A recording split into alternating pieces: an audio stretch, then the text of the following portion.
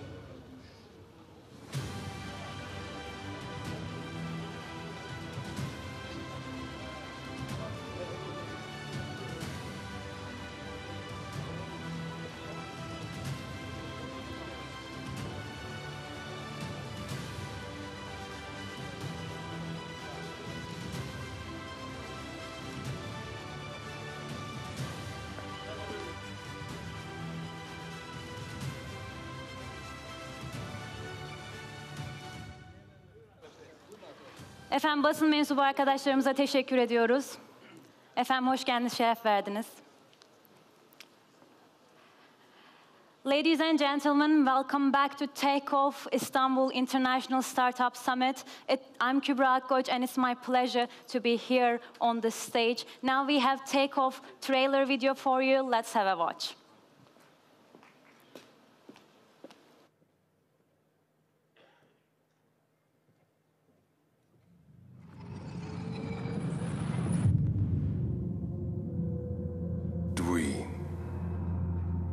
We have been looking at the sky and dreaming since our childhood.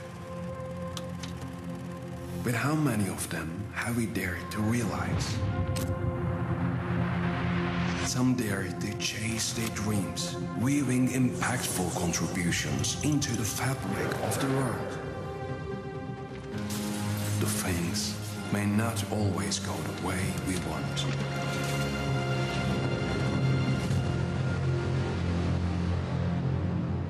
Don't let this distract you from your dreams.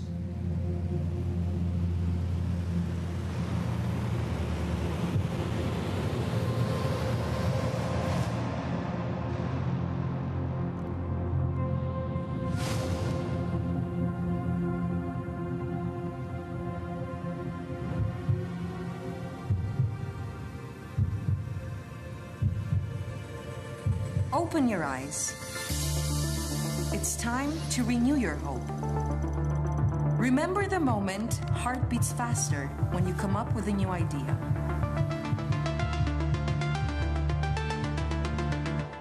Meet with people who believe in you, in something bigger than what you're working on. Build a team, and together, dream, innovate. And meet us at the place where startup dreams unfold.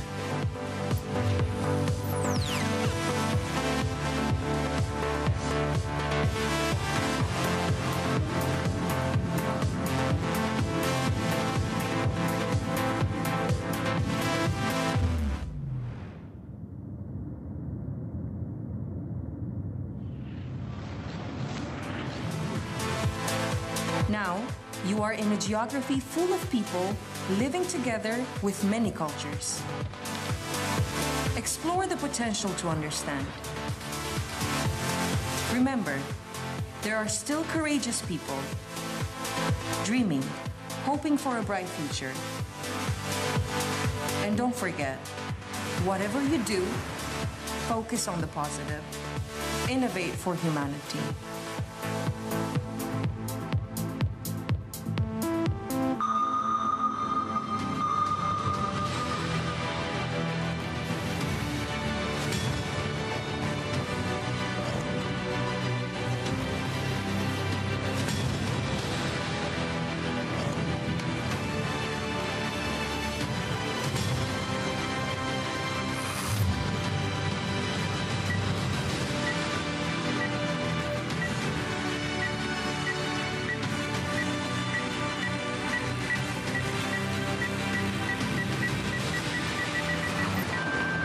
Welcome to the region's biggest startup summit.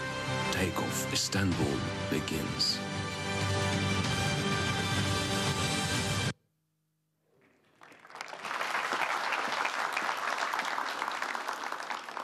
This is the day 2 of takeoff, and yesterday we talked a lot about robotics, the new space order, and also artificial intelligence. And today we start the day by talking about Turkey's National Technology Initiative and Turkey's startups. And I have now the privilege of inviting to the stage of one of the chief architects of Turkey's National Technology Initiative. Ladies and gentlemen, please join me welcoming to the stage Minister of Industry and Technology of Republic of Turkey, Mr. Mehmet Fatih Kacır.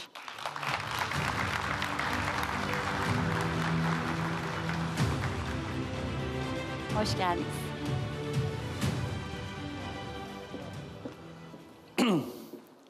Now I'm feeling that I'm the only one on the stage who is wearing a tie. But this is how to be a minister. Dear participants, entrepreneurs, investors, and leaders of corporates, I'm pleased to be at this magnificent event where ideas come together to change the life and the world. And to be honest, despite all advancements in high-tech in human history, we still couldn't yet bring the happiness and prosperity to the all edges of the world. Life expectancy in many sub-Saharan countries are still below 50 years.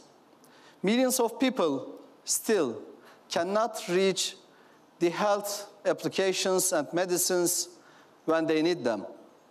There is a threat of terrorism in many regions, and wars didn't end.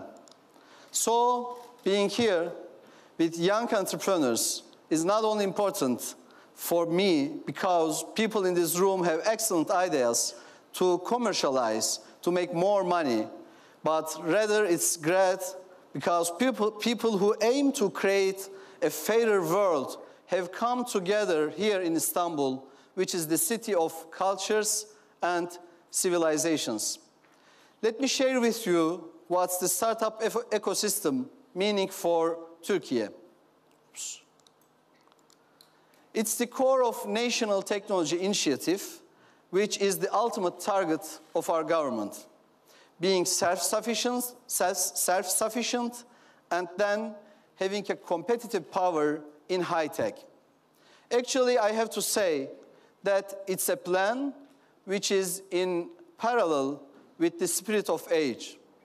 Since the global financial crisis in 2008 and then COVID pandemic in 2020, free trade rules are neglected by countries who themselves were the rule makers of the free liberal economy.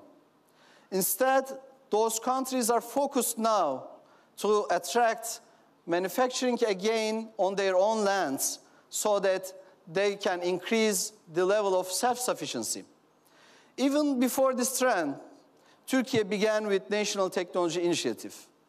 And the locomotive of this program in our country has been defense technology to help our country in fight against terrorism, while we cannot buy the defense systems when we need them, even if we were ready to make necessary payments for them. So Turkey created an impressive success story in defense tech. But how?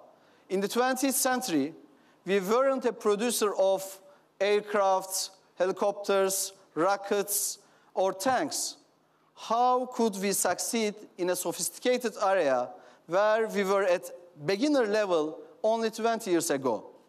The answer consists of 3 parts: high-level dedication, investment in human capital and innovation, and focusing on paradigm shifts. The Defense Executive Committee, chaired by the President, is making long-term plans to meet the needs for security, but also regarding the advancements in critical technologies. The most valuable part of this journey is human capital. The median age of Turkey is 33. So we are younger, 10 years younger than Europe and 15 years younger than many European countries like Germany. Regarding that, we established an innovation ecosystem.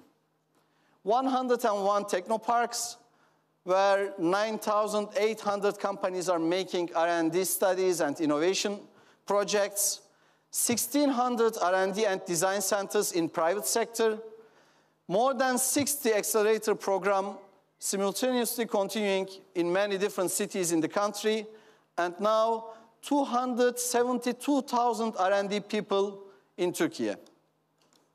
This impressive progress could happen thanks to the government supports, incentives, and subsidies. And the last but not least, which completes the pieces, is choosing the right direction, the right roadmap, I mean. While others are ahead of us in traditional ways, focusing on new paradigms and futures technologies has been the smartest way to beat them in the race. Most popular example is the championship of Turkey in drone technologies. We weren't the producer of fighter jets, I mean F-16s, Eurofighter Typhoons, or Su-57s, but in drone technologies, we were at the same level with the producers of them.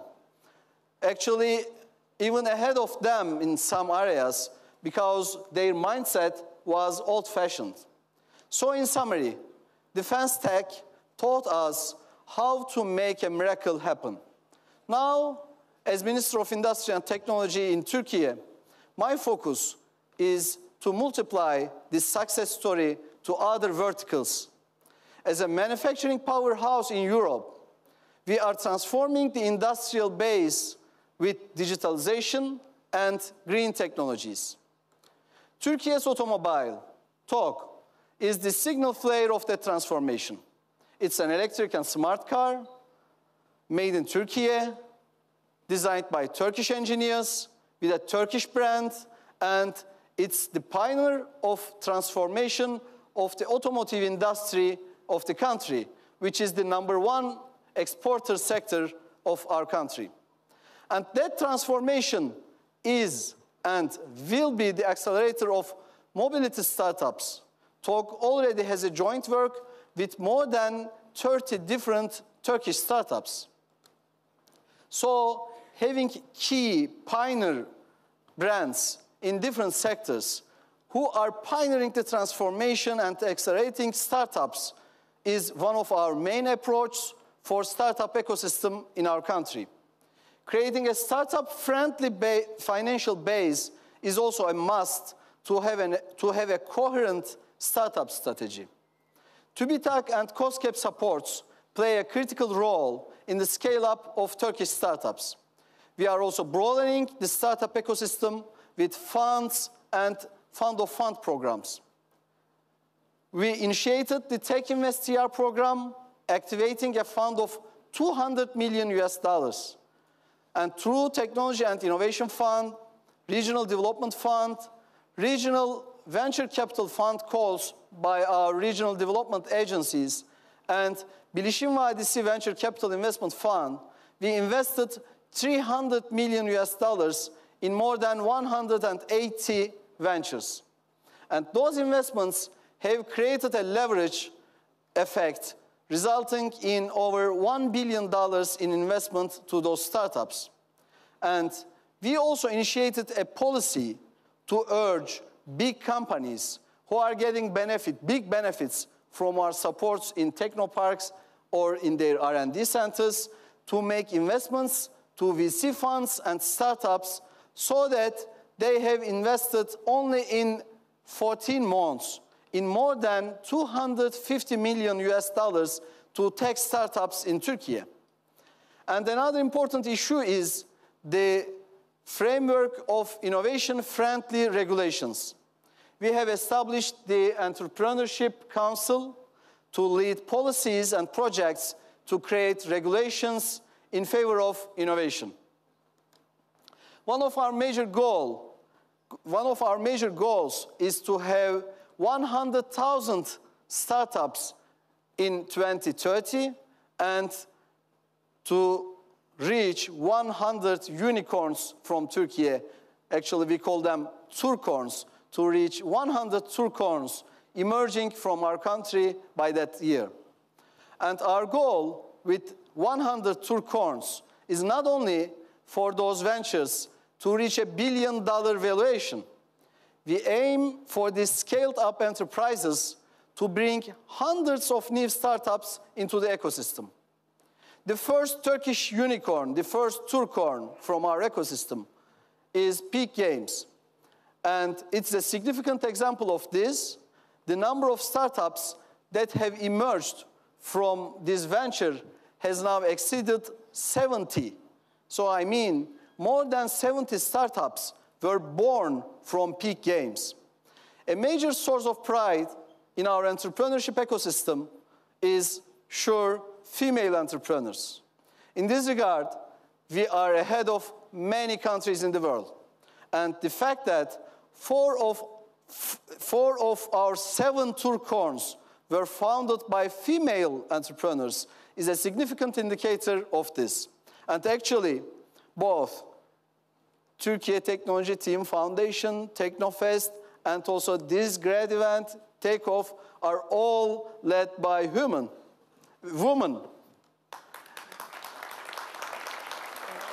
For us, one of the most means to implement our entrepreneurship strategy is through TEKNOFEST and Take Off.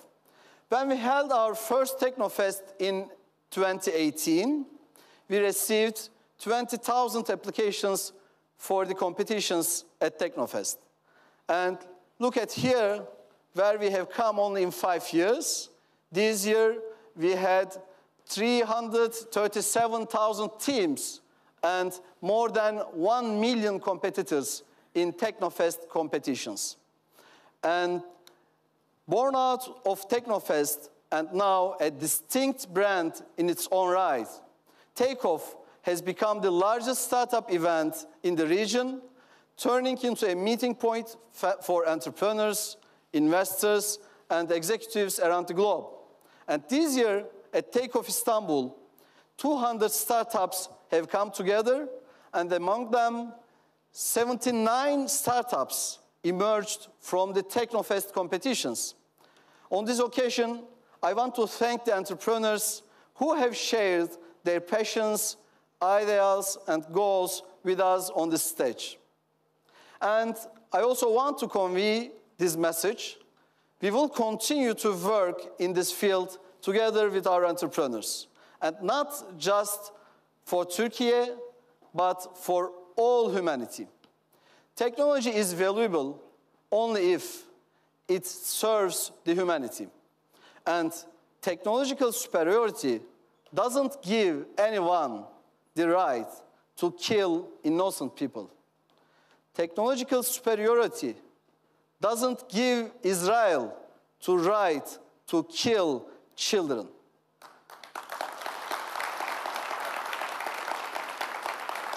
To have a fairer world,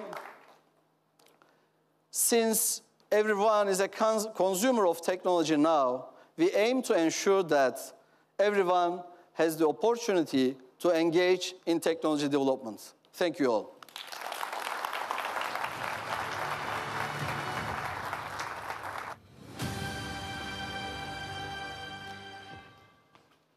Thank you, Mr. Minister, for important remarks. Mr. Mehmet Fatih Kacır, ladies and gentlemen, Minister of Industry and Technology of the Republic of Turkey.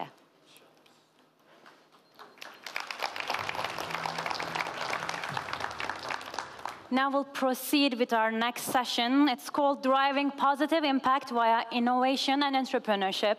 I now have pleasure of inviting to the stage CEO of Hepsi Burada, Nilhan Onal Gökçetekin.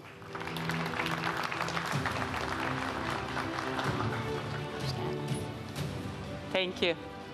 What a great honor to be here at the stage with our dear minister, dear entrepreneurs, from very young tech startups, from university students to investors, and not so young people like me as well. It's great to be all together. And today we would like to talk about driving positive change through entrepreneurship and innovation. This is amazing. This is fantastic. I lived 16 years abroad and came back to Turkey 1 year ago for this purpose, to drive value for Turkey, to drive positive change through innovation to my dear company, Hepsi Burada now. So there are 3 stories I would like to talk about. First one is little about my experience as an entrepreneur. The second one is about Hepsi Burada, which is the house of entrepreneurship in Turkey. And the third one is pickles and jam. The best one I kept to the end, so I can keep it a little bit more exciting. So the first thing I would like to talk about is little bit about my story, not great one, not the most successful one. When I was a student in Boğaziçi University, I decided I was working since I was probably 16. I said I'll build my company. We had a great idea. I found a partner. And we managed to build a company. We employed a lot of people. We entered textile machinery. Came 99 crisis. Best part of my world, I thought, look, everything stopped now. We made a false decision to shrink our investment. That was the first and probably my worst decision, because you just need to be patient with your innovation. As an entrepreneur, it's a lot about struggle. If you're an entrepreneur, you'll struggle because you'll want to innovate, you'll have that passion in your stomach. And then we really kept our passion, we kept our energy. I started working for Scandinavia and did other things, but we continued that. So my first message to you, being an entrepreneur is very difficult, but that's probably the most and biggest passion in your life. You'll drive value for your company, you'll drive value for your consumer, you'll positively disrupt, and you'll carry your flag also worldwide. Now I want to jump to the second chapter, which is about Hepsi Burada. So we founded, you know the story of commerce, right? So Vikings came, they started trading, and 30 years ago, a little bit more than 30 years ago actually, a company in US, they wanted to sell a computer of that time, and they had not the greatest trial, but 30 years ago, then really e-commerce started. We almost started e-commerce at that time. We are one of the pioneers, and globally, we are recognized like that for e-commerce in the region. So how we started the company, we also started by selling computers.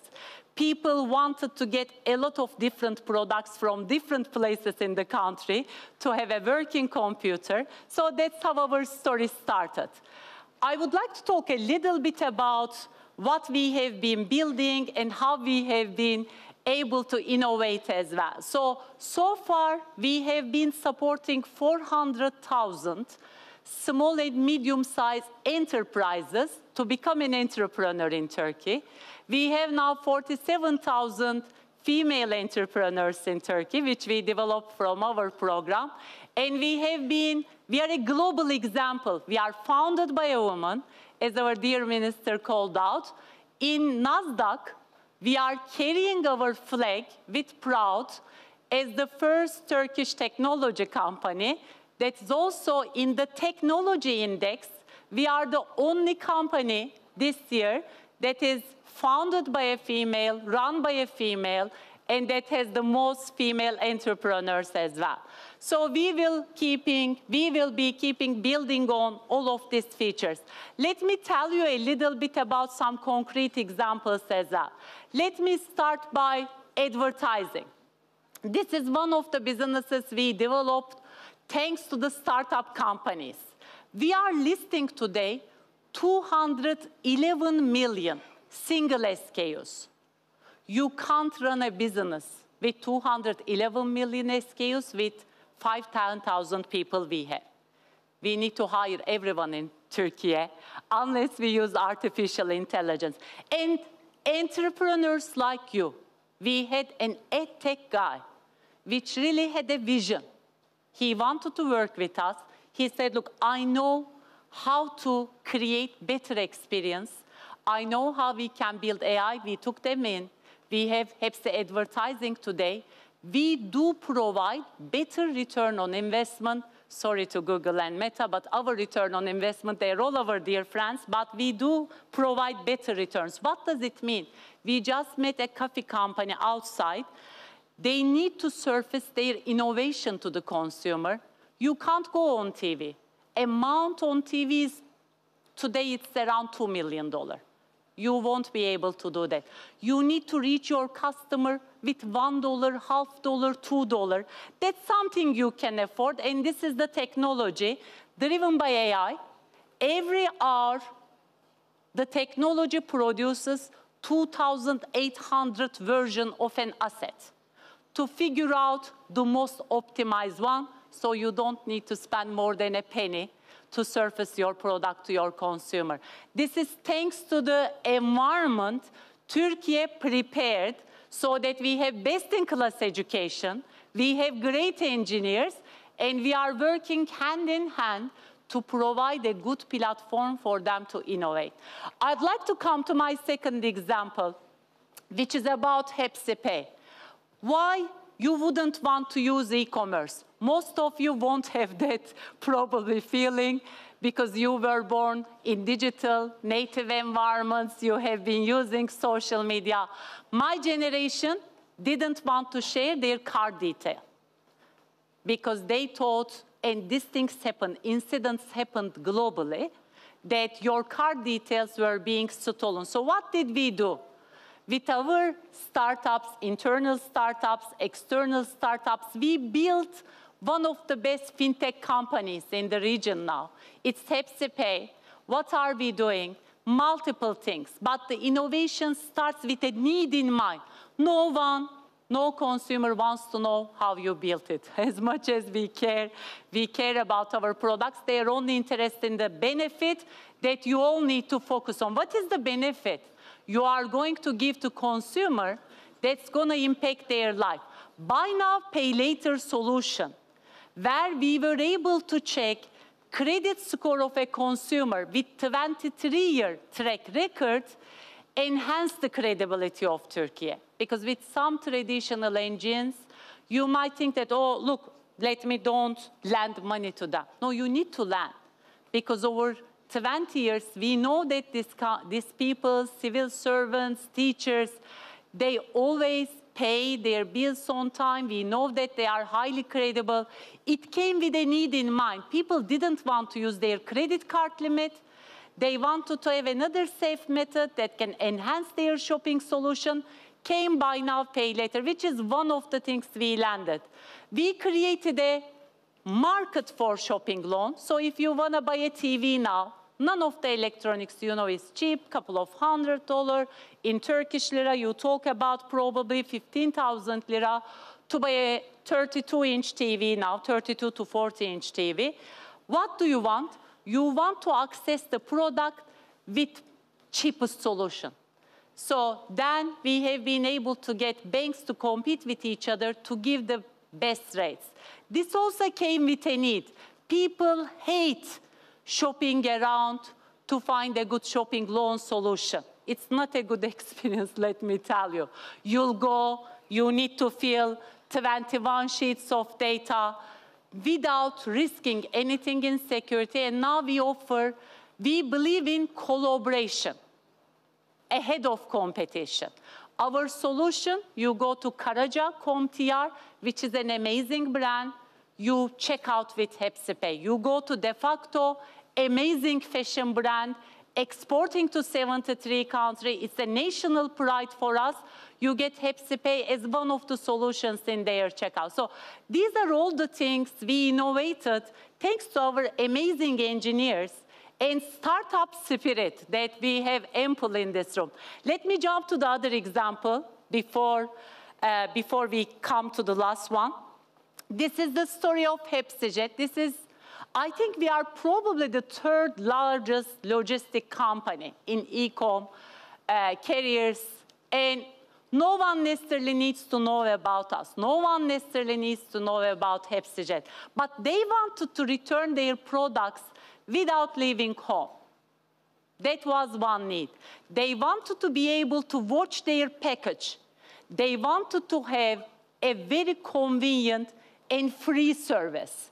This is the largest cost item for an e-commerce company. And we have successfully innovated a last mile route optimization. This is patented. We have 5 more patent applications. Thanks to our all our collaboration with Yıldız Teknik University, we are working with TÜBİTAK, we are incubating a lot of technologies locally here, and we will become net technology exporter for Turkey. So all of these are born and became highest net promoter score company in Turkey. You have DHL here, you have FedEx here, you have all global competitors here. So it takes a lot to become the company and really lead innovation, really lead it with your entrepreneurial spirit. And I'm really proud of our Turkish engineers who have been successfully doing that. Now let's come to the next example, which is about pickles and jam. I think this is the one I feel most proud about. This is Dilek Tecir. She's from Hatay. So you know the unfortunate earthquake we faced in February in Turkey. It was a devastating incident. We were in the region after the second day for 1 month with my team. We had 1,300 people in the region working hand in hand with local authorities, ensuring that we can manage warehouses. Everyone wanted to support in Turkey. Everyone in the public wanted to send something and support. And what we have done, we have found the regional entrepreneurs. Obviously, we had thousands and thousands of them, but we also figured out that there are people like Dilek who was producing pickles and jam, tomato paste. If you didn't shop, they're in Hepsiburada, Neşeli Mutfak. They also have their store. They're also in other e-commerce platforms. It's just amazing stories of these people who stood up for their families. They said, look, I need to get back to my work.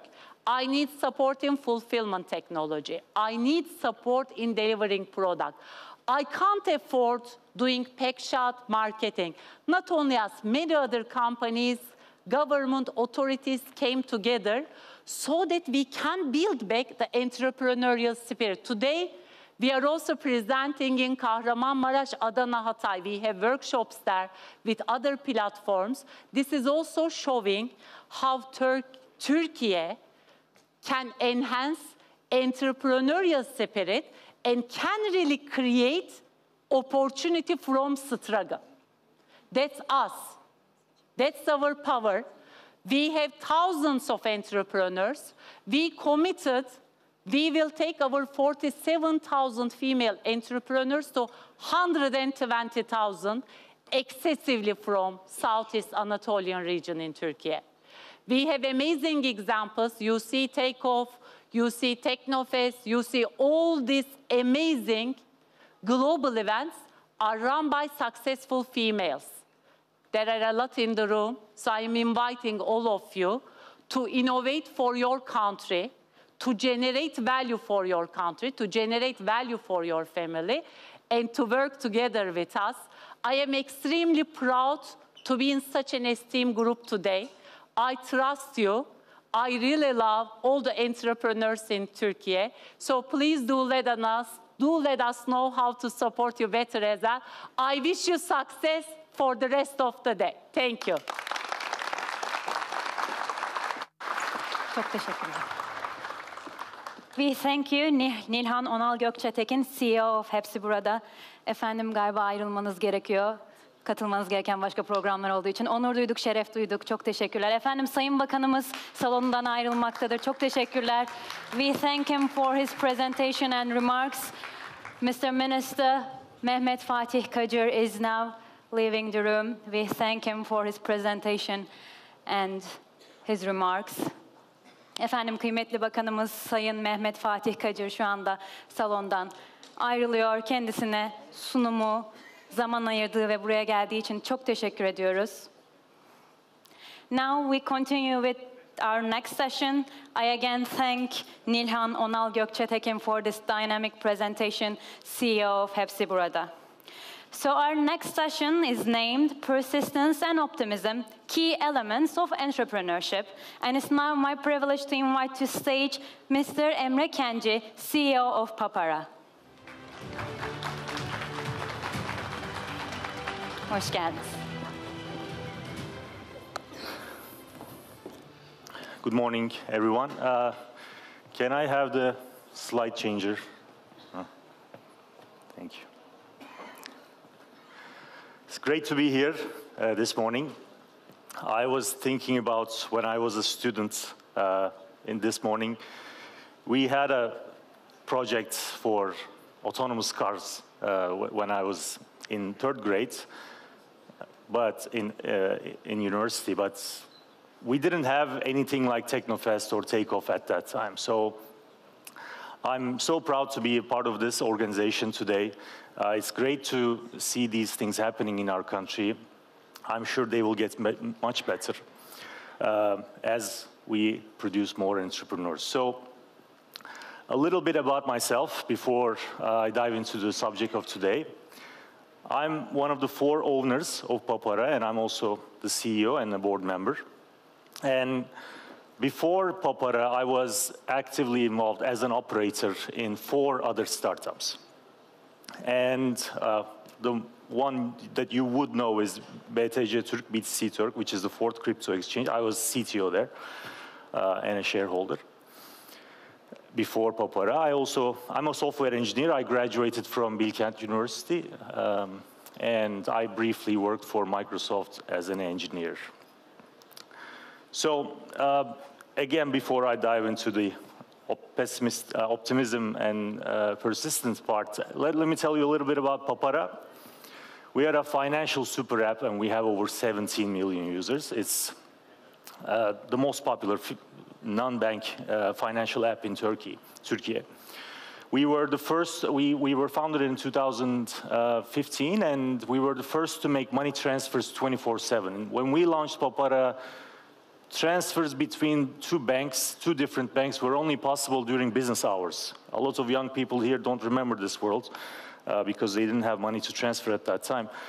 But you couldn't transfer money between banks during weekends or after 5, so we made that possible.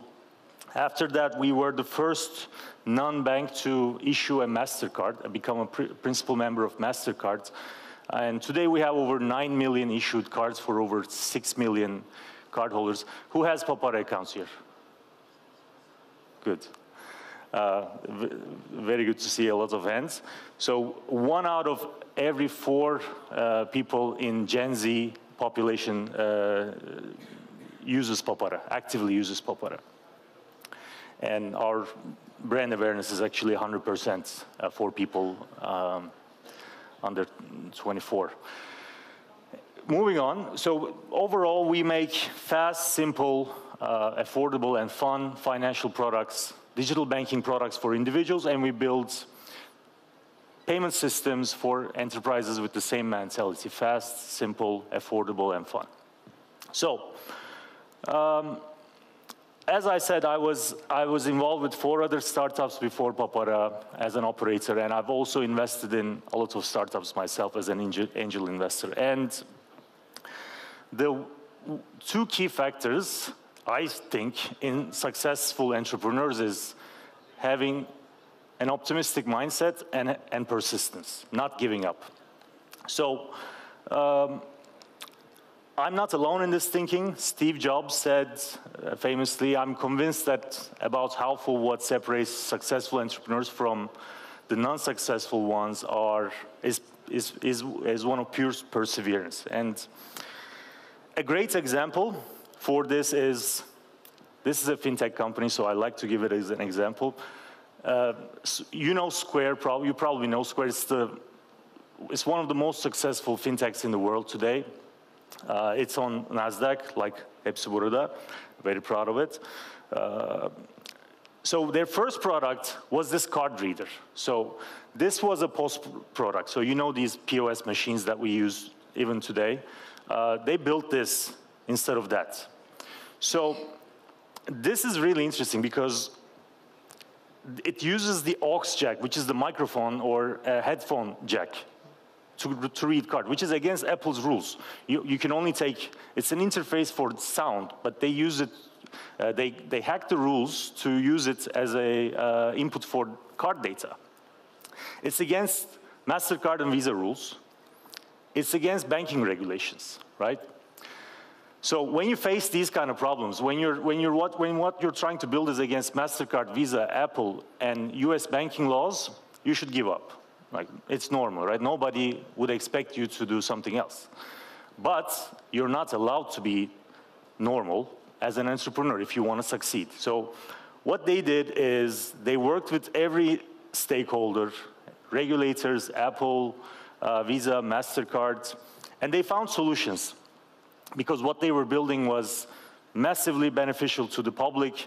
They've convinced every party, they launched it. Now what they're building has nothing to do with this. They have Cash App and so on, but the idea is not to give up, keep innovating, and do not give up in the worst odds you can face. So this is from one of their co-founders' book called The Innovation Stack. It's about building an innovative culture in your company. I suggest you read it. I've read it multiple times, actually. And I think the book is about persistence rather than building an innovative culture. And it's a great read for any entrepreneur or aspiring entrepreneur. Another great example is the story of Starbucks and Howard Schultz about persistence. I think this is an inspiring story. So Howard Schultz, is contrary to common belief, is not the founder of Starbucks. He was actually an operations manager there, an employee. He was working for Starbucks. And he had this vision. He went to Italy and saw the little coffee shops there, and he said, we should sell an experience, not coffee. But the Starbucks management said, no, we don't want that. We just want to sell beans and so on. So he started his own company, Il Giornale, which became massively successful. And then that company actually bought Starbucks and started using its brand name. So when someone in our company tells me with a lot of passion that we have to do something, I think about the story and I pause and I think, maybe he's right, maybe I should listen. So another great example of how being determined pays off in the long term in business. So this is another interesting book. So in this book, Angela Duckworth made a study in military schools, try to determine what predicts future success in students. So what she found was grit, which means being determined, having persistence, is much more important than having talent and IQ. Having talent and IQ does help to long-term success, but the primary determining factor of success was grit, persistence. So we agree that we need to be determined and we need to have persistence. So, but how can you keep a determined and persistent mindset when you're facing very bad odds as a startup founder? 90% of every startup fails, statistically. So only 10% of startups will survive, and very few of them, actually, of that 10% will become unicorns and so on. So how do you work when you're facing these odds? How can you focus? How can you not be pessimistic? You need to remind yourself to be optimistic. You need to have an optimistic mindset to be able to face those difficult problems like the ones Square's founder did and solve them. You need to keep an optimistic mindset. There is no other way. If you're pessimistic, game over for a startup. So But the one thing I see a lot in young entrepreneurs, and when I look back at my business decisions and how I spent my time, I mostly regret thinking about these doomsday scenarios about the world, about our country, or what will happen to it, or everything's going to be really bad. So if you have that mindset, when you have that mindset, it's impossible to create a company. It's impossible to do a startup because you're already doing something really difficult against really difficult odds. And if you're thinking about the world is going to be a really bad place in 10 years or a few years from now, it's impossible for you to become successful. But the reality is, although there's always some doomsday scenario, there's always some bad scenario, and people are saying, oh, the country is going bad, the world is going bad, it's going to be really bad because of global warming, aging, etc., etc. But the reality is different. The reality is that humankind has been prospering massively, and things have been working out really great for humankind throughout history. So just a few data points here. The percentage of people living in below the poverty line, people who are absolutely poor, were about 90% in the beginning of 1800s. Now it's less than 15%. So people are getting richer. We are prospering. The average life expectancy was around 30 years, actually, in the world in 1900. Now it's over 75. Even in Turkey, for instance, someone who was born in 1970 was expected to live only 50 years at that time. Today, scientists are saying the first person who will live 200 years is already born, right? So when people, in the 70s also, people were talking about overpopulation. Oh, we will have too many people, all the resources will dry out, the economies will collapse, and it didn't happen. Now people are saying, oh, we have an aging problem. We will have less people, economies will collapse because we won't have enough people to sell to. It's not true, because life expectancy is also increasing. It's dramatically increasing. Forest area, tree covers, increasing. Even in Turkey, everyone, in Turkey, we are not losing forests. Our forest area has been consistently increasing, despite of all the wildfires, which I discovered this data. This is all World Bank data, by the way. You only have to go to data.worldbank.org and see that everything is going really great, actually. When you remove yourself from the day-to-days and look at the big picture, you stop worrying about saving the world. You should stop worrying about saving the world, saving the country, because our country is actually doing great. Our country, in a lot of human development metrics, like the ones I just told you, is actually doing better than the world average. Our infant mortality rate, the number of children who die, is increasing far better than the world's, how the world is decreasing in that. We're in a lot of human development metrics, the country is doing really, really good, and we are far better than all of our geography. So please do not worry. As an entrepreneur, if every day you're worrying about how the country will turn out, how the world will turn out, don't worry about it. Don't try to save the world. Save yourself. Save your company. Save yourself. That's how humanity is saved anyway. That's how it's always worked out, and it is working out. Thank you for being an entrepreneur and developing the world. Thank you.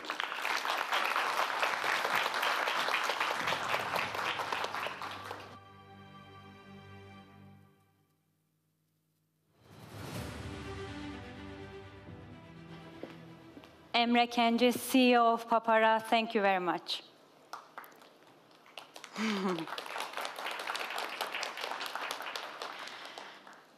All right, our next session is called Innovation at the Speed of AI, and I now have the great privilege of inviting to the stage General Manager of Microsoft Turkey, Mr. Levent Özbilgin.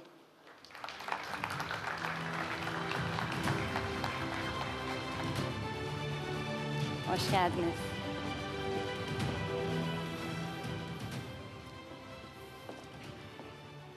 Good morning.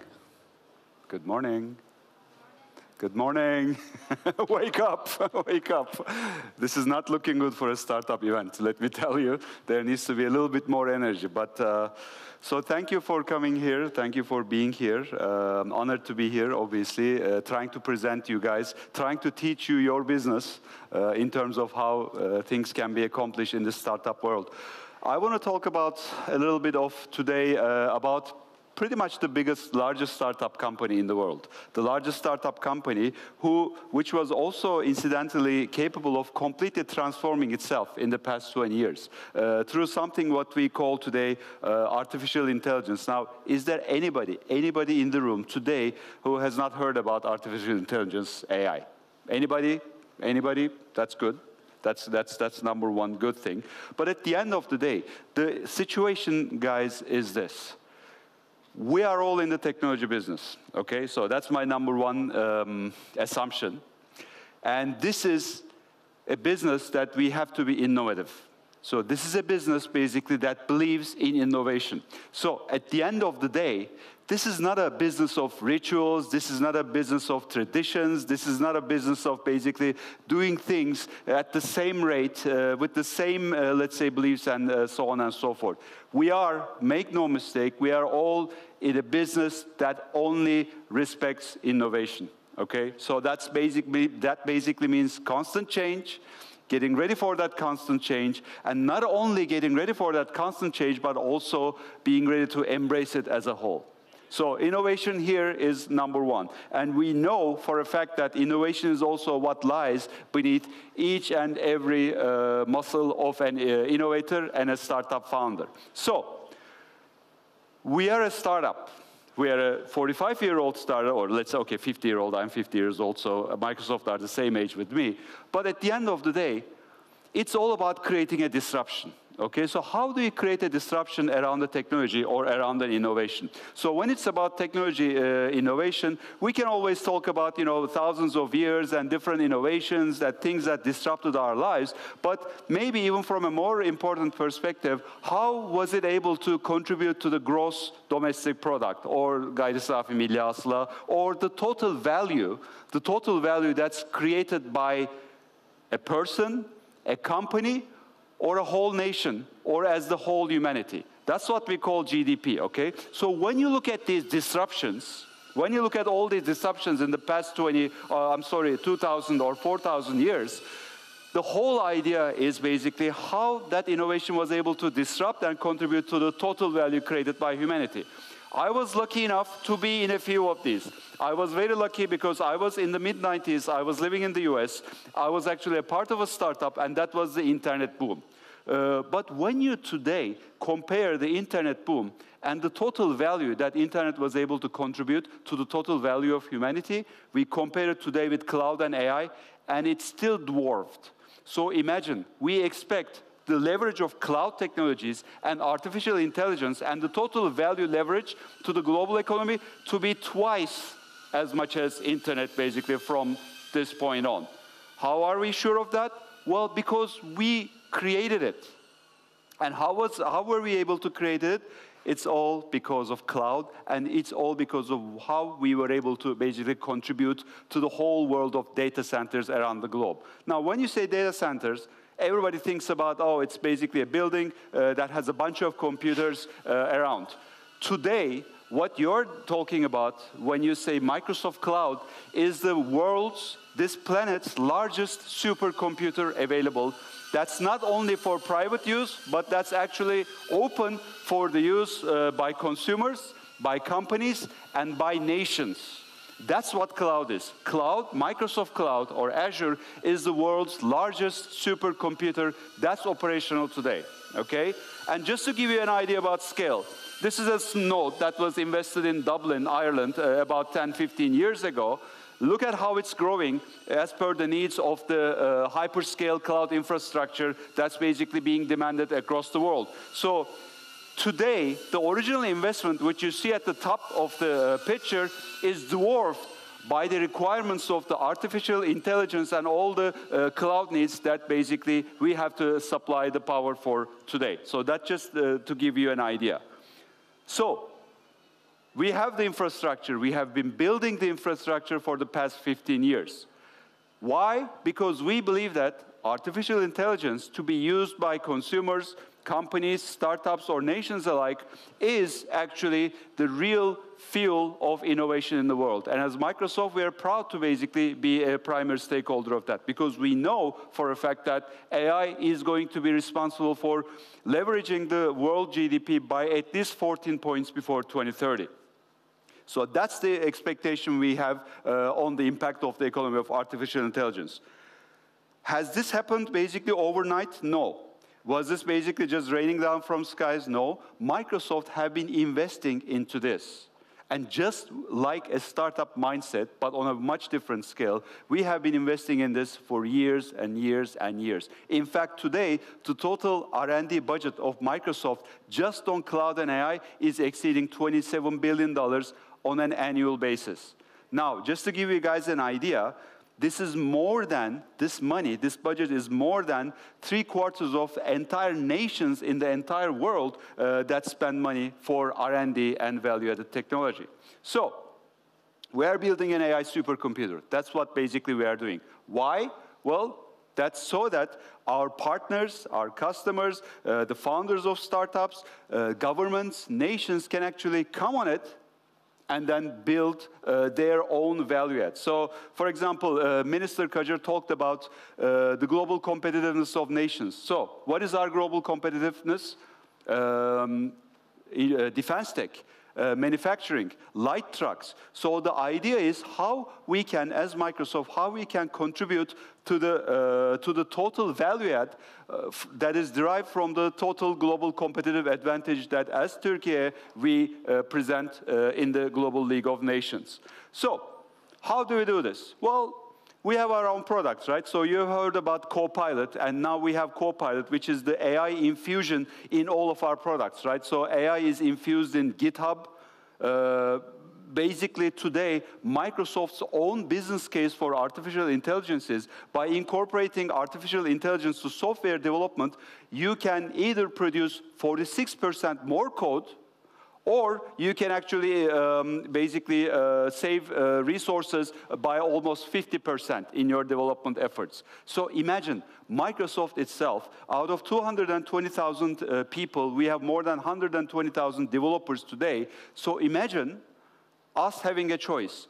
Do we multiply our development force by 1.5, or do we cut our development force by half? So obviously, we're going with the first option, which is literally what we're saying is, with the power of AI, today, if we are able to develop or use 120,000 people years of R&D, now we're actually planning to increase that to 180,000 people years of R&D efforts. So how do we do it? Of course, data is the fuel, right? So AI means nothing without data. So at the end of the day, data is the most sacred, let's say, input or raw material that we got today. Now, when you say data, obviously, one thing is very important, and that is data sovereignty. So at the end of the day, what we have, what we own as data, you are a consumer, you are a customer, you are a company, or you are a sovereign nation. Sovereign nation meaning that you have the right to basically retain and access your own data. What's important is for companies like Microsoft to respect that sovereignty. So today, when we treat the data, we have a contract. We have a contract that's based on trust. So that trust, we owe it to the consumer, we owe it to the enterprise, and we owe it to the governments to be responsible and accountable for the sovereignty and the confidentiality of this data. And that's what we try to basically establish with all of our stakeholders in the world. And we are trying to do that responsibly. What does that mean? Yes, we think that AI is a very powerful tool which has a very strong leverage going forward, but it's also a very powerful tool in the other sense as well. So responsibility is key. How do we make sure we basically optimize our principles so that whatever we develop as Microsoft and whatever is being developed on our AI platform can be developed responsibly. And that's why we have an entire team of responsible AI engineers, think tanks, and developers who just solely focus on this area. And I'm very proud to say that the leader of this team, which is comprised of around 400 plus senior researchers and engineers in Microsoft Research, is actually headed by a Harvard graduate Turkish woman. And we are very proud of her, and she's actually one of our closest allies and stakeholders when we are trying to explain our responsible AI approach, what can be done, what should not be done, how diversity and inclusion should be factored in the generative AI models, how to concern reliability and safety issues, and obviously how we, Microsoft, claim to be as accountable as we really need to be going forward. And of course, all of these technologies we're talking about, as we say in Turkish, does not run on water. It needs energy. Right? Data centers need energy. AI needs data centers that run on energy. And by that, we mean tons of energy. Just to give you an idea, Microsoft are investing in more than 200,000 GPUs, which are specific processors, chips, that just are responsible for AI workloads. So each of these chips can consume up to 1 kilowatt hours. Or they can, in their peak processing capacity, they can use 1,000 watts of power every single hour. So imagine 200,000 of these chips running at the same time throughout the world, generating a demand of power not only in kilowatts, not only in megawatts, but actually it's a power demand that's being now defined by gigawatts and even terawatts. So how do we basically approach the whole idea of sustainable resources to get this out of the grid that we have today? As Microsoft, we are proud to be the most significant, let's say, ally of sustainability goals. In fact, we have a commitment to the entire market to be 100% based on renewable energy supplies by 2025. And by 2030, we have a commitment to also counter all of the emissions that we have caused since our founding of 1975. And we're really proud of that. So we have tools and we have solutions that not only we use ourselves, called Microsoft Sustainability Manager, but also we share it with our customers and stakeholders so that they can also accelerate and monitor their own journey, whether it be data collection, whether it be information dissemination, or whether it be reporting. So, as Microsoft, basically, we are built on all of these principles, and we still feel like we are one of the largest startup companies in the world. And that's why we owe it to the startup system to actually be much more intentional in terms of how we approach the startup ecosystem. And that's why, actually, after the US, Turkey was the second country that Microsoft launched its Global Founders Hub program, which is basically operating under Microsoft Startups Initiative. I'm proud to say that we have more than 1,000 Turkish startups today operating under Microsoft Founders Hub program. So what is Founders Hub program? It's basically a program that we advocate that addresses all sorts of startups all the way from early ideation to basically startups that have deep requirements for growing or scaling up. We have different needs that we have identified for different startups at their different life cycle stages, and that's why we have defined these programs under Founders Hub that are capable of providing you with credits and with support, including actual Microsoft products, actual mentors that will help you into your startup program or startup venture. So from a total value perspective, it's very simple. We can scale all the way from a couple of $1,000s up to $150,000 of Microsoft product and service credits. But not only that, but if you're a successful graduate of this program, then from a short list of these additional startups, you guys can be eligible for another program that's under Founders Hub, which can add another $350,000 of additional credits of Microsoft product and services to help you guys out with your venture. So we help you basically build on your terms. So we give you the tools and the data set to be able to build your solutions as quickly and as swiftly as possible. What's more important, though, is as the largest enterprise company in the world, Microsoft is the largest enterprise technology company in the world, we give you guys a platform.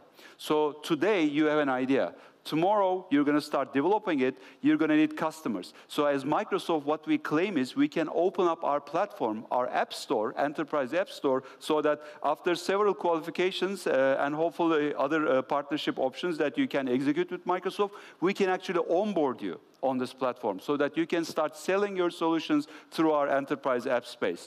And obviously, we have it as personalized as possible because we know and realize that each startup have their own unique requirements, and that's why you guys need personalized service on that end. So what do we got? We got technical advisors. We got mentors, basically, that will try to help you in your own journey. We have as many events and workshops as possible, and we try to host as many events as Microsoft Turkey in our office and in other industry events as well. And of course, we have online, digital, and even at times in-person support to help you with their journey. Obviously, the ultimate aim is for you guys to succeed. So you need sales opportunities. You need a trusted platform to share with your customers to basically realize those sales opportunities. And of course, obviously, with a powerful brand like Microsoft, you need to basically be able to be in a position to raise as much funding as possible in your journey. So, we cannot do anything without our partners, okay? Obviously, this is a team effort, and Microsoft is all about its partners. We don't do any of our business directly. We have a very large partner ecosystem that will help you, obviously, with your journey. So this is a journey. The Microsoft Founders Hub is a journey that actually we are walking together with investors, with enablers, and obviously with startups such as yourself. We do have a dedicated team in Turkey, basically, working for you, with you guys, also with investors and the enablers on this platform. And we also have regional teams in Southeast Europe, in Middle East, Central Eastern Europe and Africa, and Europe, Middle East and Africa to help us out, you out with this journey. So with that said, thank you for your time. We invite all of you to check out Founders Hub. We think it's a very intentional and very strong program. We do have a local team to help you guys out with it. So thanks for your time again. Çok teşekkürler. Levent Özbilgin, General Manager of Microsoft Turkey. Thank you very much.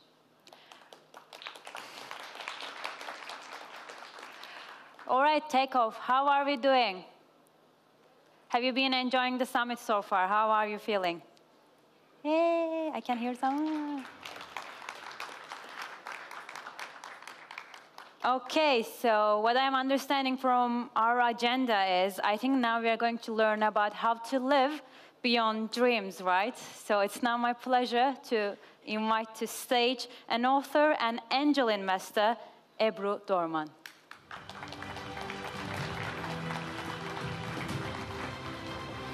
Hoş geldiniz.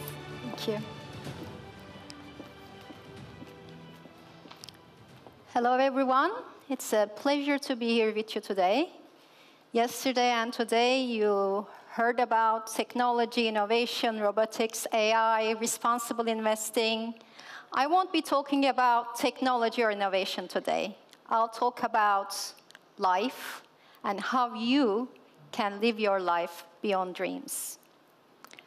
But words fly away and experiences stick. They're engraved in our brains. So let's start with an experience.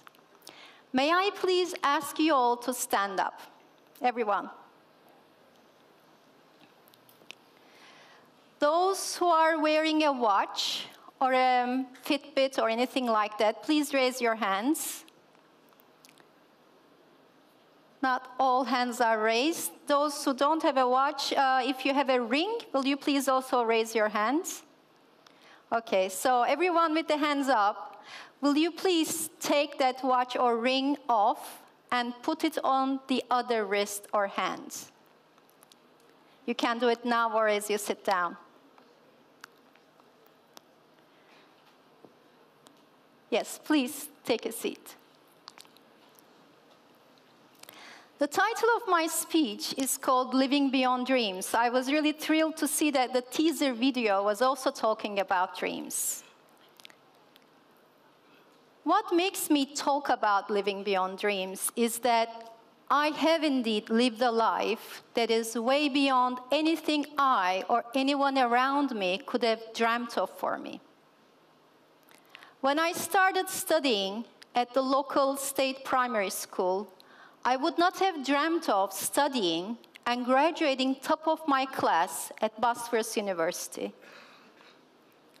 When I received a NATO Science Scholarship to study at UC Berkeley for my PhD, I would not have dreamt that this year I would be appointed as an independent board director at the NATO Innovation Fund with €1 billion to invest in European deep tech to enhance the security and resilience of the 1 billion allied citizens. When I opened my salary account in London with HSBC, I would not have dreamed that I would become an independent board member for HSBC Turkey. And fast forward to 2020, when the pandemic hit us, I would not have dreamed that I would turn the lockdown into an opportunity to write a book. A book where I share my life story, but most importantly, everything I have accumulated, used, and helped me to live a happy, healthy, and successful life. The feedback on this book called Hayallerin Ötesinde Yaşamak was so heartwarming that I've started working on the English version, Living Beyond Dreams.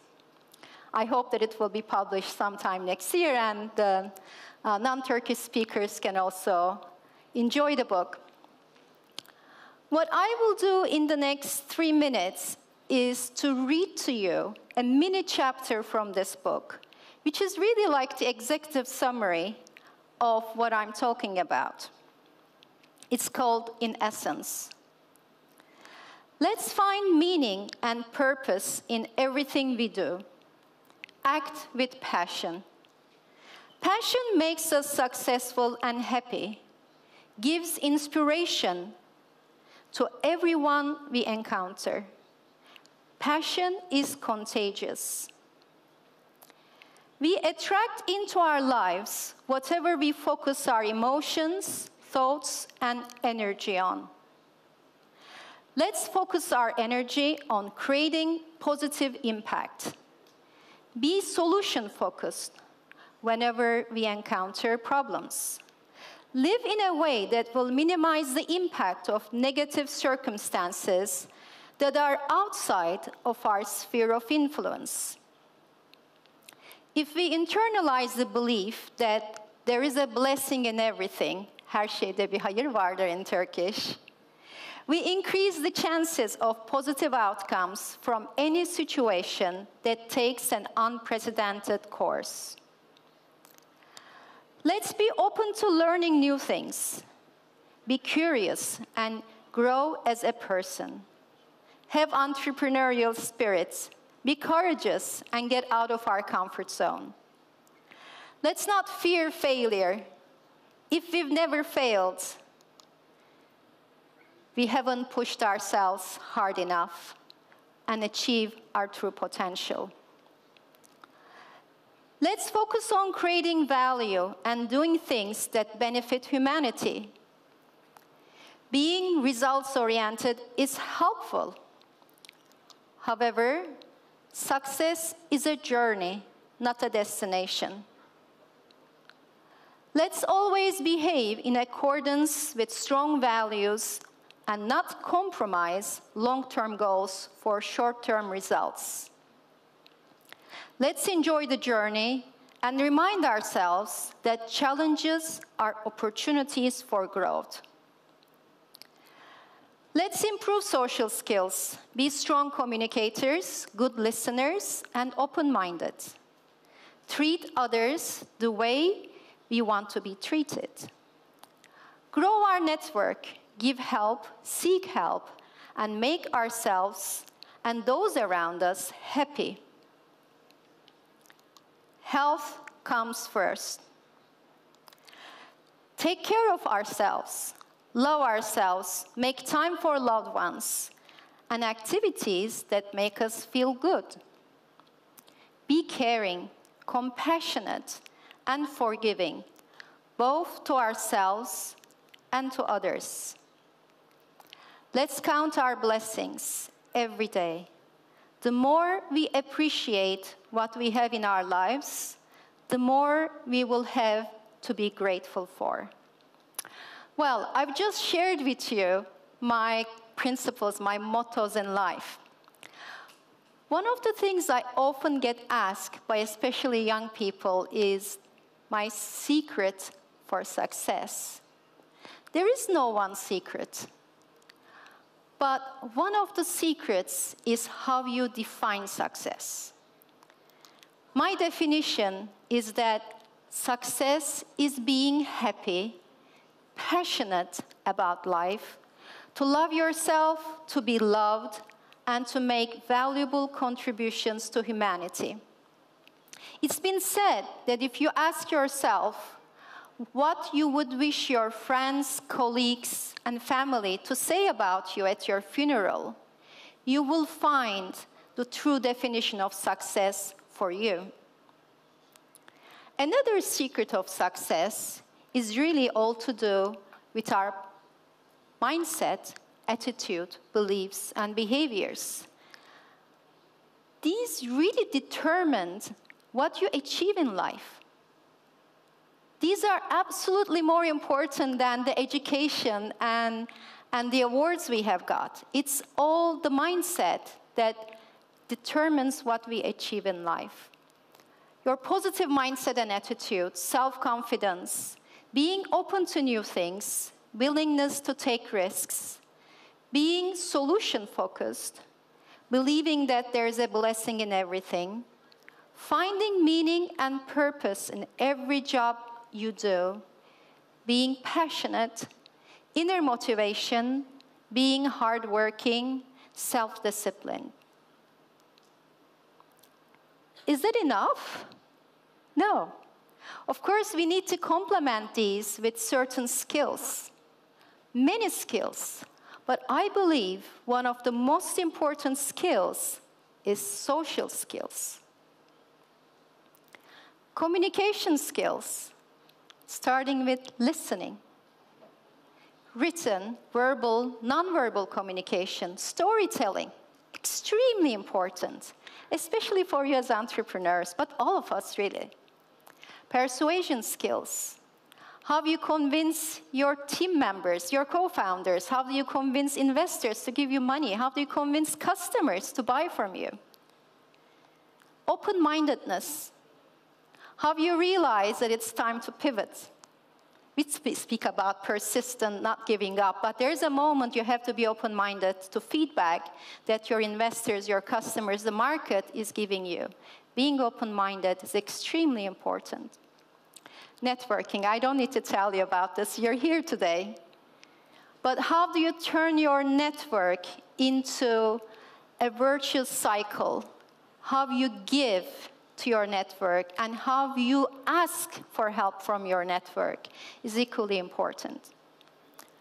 Helping is good, it makes us feel good, but asking for help is something that a lot of people struggle with. Not just in Turkey, I've lived all over the world. It's a common problem. We find it difficult to ask for help. So here's a tip for you. Helping others makes us feel good. It is so good that it even creates positive physiological changes in our body. So if helping is so great, when I ask you for help, if you can help me, you'll feel great, I'll feel great.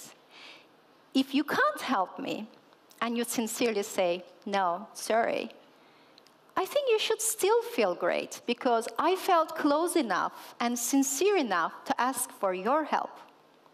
So really, asking for help is a gift we give the other person. So next time you need to ask for help, please remember, this is one of the essential skills for an entrepreneur. You'll end up asking for help many, many times, and maybe hearing no many, many times. But remember, it's still a gift. Let's imagine two people cutting trees in the forest. It's not the one that works non-stop all day, but the one who takes time out and who takes care of the axe, sharpens the axe, that cuts more trees at the end of the day. How sharp is your axe? How often do you take time to sharpen your axe? I want to make sure that I have the best axe possible. I take time, I put energy and effort into sharpening my axe. And it's not just us, it's also the people around us. But most importantly, for us and our loved ones, health comes first. If you're unhealthy, you're of no use to anyone. So don't wait until you feel burnt out, physically or mentally, or you encounter a serious disease that slaps you in the face before you realize that health comes first. This is part of keeping your axe sharp. And surround yourself with people with sharp axes. As an entrepreneur, yourself, your co-founders, your team members, your investors, your mentors, your customers are all part of a community that can become your best ambassadors, that can become your dream partners. Choose them well and help them and also encourage them to sharpen their axes as well. Change is difficult. Remember the exercise we started with? How many of you have already put it back on the original arm? A few. How many felt difficult just putting your watch on the wrong arm? It was difficult. And it even felt like it had a different weight. It's the same watch, it feels a different weight on the wrong arm. Small change, yet it can be so disruptive. As entrepreneurs, you're asking for people to change every day. In fact, the reason you created your startup is to make change happen, to have impact through that change. But always remember that the impact of that change on people, your customers, the society, think about the impact and what kind of emotions or difficulties it can create. Changing behavior is difficult. What change in behavior are you expecting for your product or service to be successful? If I had explained to you all the benefits of wearing your watch on the other arm, in fact, if I had told you the more people do it, the greater the benefit, perhaps more of you would have participated in that silly exercise. So communicating the benefit and the motivations for change is extremely important. That takes us back to my point about communication. The better you are at communication skills, the better you will be in instigating change. This is a saying I really like. I put it at the back cover of my book. Whether you think you can or you think you can't, you're right. Imagine, if you think you can't, you won't even try, or you'll try half-heartedly, and how could you succeed? But if you believe you can, you will find a way to make it happen. I wish you all a life full of success, happiness, good health, and a life beyond your dreams.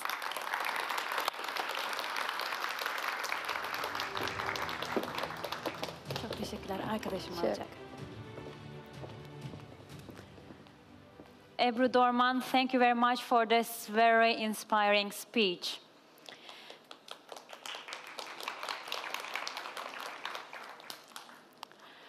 Now we'll talk about the 5G and beyond, and please welcome to the stage Professor Dr. Vehbi Çağrı Güngör, Chief Network Technologies Officer at Turkcell.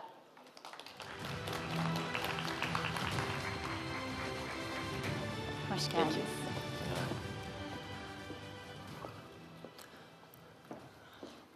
Prompter. Hi everyone, how are you today?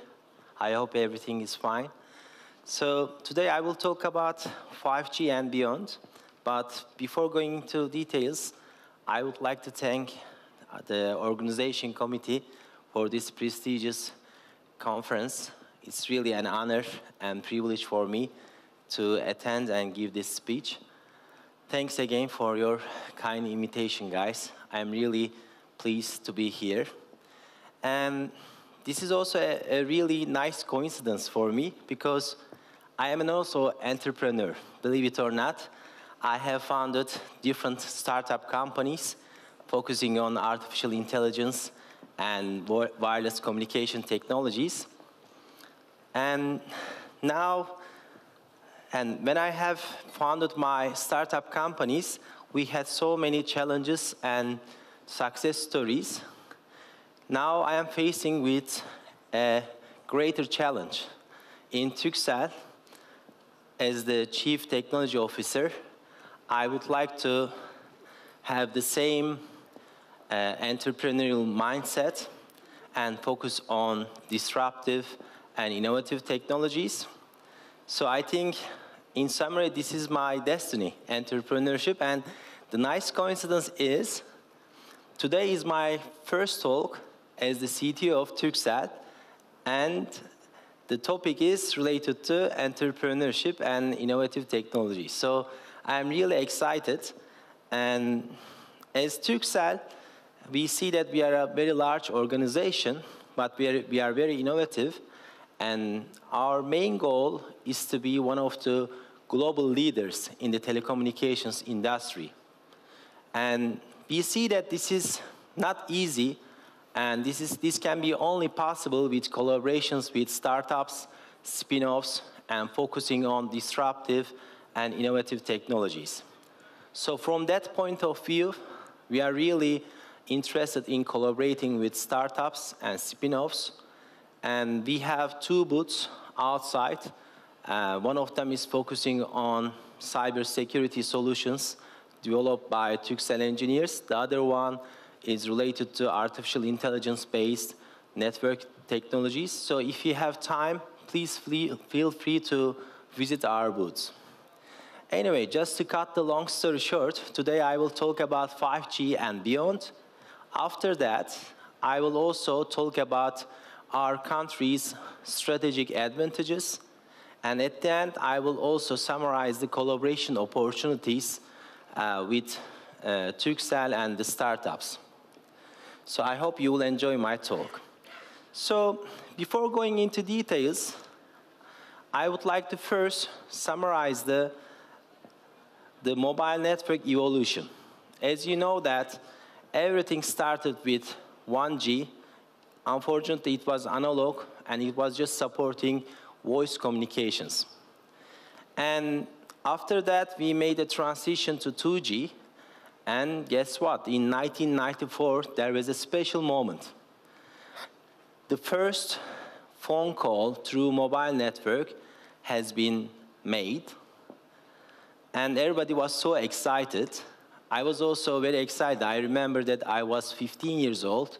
I was so excited because I was just waiting for what will be the first message delivered through our mobile network.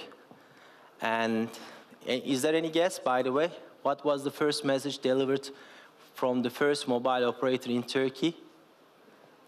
Any guess? It was not hello. It was not hello world. Any guesses? No guesses? It was not Watson, come here, or it was not a small step for me, but a giant step for humankind. It's not like that. Let me give you a hint. At that time, in 1994, our Prime Minister called the President of Turkey. So what will be the first message? Okay, let me tell you. So basically, she said that, "Dear President, Sayın Cumhurbaşkanım." So this was the first 2 words made through our mobile network in Turkey, so it was a special moment. So after that, we have seen a transition to 3G systems.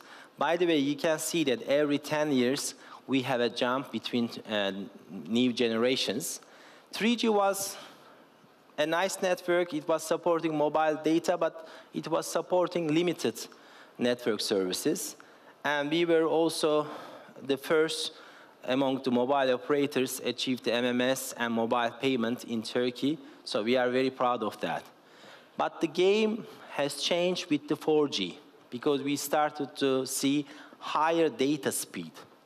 So it was really exciting for Turkish entrepreneurs, engineers, because after 4G, we started to see some interesting applications using the 4G network of Turkcell. So we see that after 2010s, we started to see that the ecosystem has started to change because we started to support high data requiring services and applications. Right now, we are experiencing 2020's 5G ecosystem, and we are also very active in 5G systems, although in our country, 5G is not active now, but we see that there are so many demonstrations, proof of concepts in Turkey. And also in Istanbul Airport, you can see that we have a commercial system supported by 3 operators jointly. So you can experience 5G services at Istanbul Airport, and we are really proud of 5G system that we have launched at the airport, and you can always experience when you visit there. So in addition to these commercial and trials, we also have R&D projects related to 5G and 6G systems. We have demonstrations, we have proof of concept systems. So all of them are really showing the potential of 5G systems. So basically today I will talk about some of the interesting applications that we have focused on until now. After that, I will talk about the collaboration opportunities. So Turkcell has made pioneering contributions in 5G ecosystem, especially for networking infrastructure. I can say that we have made some first trials among the other operators. For example, we have done FDD NR 5G in the world and in Turkey. So this was a very exciting moment.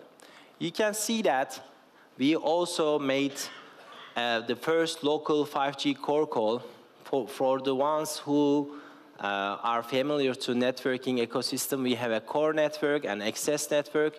You can see that even you support 5G services at the access from base station to user, you need to also implement the required functionalities at the core.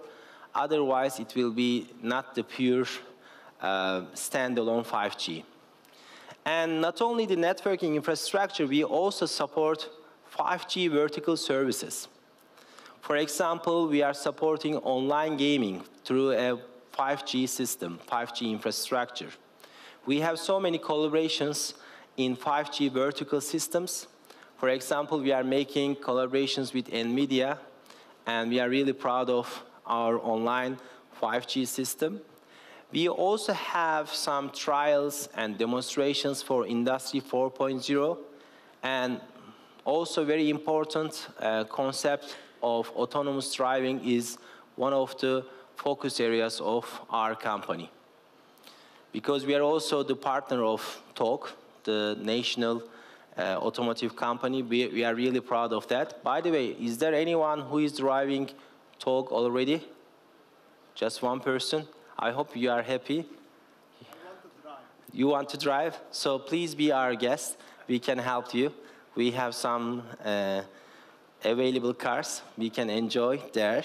So related to autonomous driving, not only we are supporting our national automotive company, TAKE, but also we are providing services to different automotive companies for interesting applications. For example, vehicle platooning is an interesting application that we support through 5G services. So if you have time, please Google it, because vehicle platooning is an interesting application, especially in Europe. There are some automotive truck companies are supporting these services. So at the end of today, I just would like to say that although 5G is not available all around Turkey, we see that once the auction will be made, we are ready for this, because we are already making trials, demonstrations, commercial sites. From the technology from the technology point of view, our staff is already ready. So we believe that 5G has a transformative power. What does this mean?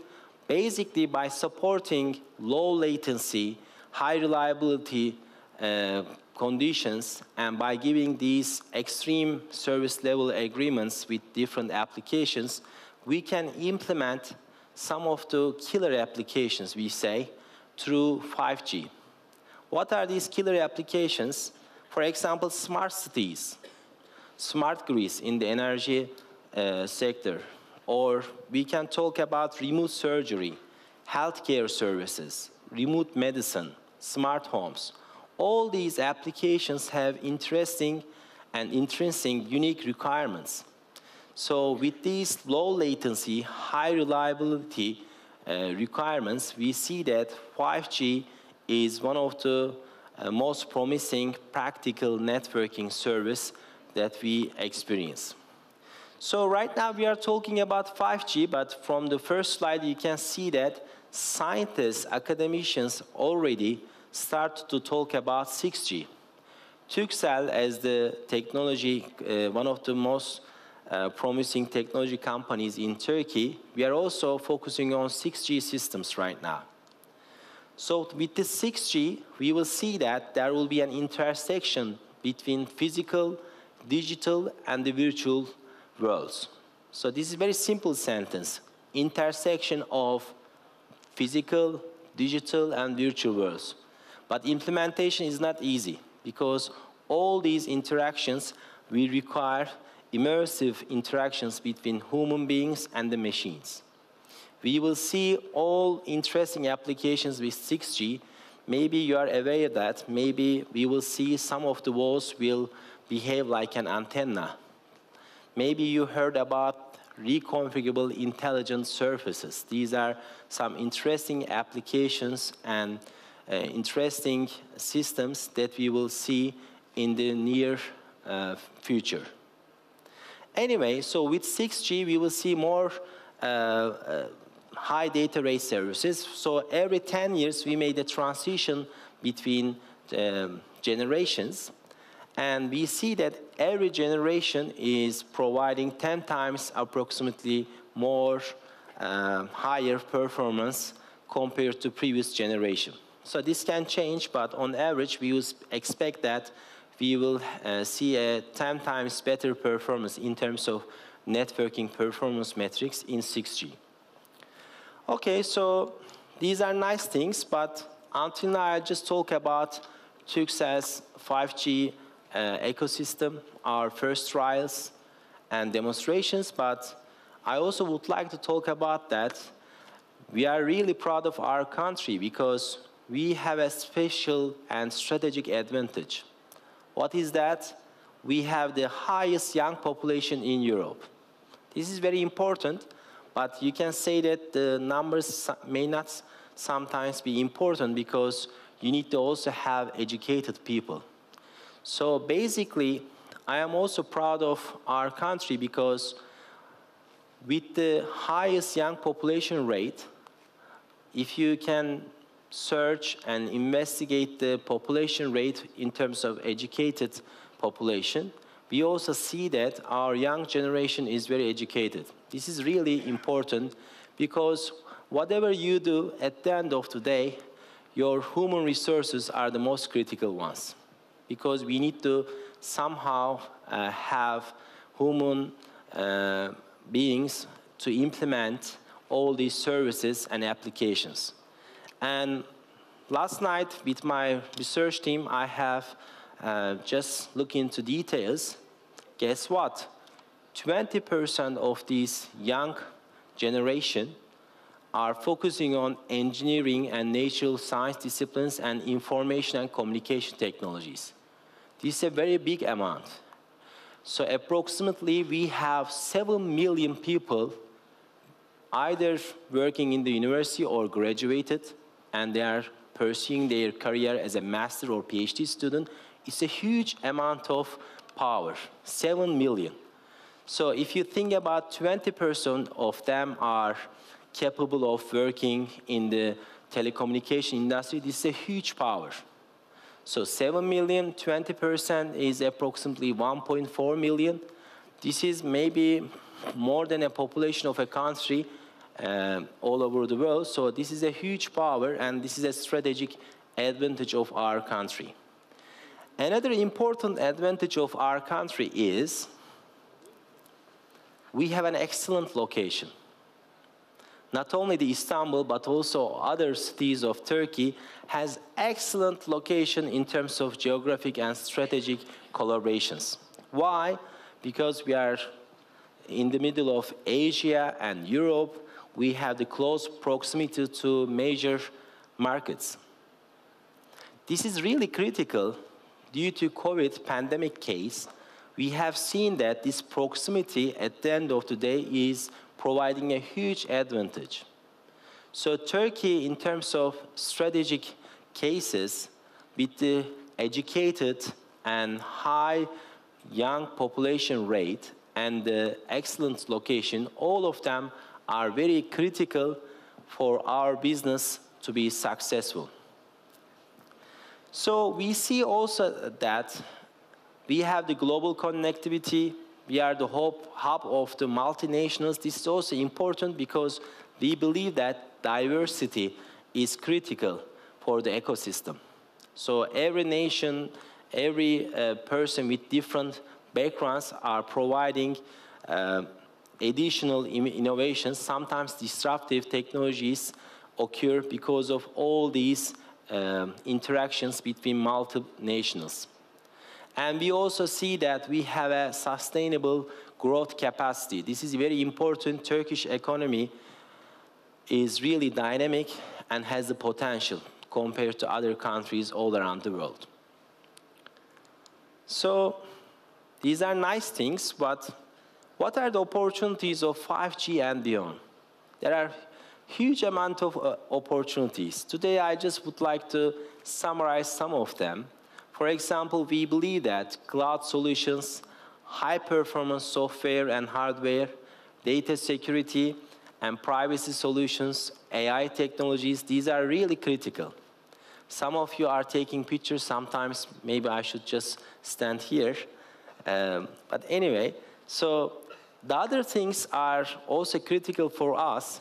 At the bottom of the slide, we have intentionally put some of the networking technologies, such as non-terrestrial networks. When I say non-terrestrial networks, are there any guesses? What are the things related to non-terrestrial networks? Are we talking about underwater or underground communications? What do you think? Non-terrestrial, karasal olmayan. Any guesses? Satellite. Okay. So very good guess. So we are talking about satellites.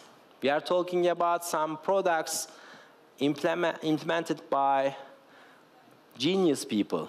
So they have the nice vision of covering all around the world with satellite communication. You just launch 4,000 around satellites, and you claim that you will provide broadband services. So this is another promising alternative. We also see that integrated sensing and communication technologies has a promising potential in terms of communication services. How can we integrate IoT services with our communication network? This is also another challenge for engineers and academicians. Another critical area is reconfigurable intelligent services. We call it RIS. As I mentioned, just imagine that this wall will behave like an antenna, so you will not have any coverage problem in indoor buildings. So these are some interesting applications. I know that some of the companies in Turkey and also TÜBİTAK is working in this area, so we are really proud of these activities, but we will see some of the promising products in the near future supporting reconfigurable intelligence services. So of course, with all these applications and services in mind, we are also seeing that 5G and 6G infrastructure, network infrastructure, will support different applications. So why I'm explaining these? Because you are entrepreneurs or you are planning to work for large organizations or small organizations, small businesses. If you are an expert in one of these areas, you will not have any problem for your future career. Why? All the companies are looking for some experts working in some of these technologies. So today we have two booths. One of them is focusing on cybersecurity solutions that we develop. We are really proud of our cybersecurity team. Believe it or not, in the near future, we will have unicorns from Turkcell focusing on cybersecurity applications and challenges. So if you have time, please visit our booth to see some of our potential products focusing on cybersecurity. Second booth that we have is focusing on AI technologies, artificial intelligence technologies. Imagine that our network is managed by some of the protocols, some of the algorithms that our team have implemented. So basically, it has no emotion. Sometimes it may have emotion to support the customers, but at the end of the day, we are looking for some potential solutions to manage our network using AI technologies. And we also have a booth outside to explain AI technologies that we use in our ecosystem. So these are great opportunities, but of course there are some other application areas.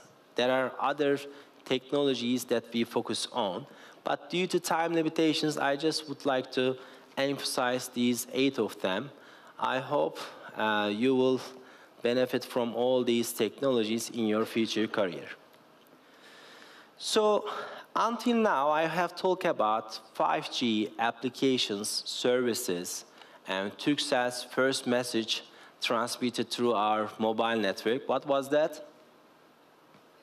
Dear President, right? Okay, so this was a detail, but this is the only detail thing that you should not keep in mind. The most important part is actually this slide. Basically, we are talking about cloud solutions, high-performance software and hardware platforms, data security solutions, AI technologies, non-terrestrial networks like satellite communications, integrated sensing and communication, reconfigurable intelligence services, and 5G, 6G infrastructure. So I also would like to talk about our collaboration opportunities. As I mentioned, we see our company more than a telecommunications provider. Actually, we are collaborating with startups, and we are also collaborating with other companies through proof of concepts and demonstration platforms. We are also having R&D collaborations through our 6Gen lab. So we have an interesting logo. It is not 60s, it is 6G, 6th generation lab. So basically, in that lab, we get support from TÜBİTAK, thanks to them, and we are focusing on visionary applications related to 6G, especially focusing on artificial intelligence. So I will talk about these cases one by one, but first of all, I would like to emphasize Turkcell's New Technologies Venture Capital Investment Fund. So the wording is really catchy, very attractive, but basically we are investing in startups. Why? We see that some of the startups have potential to be a unicorn. And once we see the potential, we would like to support the young engineers. Or there are no old engineers, but medium-age engineers, or whatever their age is. Basically, we would like to start all the startups or medium-sized companies. If we see any potential, our venture capital investment fund is available. I would like to emphasize that if you have a nice idea, if you have implemented your proof of concept, if you have a couple of customers that you have already sold, please see us. Of course, if you are working in the areas of ICT, information and communication technology industry.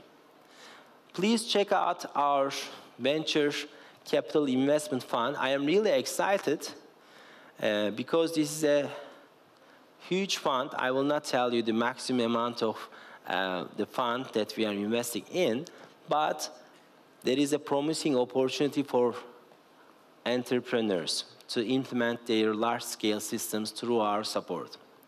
So this is the first collaboration opportunity that you can benefit. Second one is we have demonstration and live labs in our company. What does this mean? For example, you have a special equipment which will be integrated with 5G and 6G infrastructure.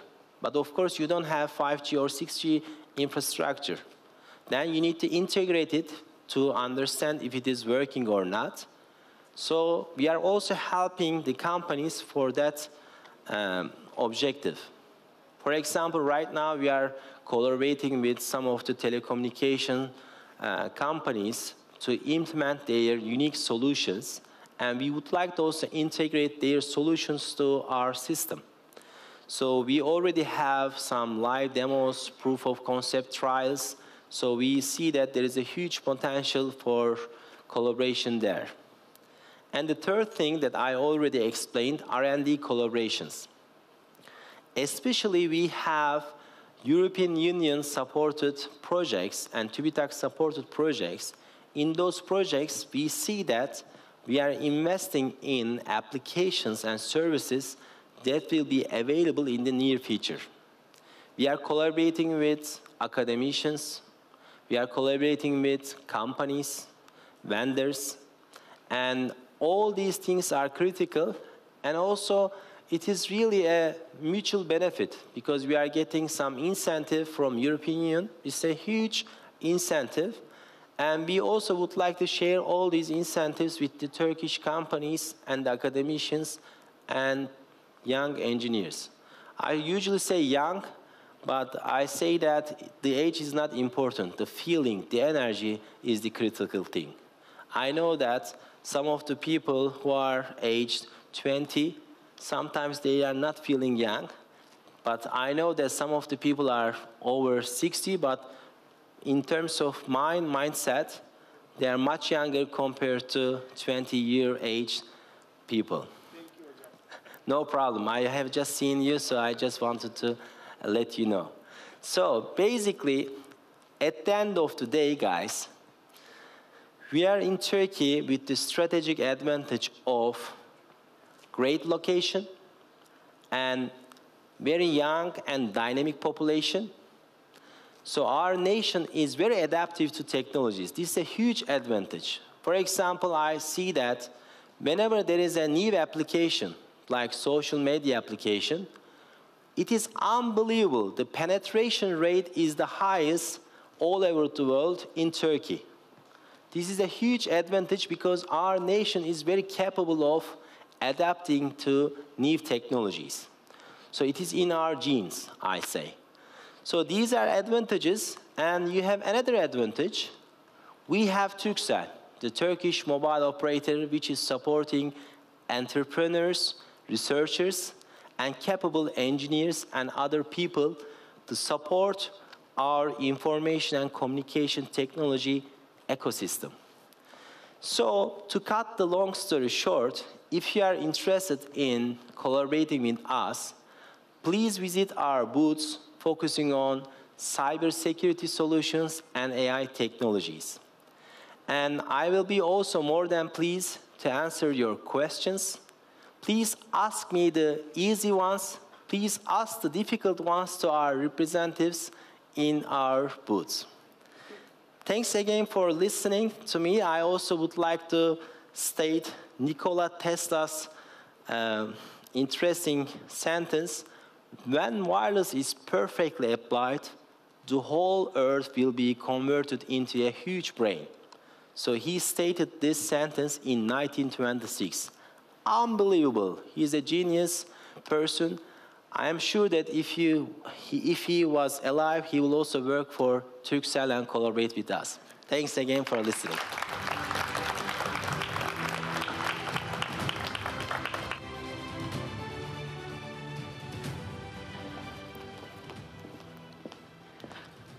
Professor Dr. Vehbi Çağrı Güngör, Chief Network Technologies Officer at Turkcell, thank you very much. Now we'll take a break. During the break, you might want to visit the startup section, and also you can follow our live broadcast on YouTube. You can check and watch our correspondent's interview with Mr. Minister Mehmet Fatih Kacır, and also interviews with other distinguished guests and speakers here. So you can follow our live broadcast, and you can go and socialize with startups. Thank you for your attention. After the break, we'll be back here with other panel discussions and keynote speeches. Thank you. Take Off Startup Zirvesi'nden herkese merhaba. Dün olduğu gibi bugün de alanında uzman, birbirinden kıymetli isimleri ağırlamaya devam edeceğiz. Günün ilk röportajında yanımda çok kıymetli bir isim var. Türkiye Cumhuriyeti Sanayi ve Teknoloji Bakanı Sayın Mehmet Fatih Kacır bizlerle birlikte. Sayın Bakanım, çok teşekkür ederim. Zirvemize teşrif ettiniz, bizi onurlandırdınız. Türkiye'nin Milli Teknoloji Hamlesi vizyonuyla geliştirilen çalışmalarından bahsedebilir misiniz? Evet, tabii Milli Teknoloji Hamlesi şu anda hükümetimizin ve bakanlığımızın en önemli hedeflerinden biri. Türkiye son 21 yılda teknoloji geliştirme ve inovasyon yolculuğunda çok önemli adımlar attı. Kendi kendine yetebilen, kritik teknolojileri kendi imkanlarıyla geliştirebilen, rekabetçi şekilde üreterek dünyaya ihraç edebilen bir ülke olma yolunda bugüne kadar muazzam bir mesafe kat ettik. Tabii Milli Teknoloji Hamlesi'nde öncü sektörümüz savunma sanayi oldu. Zira savunma sanayinde kendi kendine yeten bir ülke olmak Türkiye için mutlak bir zorunluluktu. Ama şimdi hedefimiz savunma sanayindeki başarıyı sanayinin, teknolojinin diğer alanlarına hızla yaygınlaştırabilmek. Bunun yolu şüphesiz araştırma, geliştirme ve inovasyona daha fazla yatırım yapmaktan ve dünyayı değiştiren teknoloji girişimlerinin önünü açmaktan geçiyor. İşte Take Off'ta bulunmak, burada teknoloji girişimcileriyle birlikte olmak, teknoloji girişimcilerini yatırımcılarla, kurumsal şirket ve kurum yöneticileriyle buluşturmak, bu yolculukta çok anlamlı. Zira dünyayı yeni teknolojiler değiştiriyor, geliştiriyor ve bu yeni teknolojilere yeni nesil teknoloji girişimleri imza atıyor. Türkiye bu alanda muazzam bir altyapıya sahip. Bugün 101 teknoparkımız 60'tan fazla şehrimizde yükselmiş durumda. 9800'den fazla teknoloji girişimimiz bu teknoparklarda inovasyon yapıyor, bakanlığımızca destekleniyor. 272 bini aşan bir Ar-Ge ordusu inşa etti Türkiye ki bu sayı çok değil 20 yıl kadar önce sadece 29 bindeydi. Yani neredeyse 10 misline çıkmış bir Ar-Ge kapasitesinden bahsediyoruz. Ar-Ge harcamaları Türkiye'de 1 milyar dolardan 12 milyar dolara yükseldi yine aynı dönemde. Dolayısıyla bu altyapı ve kapasite önümüzdeki dönemde teknoloji girişimciliğinin büyümesiyle birlikte çok önemli neticeler verecek. İşte burada onlarca başarılı teknoloji girişiminin ne kadar nitelikli, katma değerli ürün ve hizmetler geliştirdiğine şahitlik ediyoruz. Ve en önemli güzel haberlerden biri de 5 yıldır gerçekleştirmekte olduğumuz TEKNOFEST'lerin artık Türkiye'nin teknoloji girişimi fabrikasına dönüşmüş olması. İşte burada 200 teknoloji girişimi var ve bunun 79'u TEKNOFEST'lerden doğan girişimler. Biz bu yolda girişimcilerimizin yanında olmaya, onların önünü açmaya, önlerindeki engelleri kaldırmaya, onların ihtiyaç duydukları tüm imkanları, altyapıdan finansmana, onlara sunmaya devam edeceğiz. Sayın Bakanım çok teşekkür ederim. Az önce size zaten bahsettiniz. Take Off zirvesi de aynı vizyonla, milli teknoloji vizyonuyla zaten yola çıkmış bir zirve. Bu bağlamda zirveyi de kısaca bir değerlendirebilir misiniz? Tabii Take Off geçtiğimiz yıllarda daha çok TEKNOFEST'in bir yan organizasyonu olarak düzenleniyordu. Ama artık müstakil bir küresel organizasyon olarak düzenleniyor. Sadece Türkiye'den değil, dünyanın dört bir yerinden hem girişimciler hem yatırımcılar Take Off'ta buluşuyor. Yeni fikirlerin, yeni heyecanların, dünyanın sorunlarına yeni nesil çözümlerin bir araya gelmesini ben çok anlamlı buluyorum. Ve sizin de vurguladığınız gibi özellikle milli teknoloji girişimlerinin Take Off'tan doğmasını, Take Off'ta büyümesini, Take Off aracılığıyla yatırımcılarla ve potansiyel pazarlarla, müşterilerle buluşmasını çok değerli görüyorum. O anlamda Take Off'la, bu organizasyonla da gurur duyuyoruz. Çok teşekkür ederim vakit ayırdığınız için. Türkiye Cumhuriyeti Sanayi ve Teknoloji Bakanı Mehmet Fatih Kacır bizlerle birlikteydi. Türkiye'nin Milli Teknoloji Hamlesi'ne ilişkin görüşlerini, kıymetli görüşlerini bizlerle paylaştı. Biz de günün ilk röportajını bu şekilde sizlere aktarmış olduk. İlerleyen zamanlarda yeniden devam edeceğiz. Adding to our series of special interviews here at TAKE OFF İSTANBUL, we're here joined by Görkem Arslan, the product manager of Tırport, and he's going to be telling us about his up-and-coming new entrepreneurship project. Thank you for joining us, Görkem. Yeah, thank you as well. So here at Tırport, actually our journey started a bit before my first joining to the company. At 2016, Mr. Akın Arslan and his partners come together with the idea of Tırport. After 2.5 years of development stages, in 2018, Tırport came into the stage as one of the leading logistics companies at the moment. So in the pandemic era, I joined in 2021. It was May, if I'm not mistaken. In pandemic, we have grown over 10 times, and we plan to increase this. How can I say? Yeah, expanding to Europe as well. In 2024, our main mission is to expand our current user base into the Euro side. And in the 2026, since we have 110,000 currently registered drivers here at Tırport, we aim to increase it to 250,000 till the end of the 2026 period. Because since we are mainly operating here in Turkey on the digital freight forwarding side, we want to increase our pool first and increase our partners first on the European side to the Asia side, and then we want to say that, okay, we are in this market too, and we will be delivering value in this market as well.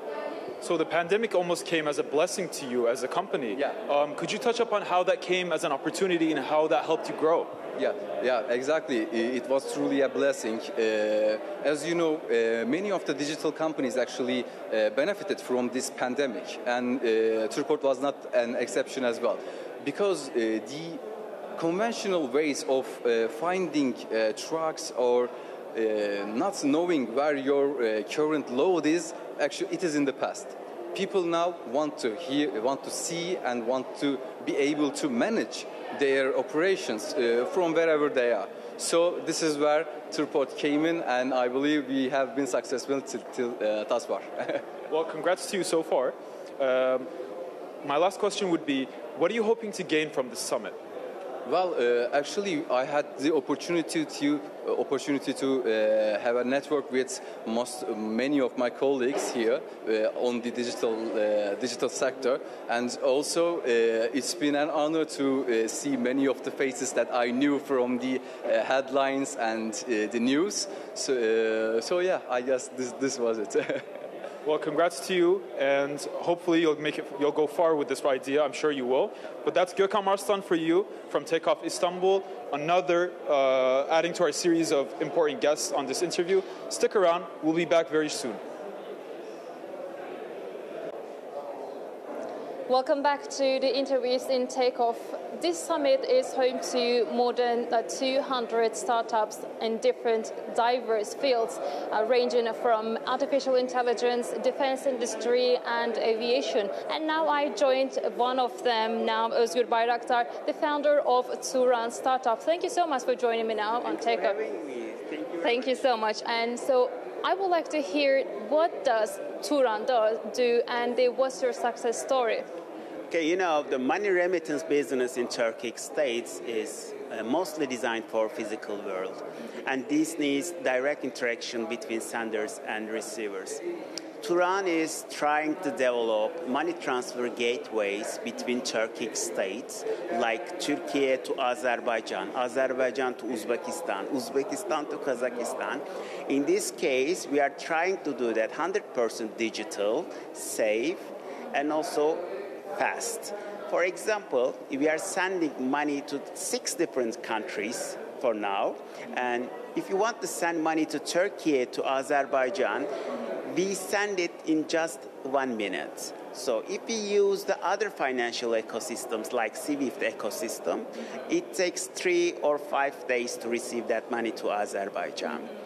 Also, of course, we are under-regulated and we are 100% regulated company. We already reached 200K customers in last 12 months. Our financial volume goes up to 500 million lira. And this is why we are trying to focus on just in Turkic market, because we want to solve this problem. So what was the biggest obstacle and threat you faced while you step up to become an entrepreneur of this Turan startup?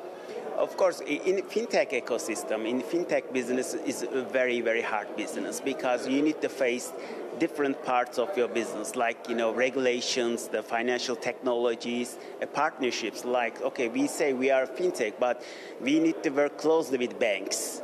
And this is why it's really hard to develop some cool connection with banks, etc. And also in our targeted area, like in Turkic states, the regulation is developing day by day. They don't have any, you know, a flat regulation for now. And this is why, for example, in Turkey, we have fully regulated, and we know the regulation very well.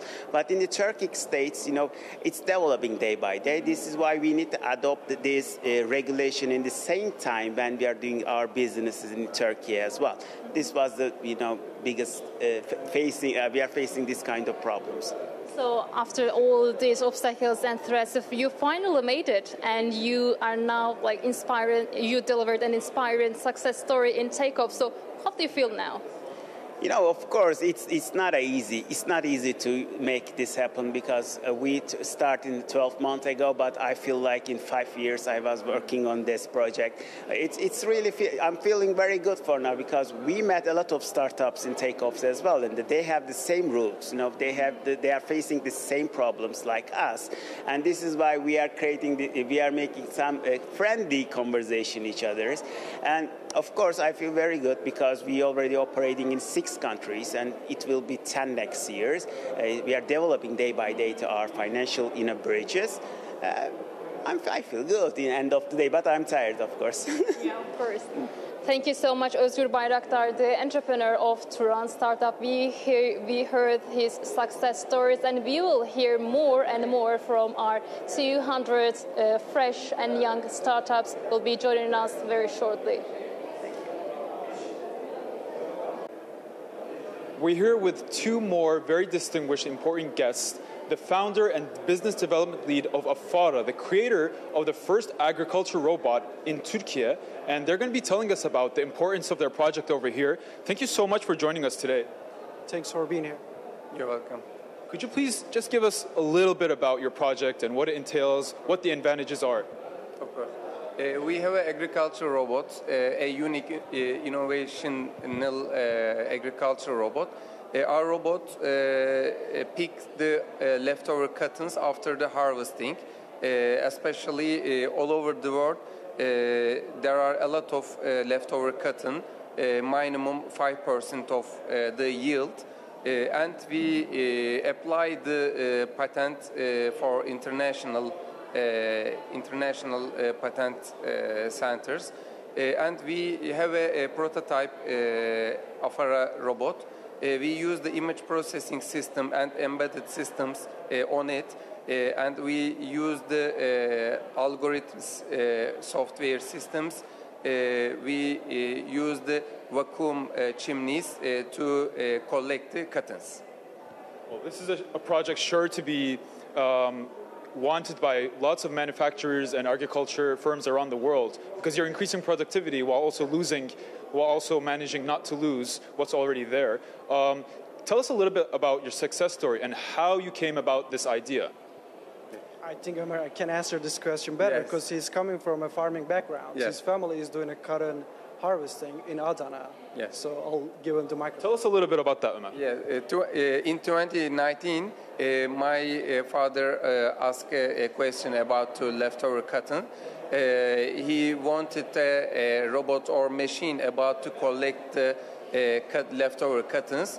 I searched the patents for all over the world, but there's no patent about or project about it. And I applied the patent and started the project.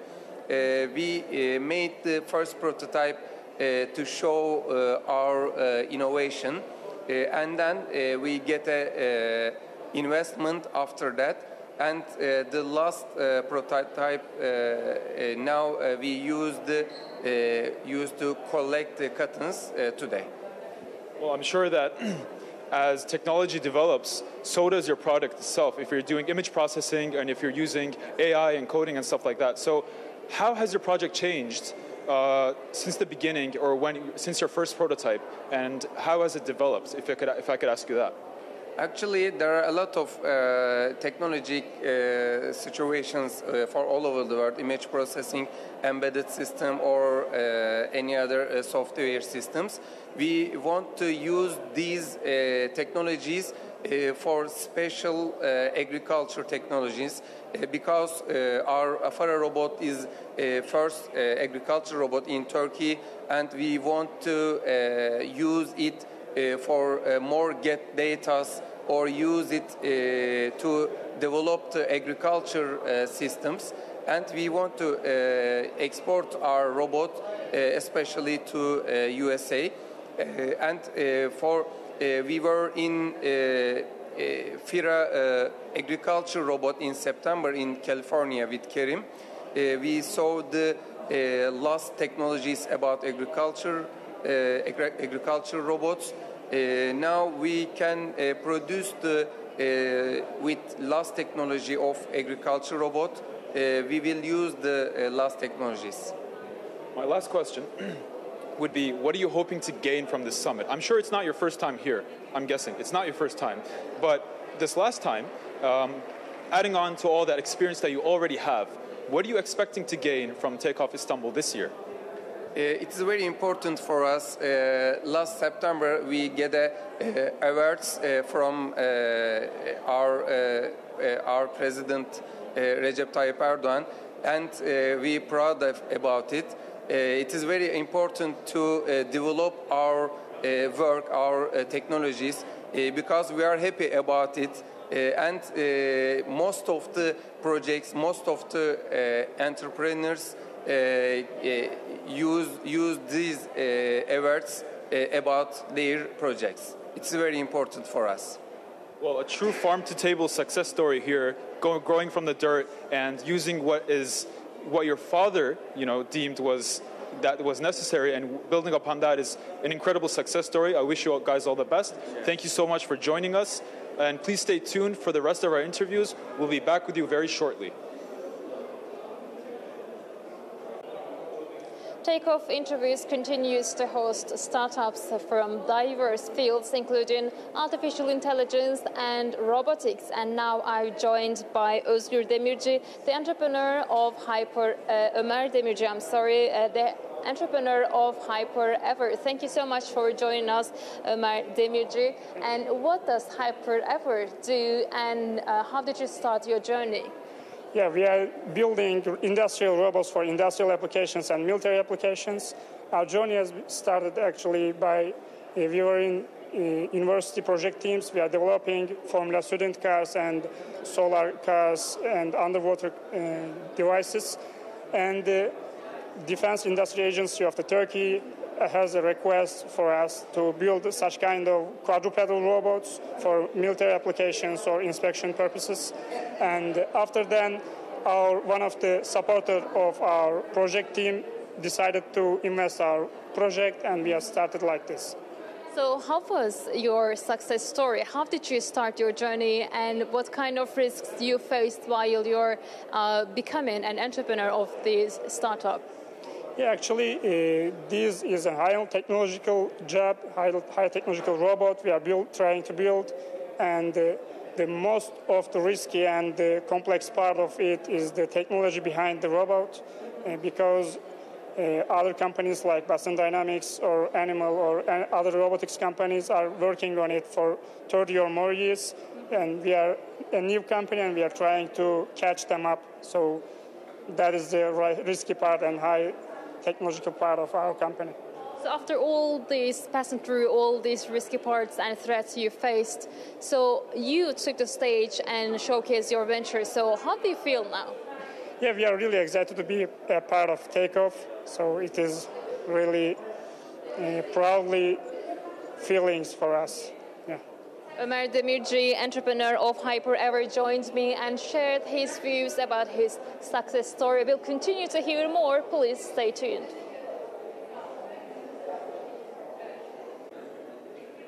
We're back again with another successful entrepreneur and the founder of a really interesting project. Merve Aydıner, the founder of Invamar, has created a different type of textile that's used in various fields. And she's going to tell us about her project and where it's used. Thank you for joining us, Merve. Thank you so much for this opportunity, Yunus. Could you please tell us a little bit about your project? Sure, I would like to show you Fabinode. Fabinode is a textrode, which is like a textile-based electrode. So this is a conductive fabric, and it has its own hardware. When you touch to this, it's able to take your health data and send it to various applications. So, in terms of health data, is it just your heartbeat? Is it your nerve systems? Like, what sort of health data does it give to you? So it has multi-sensor compatibility, which means that it's suitable for ECG, EMG, EEGs, sometimes the temperature also, and it's able to take your heartbeats, the normal ECG signal, and then it's for stress, sleep detection, for psychophysiology, and also if you have any kind of, alcohol or something, it's also possible to see it with this. Well, it seems like this sort of innovation can be used in various different fields. So where are you looking to push this product? Well, we really believe in Fabinode's potential in multi-verticals, which means we wanted to reach it to every single person who requires continuous health monitoring. So we are able to scale it in the automotive industry right now for the driver safety, and then you can also use it for the soldiers' health applications. You can just send it with the astronaut to check out their psychophysiology. Or if you have any elder or like mom or like anyone in the house which you don't want to leave alone, so you just give them a piece of fabric and then they just wear it and then send all this data to a doctor to check it out. So basically you're moving things done in the hospital and you're taking them and making them accessible at home. Kind of, yeah. This is our aim. Do you think it could be used in different fields, in different sectors aside from the health sector? Of course. That's why we are currently focusing more into automotive industry, because there is a regulation which all of the cars has to check the drowsiness of the driver. Normally this is made with visual technologies, but of course if you are just having your ECG on it, it's more universal rather than image detection. Much more accurate, yes? Yes, because ECGs always have some type of parameter and you can't miss it. I see. My last question, really amazing project, honestly. What are you hoping to take? What are you hoping to gain from this summit? We'd like to have some deals, let's say, for the leads, and also it would be great if we could have some international investment. What have you gained so far? That would be amazing, and then we could literally turn into a data company, which is one of the biggest things in the whole world. All the technology companies are kind of a data company currently. Really amazing project, and I wish the best of success to you. And that's the latest of our recent interviews, another amazing project. Please stay tuned for our next one. We'll be back with you shortly. Take Off Interviews continues to highlight success stories from diverse fields, including health and artificial intelligence. And now I'm joined by Cemil Cantürk, the entrepreneur of CodeGam. Thank you so much for joining me on Take Off. So what CodeGam does? So what's the field of this startup? CodeGam specializes in wearable technologies such as posture correctors. So this is the device we develop.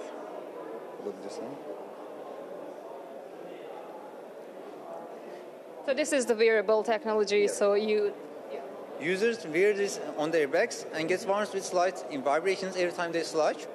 We aim to make staying straight a powerful habit. So if the users decide to stop using this, they will still keep staying straight with their health.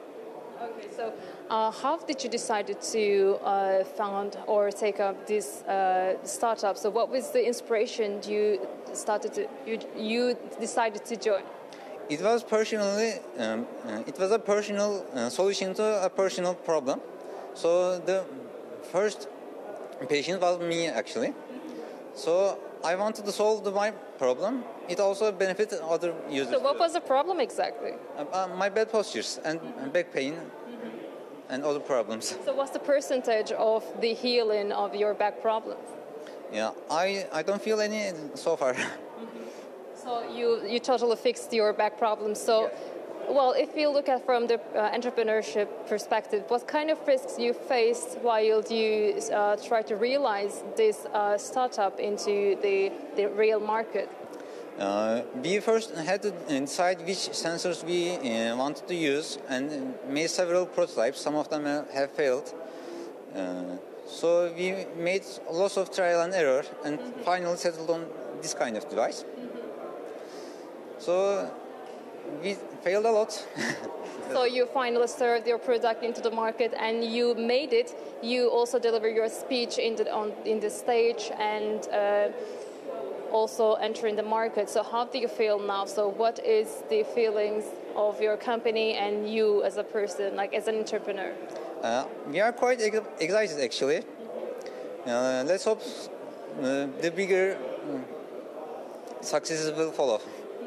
So you are the entrepreneur in the field of health sector. So we couldn't hear. Well, actually, we need much more entrepreneurs and much more ventures to develop the health sector. So what do you suggest for the young and fresh entrepreneurs who are still coming up with an idea of the entrepreneurship? If they have a personal problem, they should first focus on them. If they can provide something benefits them, it probably should benefit others as well. So you said like your entrepreneurship idea coming from an individual perspective, and now it's become an entrepreneurship idea and then become a new venture entered into the market. Thank you so much, Cemil Canturk. He joined us as an entrepreneur from Kodgem, and he shared his success story with us. He says the entrepreneurship idea come up with an individual problem and then it became a venture. So we heard his success story and now we're gonna hear more. Please stay tuned.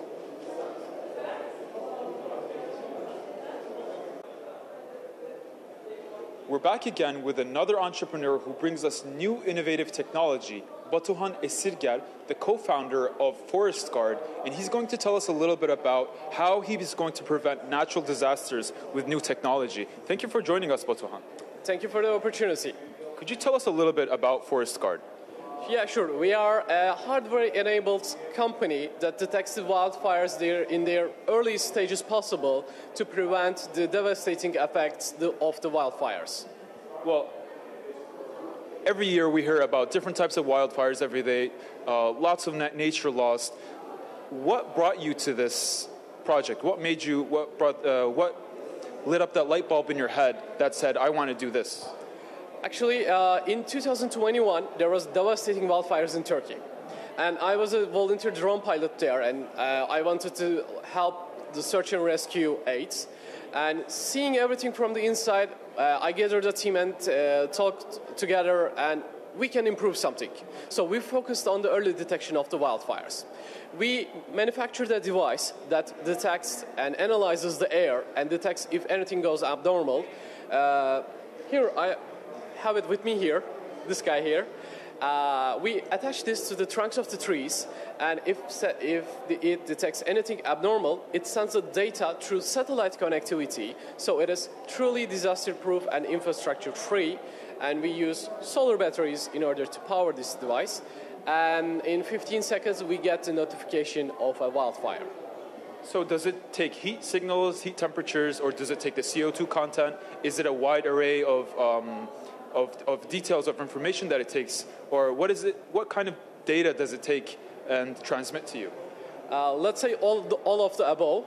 We do have temperature, humidity, carbon dioxide, volatile organic components, air quality, and 10 different gas classification parameters. So with that gas classification, enabled with the AI algorithms that we developed, we can predict and say, this is somebody smoking a cigarette, this is a car exhaust, or this is a wildfire. That's amazing and very interesting. And congrats to you on this product. It's very interesting. When we come back to the Take Off Istanbul here, let's get back to where we are right now. What are you hoping to take away from this summit?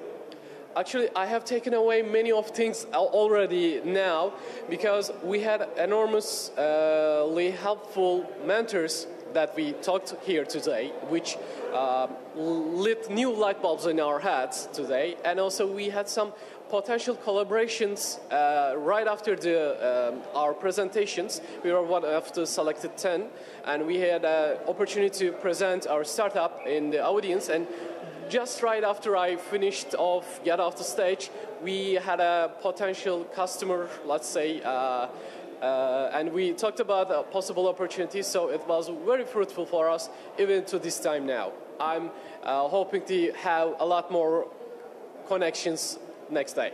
Well, I hope that for you as well, and congrats already, and I hope you the best for the future. Thanks for being here. But another truly comprehensive innovation that we have over here, trying to make the world a better place and trying to prevent disasters. We have dozens of more projects like that. Now we're down to the top 10. So you'll be hearing from us, from the finalists, shortly after. Very soon we'll be with you. We're back again with another startup integrated with application and mobile phones. Now I'm joined by Ahmet Sancaktutan, the founder and CEO of CatchPath. Thank you so much for joining me now. And what is CatchPath exactly? Shall I? Yeah. Thanks for having me. I am Ahmet, the founder CEO of CatchPath. CatchPath actually is a kind of interactive training system, mobile app integrated. For athletes of all ages and fitness enthusiasts. We help to increase their physical and cognitive capabilities with this uniquely designed lighting pad with sensors. So who was your target market, and did you reach your target market now?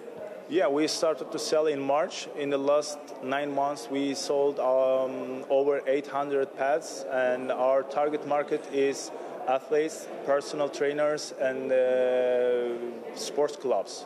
So how have you come up with an idea? So what makes you eager to enter into the market with this initiative? Yeah, unlike traditional training equipments, we offer a revolutionary approach to training through our exciting system. And instead of bulky and costly equipments, we offer affordable and portable device. So this is the reason why you come up with this initiative, yeah. So what kind of risks you faced while you tried to realize this startup? Could you say? What kind of risks and obstacles you faced with, I said? I see. For now, doing a hardware startup is not easy in this time because the world is going digitalized, and doing hardware is not a good time for investing. But unlike these concerns, hardware is a part of our life, and what we do is hardware-assisted, software-driven company, and we are doing data analysis with this system. We measure their trainings, and we give a real-time statistics, and we give reports for athletes, actually. So this is a kind of a scalable opportunity for us. So you become an entrepreneur, you faced with many problems and threats, but finally you made it and you delivered your speech and showcased your ventures here. So what do you suggest to the entrepreneurs, young and fresh ones, who still come up with an idea but don't have enough maybe investment or courage to enter into the market? So what can you suggest them? The thing is, there are many ideas around, so we are living in the same world, so idea maybe is easy part of the thing. The most important thing, I think, execution, and execution requires patience and consistency. So keep doing it, and unless you don't any traction, you need to keep doing it and try to make it as fast as possible. Fail and error, what you need to focus on. Do a real prototype and go to your customers and get real feedbacks instead of taking feedbacks from investors or any other ecosystem people. Just get feedbacks from real customers who you are targeting. So thank you so much, Ahmet Sancak Tutan, the founder and CEO of Catchpath, shared his views with us, and he said the steps that all the fresh and young entrepreneurs that needs to take while they are trying to enter into the market. We heard his success story, and we're gonna hear more. Please stay tuned. Adding to our series of distinguished guests, we're here with another entrepreneur who's made the top 10. His name is Marco Filippi, and he's the founder of Volvero, in what he describes as the Airbnb for carpooling. So let's have him tell us a little bit more about his project. Thank you for joining us, Marco. Please tell us a little bit about your project. Yeah, thank you so much, Yunus, and I really want to thank all of the Take Off team for having me here today.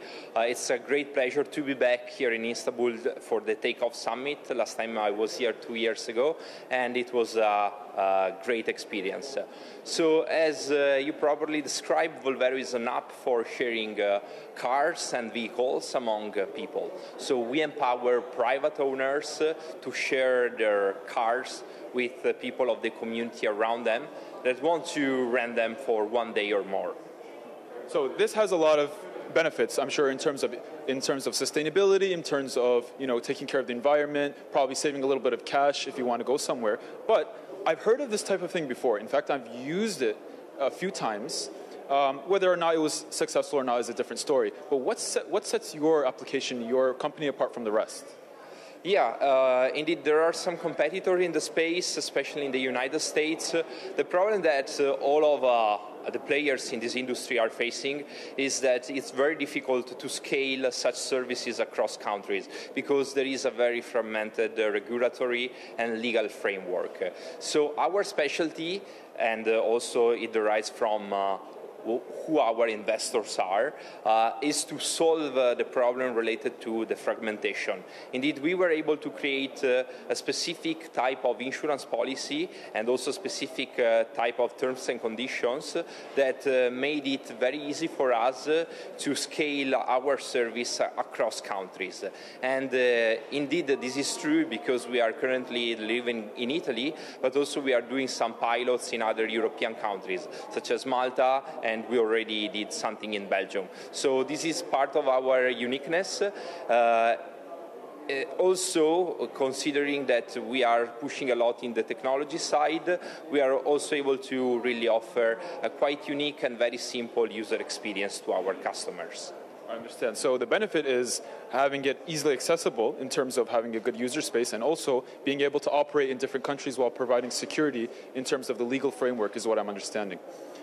Yeah, that's exactly how business should be, to grow internationally. If you think about Airbnb, for instance, all of these things are quite trivial and super easy to deal with. We are trying to create a very simple user experience as well for Volvero users. Well, it seems like you already have a very great product. And you brought it here again for the second time to Take Off Istanbul. What are you hoping to gain this time? Yeah, if for the first time 2 years ago we were a very early stage company, so we were looking mostly for investors who could have supported our growth. Now that we are done with the fundraising and we have enough capital for the next couple of years, what we are looking for here is networking for scaling the business across countries. And we have some Turkish team member in the team, so it will be great for us also to assess the market opportunity in Turkey, and that's the reason why we invested the time and effort to be back here at this great technology summit. Well, congratulations on making the top 10, but you have some tough competition, as you guys will see in the near future, and from the rest of our interviews, we have some really amazing projects and some really great entrepreneurs here. So stick around and watch if you want to find out more.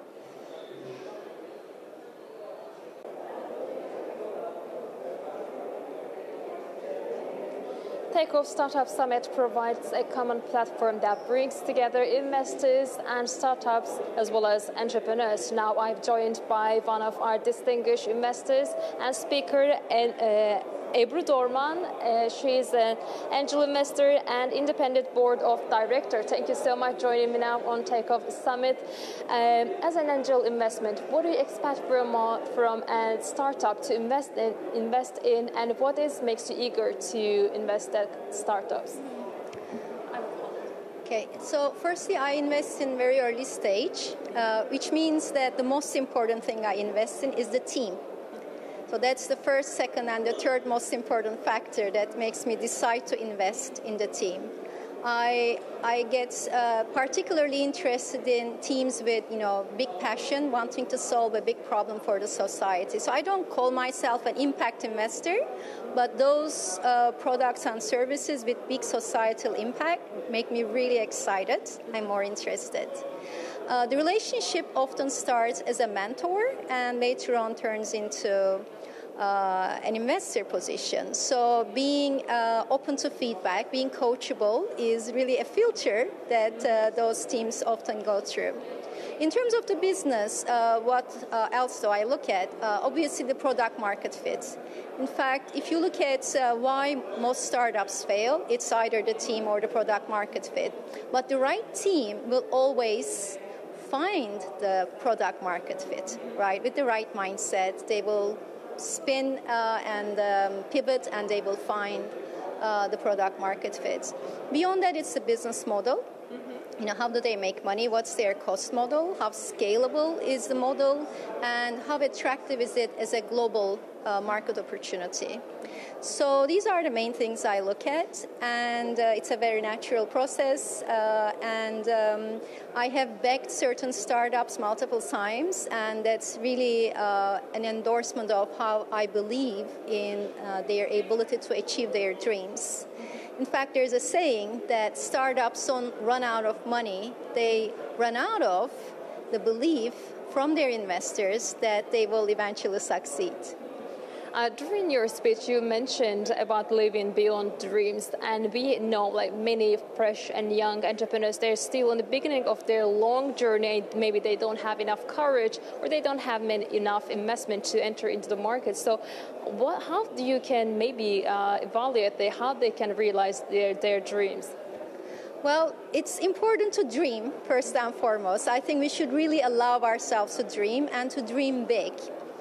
And if you consider that startup entrepreneurs become successful entrepreneurs at very different ages, actually, some straight out of school, but the most successful entrepreneurs are in their 50s. This is actually based on a study done by an American university among hundreds of thousands of startups.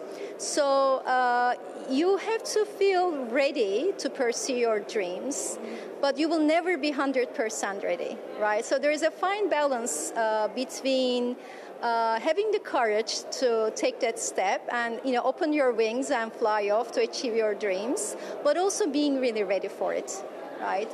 And that right balance is very individual to each entrepreneur. Thank you so much. Well, you already mentioned, but entrepreneurship is all about actually taking a risk, being ready to take a risk, and then enter into the market and realize their dreams. Ebru Dorman, thank you so much for joining us on Take Off. And she mentioned from the entrepreneur, from the investor perspective, and she mentioned about what makes her eager to invest in startups. So now we looked at from the investor's perspective, and we'll be looking from the startups and entrepreneurs' perspectives as well. Please stay tuned.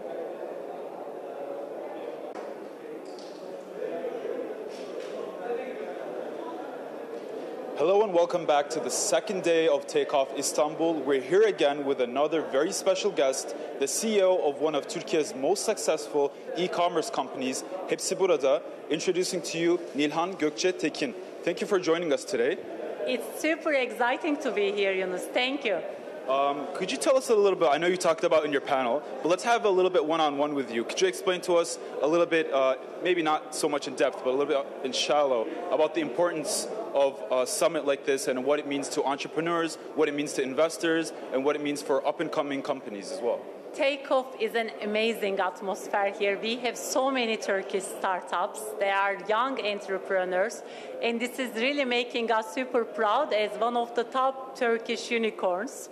As Hepsi Burada, we are carrying the flag in Nasdaq. What we do is we get lots of entrepreneurs in-house, or we invest in them, or we buy their technology, and that's how we built the company. I gave 3 examples today.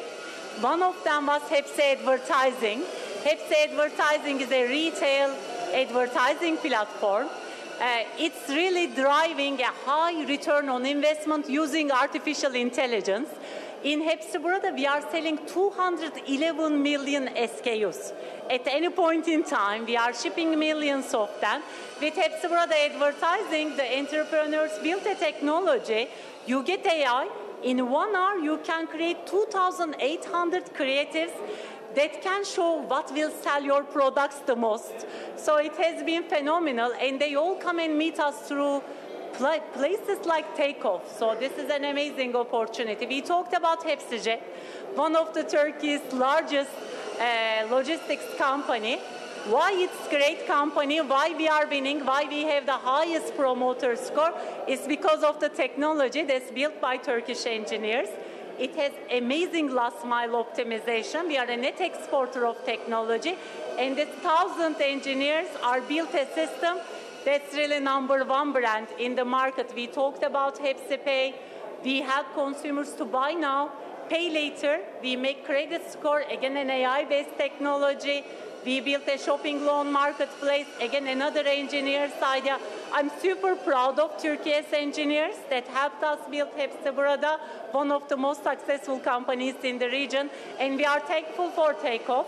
I met so many companies here, coffee producer, game producer, agriculture product, marketplace they open now, they are coming to Hepsi Burada. We'll just innovate and make Turkey proud of us. I'm sure you will.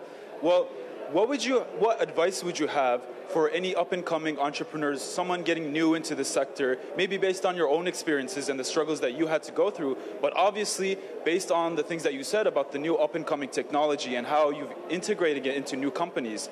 So what advice would you give to young entrepreneurs trying to get into the sector? I think I would say, look, you need to acknowledge that you'll fail sometimes. You need to stick to your guns. You are an entrepreneur. Struggle is part of the innovation. You have that feeling in your stomach that makes you innovate. So please, please, please, never give up. Focus on long term. Be flexible in your invention. What we care is consumer benefit, what you are driving the value for. And on the way, just acknowledge that it's going to be bumpy, but we'll support you as well. Well, such great pieces of advice. Thank you so much, Mrs. Tekin. Thank you so much, Take Off. That's all we have here from now, but stick around. We'll be back again very soon with more exclusive guests.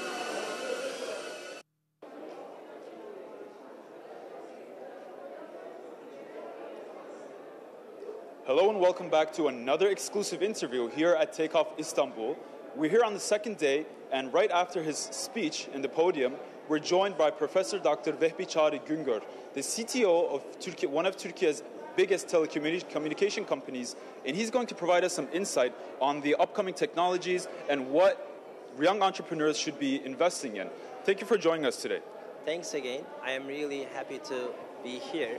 So basically, we see that Take Off is one of the most important conferences focusing on entrepreneurship. And we see that through these conferences, we will be able to create impacts all around the world, working with startups, collaborating with spin-off companies. So in that perspective, I would like to really thank Take Off organizers for their kind invitation. This is really an honor and privilege for me to attend this conference. So in terms of collaboration opportunities, I would like to say that our company's main goal is to be the global leaders of telecommunication industry all around the world. So this is really very challenging. And we see that this will be only possible by collaborating with entrepreneurs and innovating ideas and focusing on disruptive technologies. Right now we are talking about 5G and 6G systems. Everybody is talking about ultra-reliable communication systems, low latency applications. We are still looking for killer applications which will require these enormous speeds of our networks.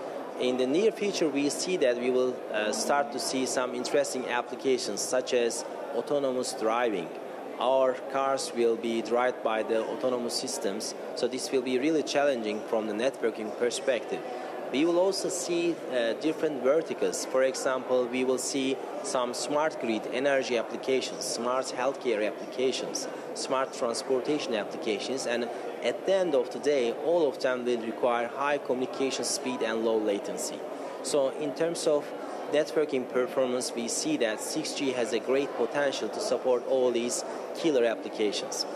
And the other thing is, in terms of recommendations to entrepreneurs, I should say that I am also an entrepreneur.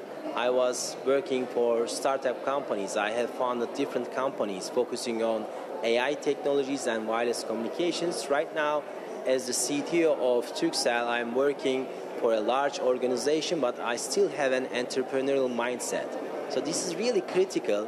Wherever you work, you should have an entrepreneurial mindset, meaning that you need to implement innovative ideas and you need to be also unique in terms of applications, in terms of services, in terms of even collaborations.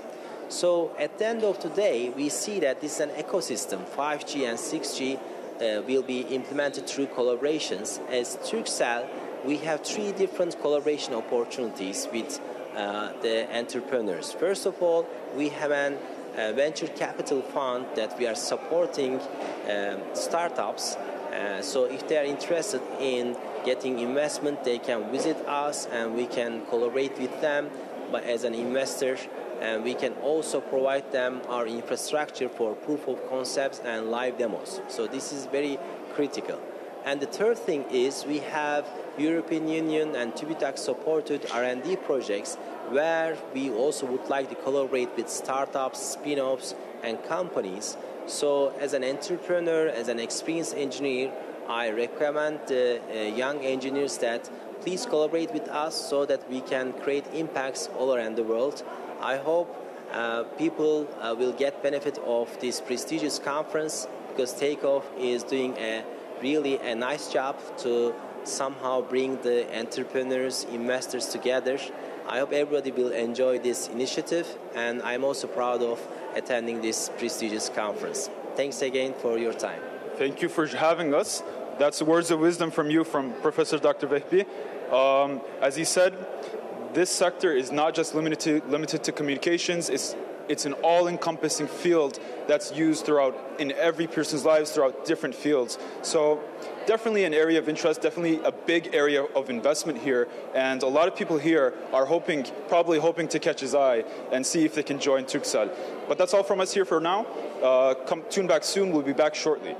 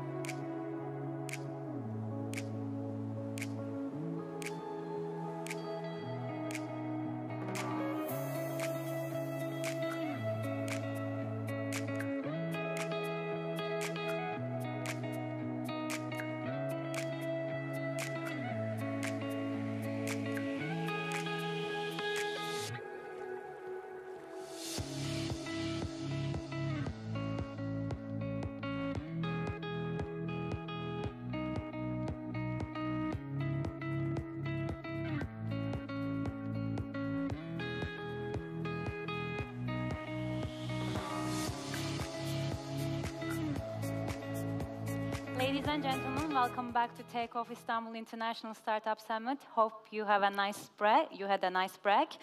Now we continue with a session called The Impact of Global Ecosystem Integration on Deep Tech Investment. And it's now my pleasure to invite to the stage Sheikh Mansour bin Khalifa Al Thani, Chairman of MBK Holding. Please welcome him.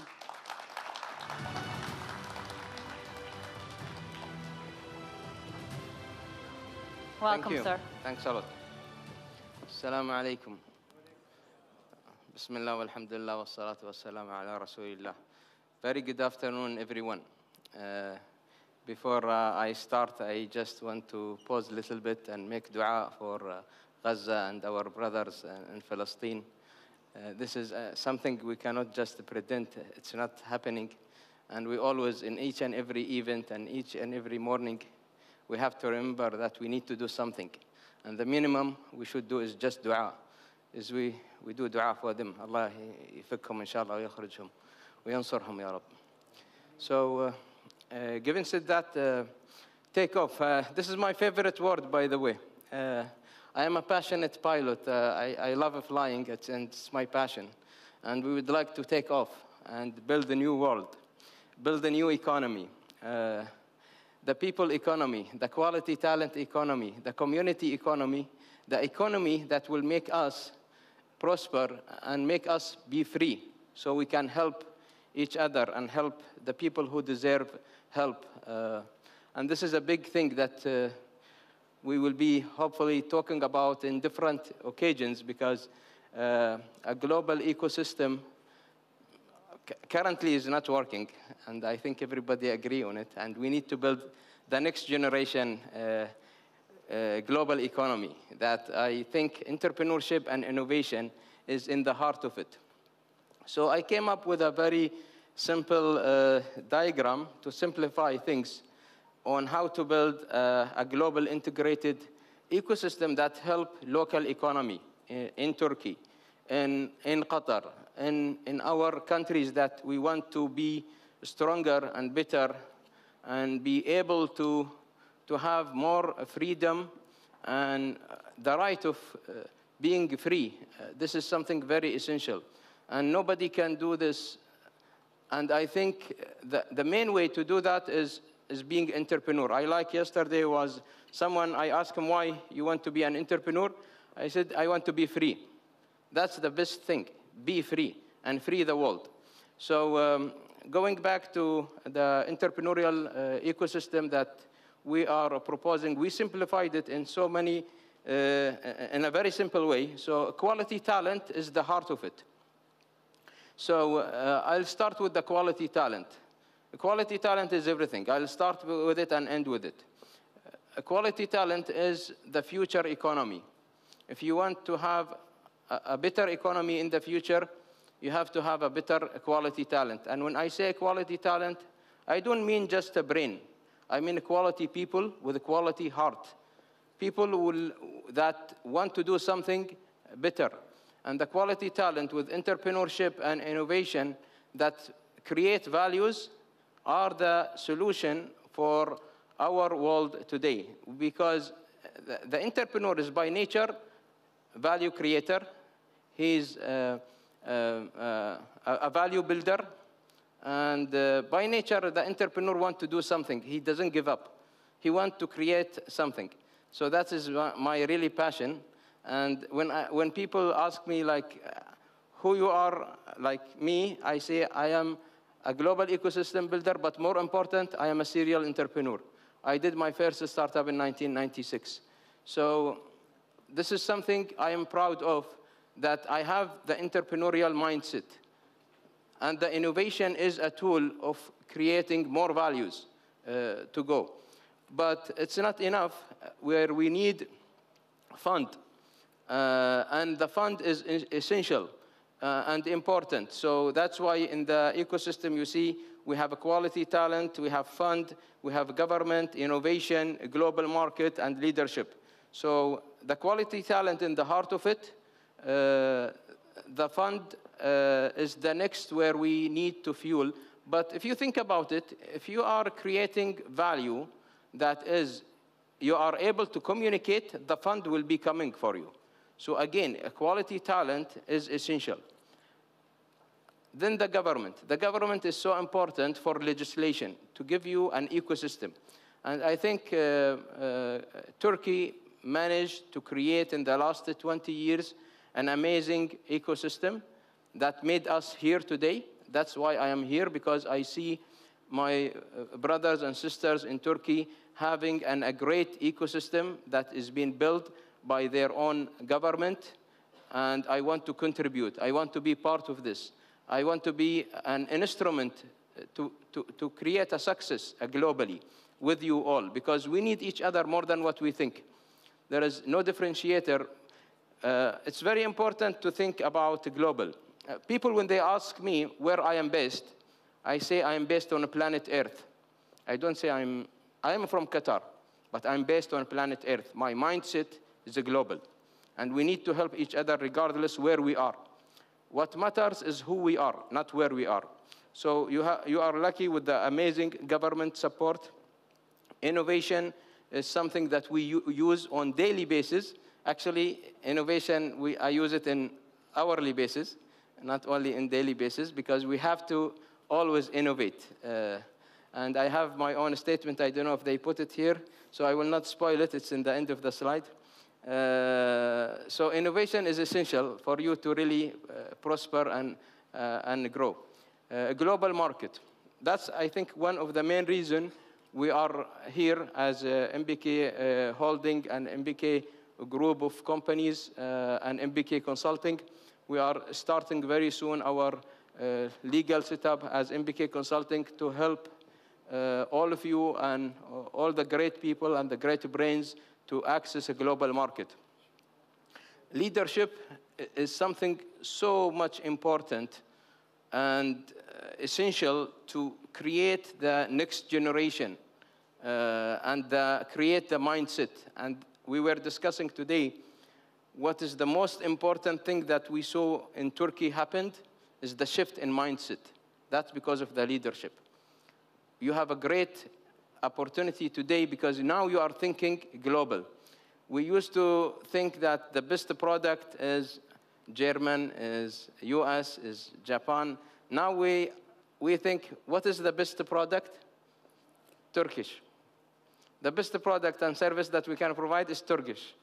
So it's really important that we have this mindset. Not only that, we want to export it to the whole world. I wanted to open the floor also for questions and answers, and I would like you to ask me any question that you want, because I always prefer to have an interactive session and to be more fruitful and to have a better related to you. Like, what are your challenges? We can talk forever, but it's important that I listen, and then I would like to answer some of your questions. We have only, the total is 20 minutes that I have, so I don't know how many minutes remaining, but I would leave the floor for you to ask questions, and then I'll end with my final statement later. Go ahead. So you are a true ecosystem integrator and builder. Yes. You are a true ecosystem builder and integrator at a global scale. Yes. So your presence in Turkey means a lot. So I want to thank you first and foremost for being here. Honor. And my question is about, you mentioned 6 different points in terms of human talent, government, and other points. In terms of the global market access, yes. How can Turkey and Qatar work together? What's your vision in terms of, you were with the Minister of Science and Technology meeting as well, with the Minister as well. Yes. What do you think will be the path to jointly achieve a global market access strategy? I'll give you a new way of thinking about the global market. We always used to think where we shall go next. I want you to change the question, not where you go next. Who you know better where. So, for example, we expanded a company from Qatar to Pakistan, number 1, to London, number 2, to Saudi, number 3. There is no relation at all. But why? How? And we were very successful. Because this type of company and the founder had a good relation and a friend in Pakistan, and they identified a need. They expanded immediately in Pakistan, and they were successful. Then I have a good friend who wanted to do the similar solution in London. I introduced the founder to him. He expanded in London immediately. Then I'm quite well established in Saudi. I told him, this is a good guy, let's start in Saudi. But we did not think where. We thought how, who we know. And this is a new way of thinking to go global. It's not really important, your region and how you, it's actually, if you think about it, it will take you more time and more effort to focus on where only. Because where, you need to find who is there that you can work with. But if you already know someone in any country, start with him. But validate the market first. Of course, you do the checklist. Is the market there for this or not? So, but we have a global network. We are very well established in Silicon Valley, in Toronto, in London, in Singapore, in Sydney, of course, rather in the region, Saudi Arabia, Qatar, and Egypt, and Morocco. And this is all because of the relations that we build over time and our contribution to the different conferences. And I work with only entrepreneurs. I'm a global coach, a global mentor, so I have a lot of entrepreneurs. So I'll connect entrepreneurs with entrepreneurs to make the super value, I call. Yes, someone? So since the majority of the people here are students, my question would be, what kind of advice would you give a student to kind of make the best use of a global world? I mean, it's not hard to connect with people. And as a mentor, you said networking is important. So let me phrase the question like this. Yes. If you would be a student right now, what Yes. would the steps be you take to take the best opportunity? This is a great question, and it's very important. And a lot of people are struggling and suffering with this. First of all, find yourself, find your passion. This is number 1.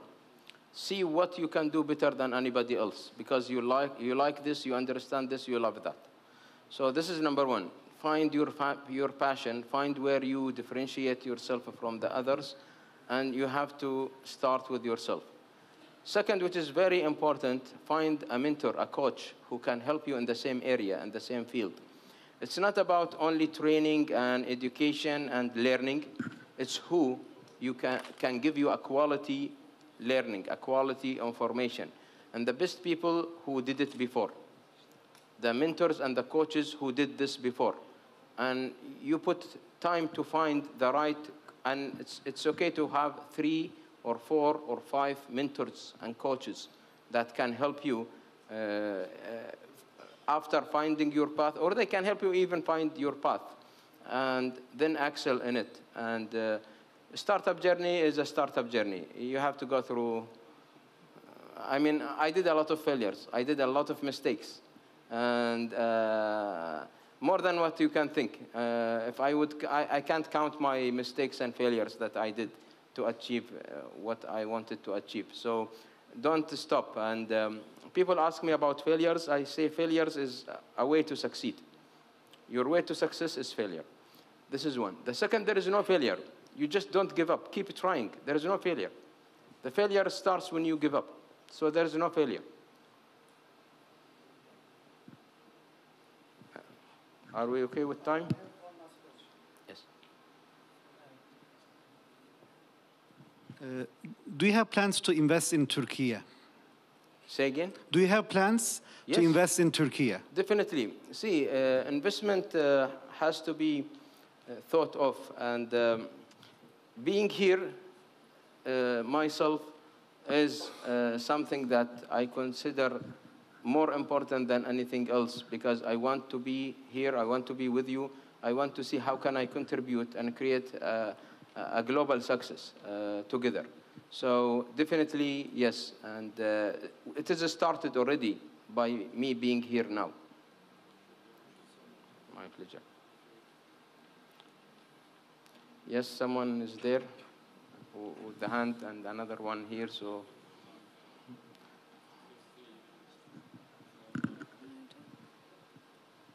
The mic.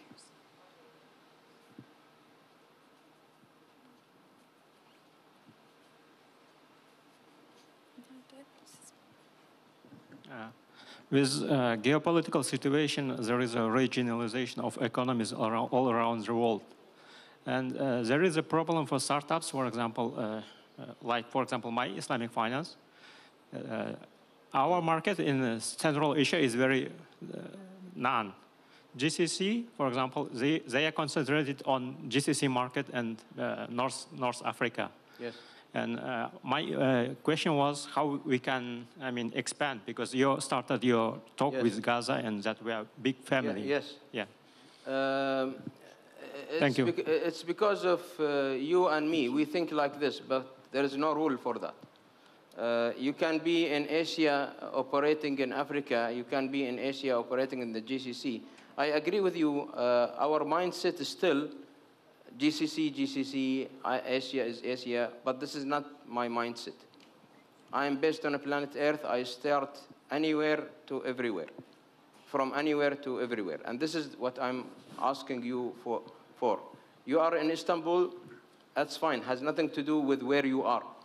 It's what you do, and where you do it is another story. You can be everywhere by the team, by the people that you have, by the trust that you build around the places that you want to go for. So I encourage everyone to think global. Start local, regional, global. And when I say regional, within your country, it could be a region, like someone in Istanbul, go to the neighbor, and consider your country as a pilot project, as a pilot country, regardless. And expand globally. The challenge is to find a trusted partner. That's the main challenge. The second is fairness. You have to be fair in the deal. So if you can satisfy trust to start, fairness to last. If you want to last, you have to have a fairness in the relation, in the partnership. And we need to innovate in partnership. And this is where I think I need to close this with, we innovate innovation with quality talent for better sustainable future. When I say we innovate innovation, I mean we innovate in the partnership level, beyond business model and concepts, and this is all part of the innovation.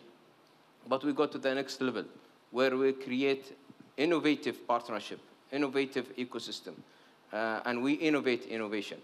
And that can, with a quality talent, we can build a better sustainable future. Thank you so much.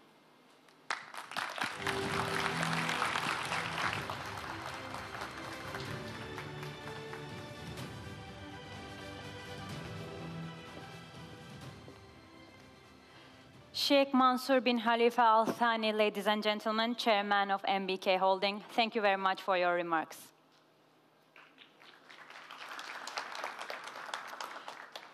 We still have a very busy day ahead. We have a lot of fruitful discussions, and also we'll have some panel discussions. But right now we're going to host another startup investor on the stage, and it's always great and lovely to hear from her.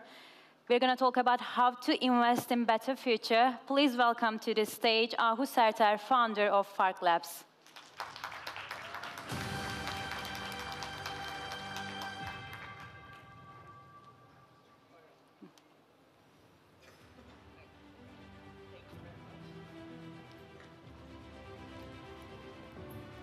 Thank you. Welcome. Well, after Sheikh's presentation, I think it's going to be a very similar subject, and I'd like to come and talk to you about that afterwards. We'd love to. Thank you. Thank you. I really enjoyed yours. So, and I also want to point out that Slush, the event, the investment event, which is being held in Finland, will also be, Web Summit, sorry, Web Summit will be held in Qatar at the end of February. So there are a lot of things happening over there as well. My name is Ahu Serter. I'm a Turkish entrepreneur and investor. And everybody, also as you have seen from the Sheikh's comments, we all have our version of investing in the better future. So today I wanted to share my version with you in a different format. Actually, what he said really resonates with all of us, but we are, as entrepreneurs, we all have different styles. So I'd like to share mine with you. And when I was in Finland last week, you hear all the other entrepreneurs from Scandinavia, from Europe, from other parts of the world talking about the better future. I always think that everybody has a different version of the better future. The problem set that they are dealing over there and the problem set that we are dealing here in our country and around our countries are much different. It's true that everybody needs a better future, but some do much more than that. Some need it more than the others. And I think our region, our people, the people in Gaza, we need to work on our version of the better future, and that's the only way we can do that is by collaborating, investing, starting together. So these are all good messages. So everybody talks about the future being unpredictable. Actually, the future is quite predictable. When you look at the reports, all the consulting companies, if you read carefully and if you pay attention, the trends, we already know what's going to happen until 2050. The map is carefully laid out. You just need to work it out closely. In the boardrooms, in the corporations, there are a lot of discussions. We invite speakers like me, other speakers from all around the world. We listen to them. That's okay. But we need to do much more than listening. We need to start doing. And doing in the corporate rooms and in a lot of countries, the doing part is the slowest part. But the future is coming very fast. So we know that there is a future. We're going to go there. How are we going to go there? Is it going to be joyful? Is it going to be stressful? It's all up to you. It's all on the entrepreneur. So, we are always seeking for this answer of failure, success, and it's what you call failure or what you call success. That's very important as an entrepreneur. So I always give the example. That's my bike. So you can ride. I fell once. So does it make me a failure? I didn't die. I didn't get injured. That makes it a success. So it all depends on your perception of success and failure. So young people in this room, I urge you, that's my write-up for my yearbook, graduating from high school. You have to have a mission statement for your life. That was mine. And it had nothing to do with making a lot of money or, climbing the top of a mountain, but it was about how I wanted to live my life.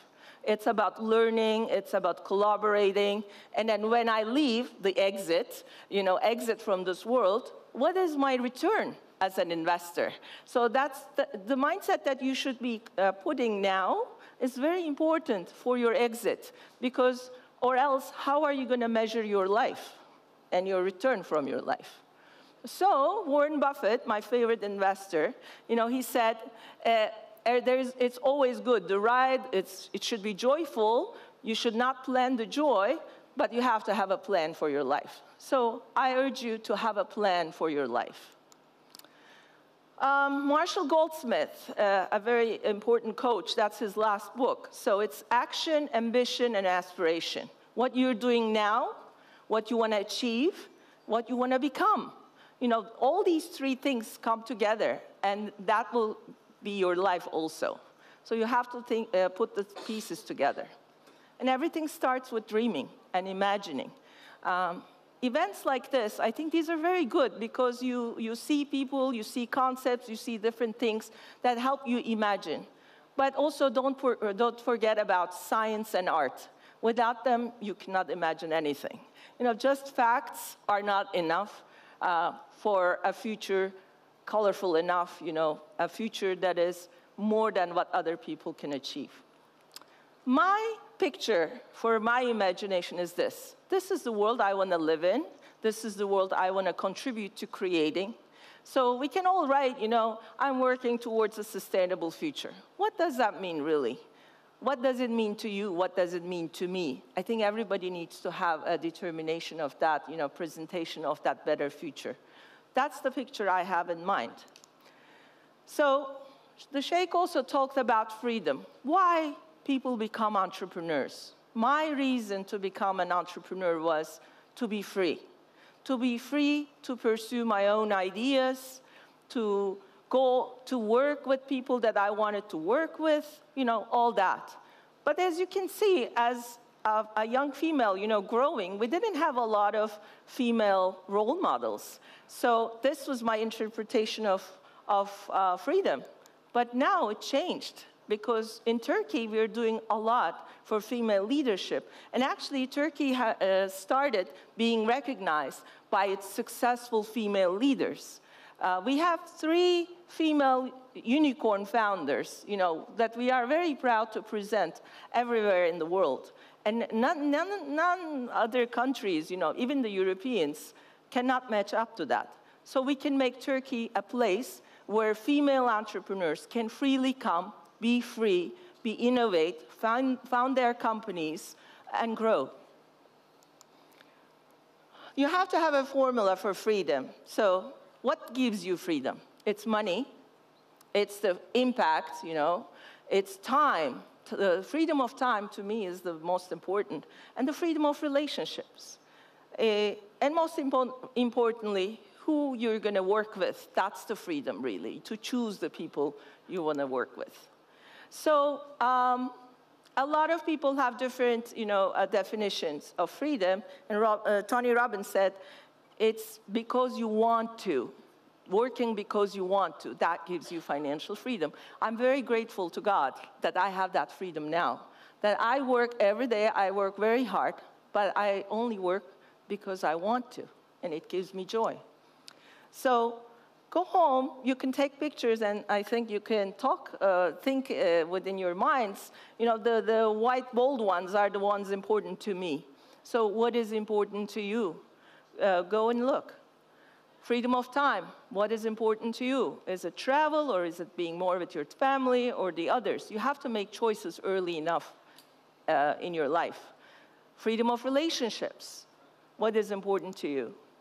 And impact, what kind of impact do you want to create in this world? What are you free to create? So you start with the best investment that you can do.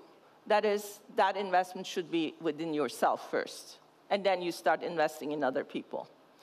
I really like, as an investor, you know, I love the idea of the whole investing concept. It's factual, it's creative, you know, new products are coming in every day. It's a great learning method. Look at, for example, crypto and commodities. Commodities are old, but with crypto and everything else, it is also evolving. To me, venture capital, for example, what we're doing here, startup, that's where you create the most creative learning methodology to create the rest of the map. The rest of the map needs that venture capital. Some people, some entrepreneurs need to take the early on risks so that we can, you know, we can discover the rest of the world. And to me, that map gives that. So we're always talking about building bridges. So having a plan, build the bridge, that's good. But now I think differently, because you can only build so many bridges, you know, 1, 2, 3, like how many linear bridges can I build in this world? But if we start thinking like an octopus and, you know, shy away from the idea of linear bridging, this is more exponential. To think a lot of other things at the same time, to connect with many people at the same time, to be working in many other companies at the same time, that's the octopus mentality. in the older times, former times, this was my entrepreneurial style, you know, because it's really hard to be an entrepreneur in Turkey. You know, you have to hold on to branches because to see whether it is strong enough to carry you. So you have to let go the others, should you not let go. And the way we are brought up, our families tell me, don't take too many risks, you know, you will get hungry. That doesn't put food on the, you know, on the table. So these are all the things that we grow up with. And hence we get the style. But now this is my style. So I have too many branches. And I call it United Lives of Ahu. Everything I do needs to touch to a principle of the United Nations Development Goals. So the colors that you see, if I'm investing in something and that doesn't resonate to these principles, I don't invest. The white ones, they are not non-profitable. They are just trials. Or sometimes I do them because I like it. The colorful ones, they are the ones that start making money or other returns, time, impact, you know, all the other things that I mentioned you about. And sometimes they grow so much, then what you think you invest in one, and the others grow much more than you think. But you cannot think everything at the beginning, so you have to start building this octopus mentality. To me, for example, from all the things that I'm doing, the Better Future Network, the network is the one that's going to be the more valuable. And that's what I call social capital. So you need financial capital, but you need much more than that, social capital. Who you know, as the Sheikh mentioned. You know, it's not just cards exchange. It's really knowing who you know, when you need something, who would be the solution to this problem, and who knows you enough to trust you to help you. It's very important to work on this. In the old times, again, we always talk about, I'm coming from a family company. You know, you are the stem, and then everybody's grow on you, and then we will have leaves. Why should all startups grow on my own company and on my own tree? Why can we not have a forest together? You know, instead of one tree, why can't we not have millions of trees, and then we can coexist? And then when I'm old enough as a tree, I'll be cut and become furniture, but the other trees will still exist. So it's important for the sustainability aspect of the future. Surfing, that's very good because it's like catching the wave. That's what we're doing here. Investors are coming. Where is the next wave? You know, that's the first future plan. And then who are going to be the best surfers? Who should I invest? But the main mindset should be to have fun together in this journey. Try to catch the waves, and then if you fall, you will next for the next wave. That's okay. Women, gender balance. Why is it important?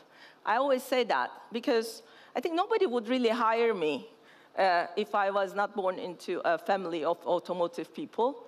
But then I decided to leave them on the side and to do my own because they wouldn't go as fast as I wanted to go. This is my daughter, Arya. It's the Arya Women Investment Platform I built in 2012 in Turkey. I have 3 daughters. This is the letter Arya wrote to me when she was 6. So she says, "We are the smartest people on earth. What would you do without us?" So it's really important. People are born this way, women in particular. Have you seen any boy that wrote that kind of a letter? I think women are very articulate. They come to this world with a lot to give, but then life happens to them, and whatever they have to give gets down and down, less and less. And then the world cannot use this asset. Women are an asset class, and we cannot use them effectively. So Arya Women Investment Platform was built this way, and I invested in it because of these 3 principles that was going to touch.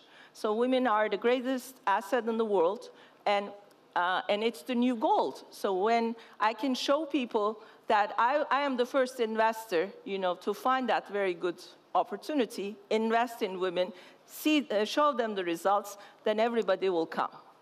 And that's, I have a map for every venture that I have. That was the ARIA map. So we are over 400 members in the world. Now we also admit men because they want to come in. We don't exclude because it's about gender balance. Then we have an angel network. We invested 5 million so far. And then we also have a venture fund now. It's a $10 million venture fund going on to 15, with more than 70 individual investors, most of them female, 12 corporations, and going on. This is the model that we would like to also take on to Qatar and Middle East, and to bring the female entrepreneurs of challenging regions and show people what diversity can do to companies. Because money has no gender. Once you make money, everybody gets onto your boat. So we have to show as teams, and we invest in businesses with at least one female co-founder. So they don't all have to be women. So it is also encouraging men to invite female co-founders into their companies. That's the picture we want to build here. And with the biggest bank of Turkey, İşbank, also invested in this fund. And even in Europe, we are quite successful. And then universities started talking about this initiative and how to take it forward in their own countries. These are the investments we have made so far. Some of our investments, I'm very proud to see that they have now their own booths, or they're in the FARC Labs booth. These are the 11 investments we have done in the past 5 months.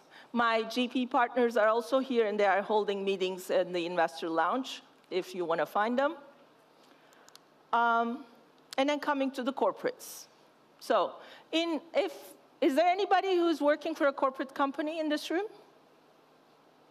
One? The others are not interested, I guess.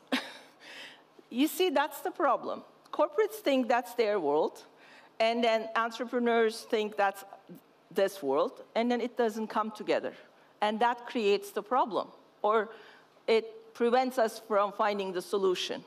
So when you have a holding company, it's a very classical legacy business. How do you take an old company and make it new again? That was my family company, by the way. My father was not happy to see that cross on the holding. But because the word holding is about the past, but the word laboratory is about the future. And in our companies, we should be more preoccupied in finding the future rather than discovering about the past. So I wanted to create this company, who can question, who can collaborate with less rules. And then that's my imagination slide. And then move forward. Be different, okay? And then we had five Ps, and then one of the young people in the company said, well, we need to add another P. I said, okay, why not? Let's add it. So nothing is frozen in this new company. We need 6 traits: persistence, passion, people, purpose, progress, and planet. If you don't have these 6 Ps, you should not work with us. I'm not saying you can't work with us. Maybe you can be very smart. But it's better that you don't, because we want to have fun with the people that we are together with. So it's all about the purpose. All the corporates are talking about how to find the purpose or whatever. It's not about finding the purpose. It's about living the purpose. So even the logo, we designed ourselves. We didn't hire anybody. Everything we did together. So it was very colorful. Renkli means colorful. Because we admit everybody. We don't discriminate. Then we are fluid. You see there are no hard lines. You can be in this department today. You can be in another department tomorrow. You can be in this startup today. You can be an investor tomorrow, or go work for another startup. It doesn't matter. As long as we're together, that's okay. And the white ones, they are our missing pieces. The missing pieces are actually our wealth. Because if you don't miss something, how are you going to be complete?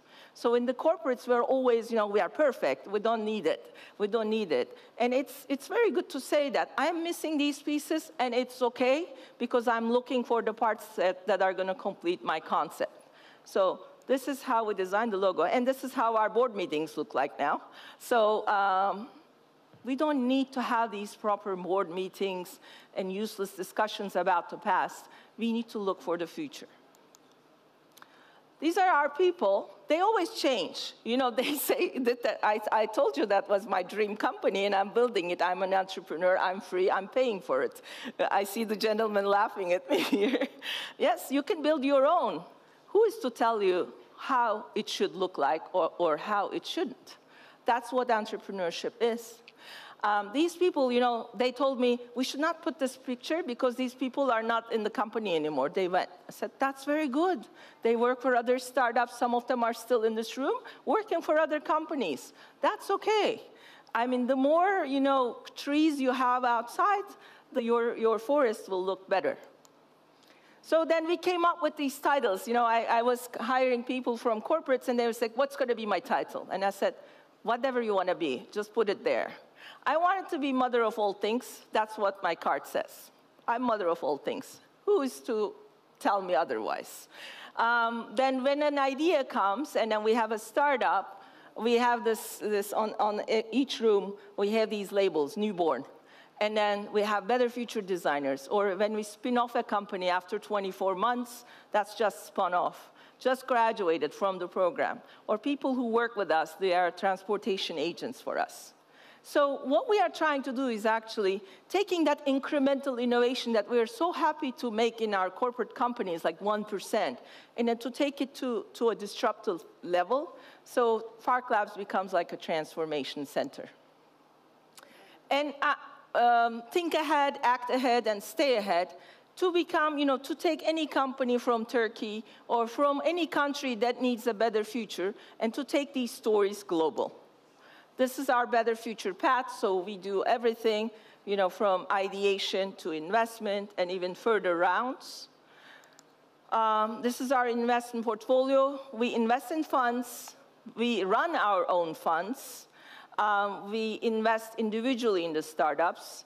We work with the government. We work with the EIT Urban Mobility. We work with anybody who wants to work with us. Everything is open. This is also our portfolio for venture capital, Zero Tech, ARIA, Curiosity Cabinet. This is what happens when you don't have many people just telling things to you, not doing so much, and then you are the only doer. And I was telling my family, you know, you are a bunch of people. We are all trying to play football, soccer in American English.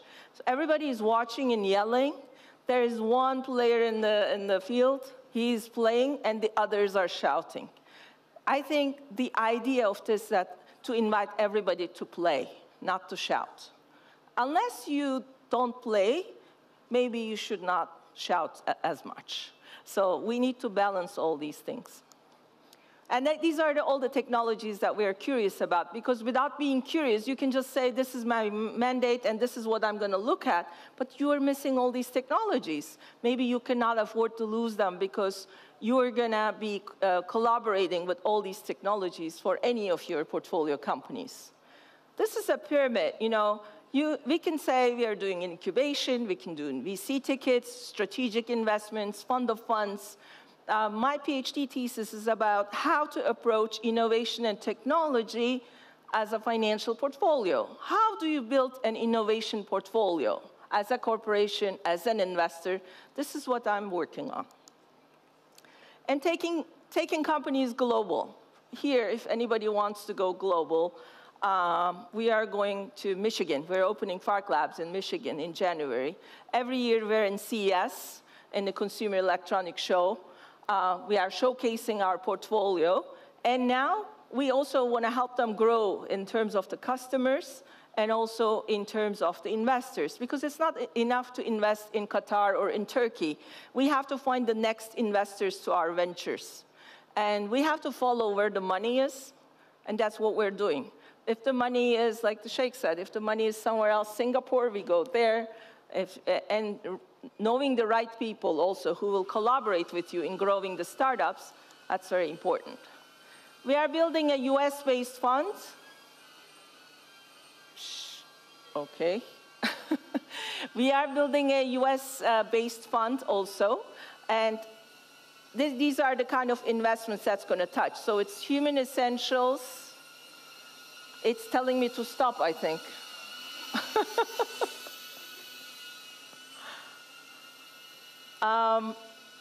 Human essentials, so it's food, agriculture, and water. Industrial circular economy. These are the areas that we're going to be investing from our US fund. And the fund is kicking off in the first quarter of January. So, how will you measure your life? How will you measure your life? Please go back and think about what I said. This is how I'm measuring my life, whether I contributed as an entrepreneur or as an investor to the betterment of the world. And this is what I built so far. I'm very excited to build any further. If I didn't have this and I signed up for a corporate and stayed there all my life long, maybe I would have done a lot of good things for that company as well, but where I would be personally would only be this dot. So what's your return on your life? If you had invested $1,000 in 1882, you would be dead now. And your children would benefit from the great wealth that you have. So you have a short time frame for your life, and you have to create the biggest impact of whatever that is that you want to do. And you have to fill it with all kinds of things, not only money. Money is just a starter. It's a good start. It gives you acceleration and agility. That's wonderful. That's why I love money. But money is not the end game. So you have to involve a lot of things to your life. And that's my version of building a better future together as an entrepreneur and then as an investor. And anybody who is interested in this room to build it together, collaborate, we're always open. Thank you.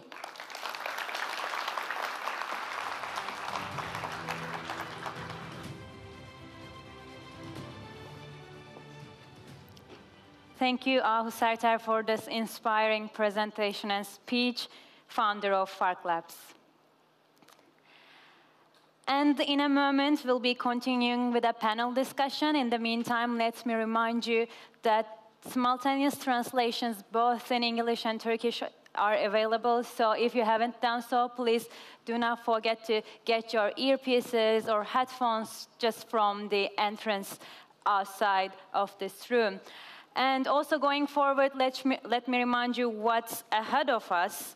We're going to have 2 panel discussions, and then we're going to talk about how to build a global software business. We're going to have CEO and co-founder of Insider later in the day, and we're going to talk about the vision of entrepreneurship in the 2nd century of Turkey, and also we're going to talk about double transformation of behavioral fundamentals for entrepreneurship. And later in the day, of course, we're going to have an award ceremony where the winning startups of today will get multiple awards. It's going to be a really exciting one. And of course, later in the day, we're going to join by Selçuk Bayraktar. But before we continue with the panel discussions and all, I'm going to introduce my panel guests now. I'd like to thank my colleagues for setting up the stage so quickly. Thank you. Teşekkürler arkadaşlar. So to hold the first panel discussion of today, let me introduce our distinguished speakers now. Banu Korgül, SP Startup Investments. Cenk Bayraktar, founding partner and managing director at Revo Capital, Murat Onuk, managing partner at Ars Portföy, and Kenan Çolpan, general partner at Boğaziçi Ventures. Ladies and gentlemen, please welcome our distinguished speakers.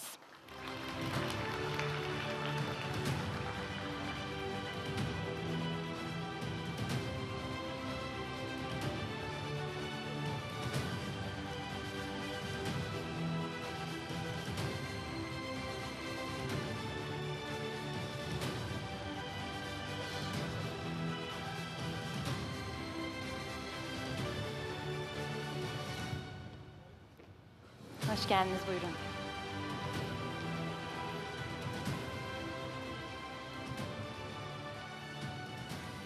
Nasıl yapalım, ben oturayım. Oturayım Can istersen. Bence ben başa oturayım, değil mi? Sen böyle otursun. welcome. Thank you very much for coming, and the floor is now yours. Thank you. Welcome, everyone. Here are 4 VCs. We're going to talk about the landscape in Turkey. And first of all, I want to introduce you to our panelists. Mr. Cenk Bayraktar is the founding partner and managing director of Revo Capital. I'm very excited. Bear with me for a second. Mr. Murat Onuk is the board member and CEO of Ars Portföy. Mr. Kenan Çolpan is responsible of the Boğaziçi Ventures Growth Fund. He is the general partner. First of all, I would like to start with Revo Capital. Revo invests in early-stage B2B and B2C startups in Turkey, Eastern Europe, and the Baltics. It has a lot of verticals to focus on, including fintech, B2B cloud, marketplaces, big data, AI, and health IT. What do you want to talk? Yeah, let me briefly talk about Revo first. For those of you who might not know about Revo Capital, we were the second fund in Turkey, actually, established in 2013, and we started with like $66 million, and we were the largest fund in Turkey at that time. So we invested in 21 investments. And we have already exited 16 of them. And we still have some valuable 4 investments that are left in our first fund portfolio. Then with that success, we started our second fund. And the second fund was oversubscribed with 90 million euros. And we were backed by IFC, EBRD, EIF, and DEG. And Revo Capital is the only fund in the world that has all 4 of these DFIs as investors. And we, on the side, separately run IFC's co-investment fund, which is, again, a $15 million fund. We invest in mainly like the verticals that has just been mentioned. Like we invest in fintech, SaaS solutions, cybersecurity, and health tech solutions, mainly. As for some of the investments that we have done, we are the first investors in Getir. We are, again, in the first round of investors in Param, Parachute, Foriba, like many of the fintech companies, especially known in Turkey. You have quite a large region of focus where you're investing, and especially in fintech and in health IT, there are a lot of regulative issues. How do you find, which region do you find the most competitive? For fintech, Turkey is extremely advanced. And there's lots of human capital in Turkey. And there are also in the Baltics lots of good fintech companies. The main reason that Turkey is very valuable is because banks in Turkey don't service to normal people. They want to give money to people with high salaries, or they want to give loans to service to people, large enterprises. So nobody's taking care of the SMEs, or nobody's taking care of the young people or the underbanked. So there's a lot of room to play for the startups. That's why, and also there's a lot of good banks in Turkey with good infrastructure, and people who left those banks know a lot about these infrastructures. And when you look at, especially when you look at the regulations, Turkey is also very advanced in regulation senses. So Turkey has now new regulations for payment schemes, and like very different licenses are being given out. This makes Turkey very unique. Very similar to what UK has done 7 or 8 years ago. As for health tech, this situation is a little different. For health tech, we see a lot of good companies in Balkans and places like Hungary. The main reason is that the government lets them use the patient data. And it's very important to train the AI for especially diagnosis reasons or new medicine reasons, to train the AI with as much as data as possible. And since their government allows that, they are very well advanced. So I think we have some regulation gap there. However, the good thing about Turkey, because we have lots of good companies, especially in the health vertical, the good thing about Turkey is that there are some very large private hospitals, and they let the startups train their models with those data in the large branches of hospitals. However, the problem for the Turkish startup when going abroad is that in the market that you target, you need to be able to find data, patient data, and that's the main obstacle for Turkish startups when going to Europe or when going to US, actually. Mr. Murat Onuk, actually, you have many, I think the correct number is 23 venture tech funds. Would you like to give us more information about them? Okay, so as Mr. Cenk has said about Revo Capital, first let me introduce Ars Portfolio or Ars Asset Management in English. We've been established actually in 2015. We are working under the license of Capital Market Boards of Turkey. At the moment, we have 23 funds, and 16 of them are focused on venture capital. We expect to exceed around $400 million assets under management in the next several months. We made 11 investments in 2022, and around 18 this year. And we plan to make at least 30 plus investments in the next year. We are a generalist investor, but of course for every fund there may be different strategies, different investment theses.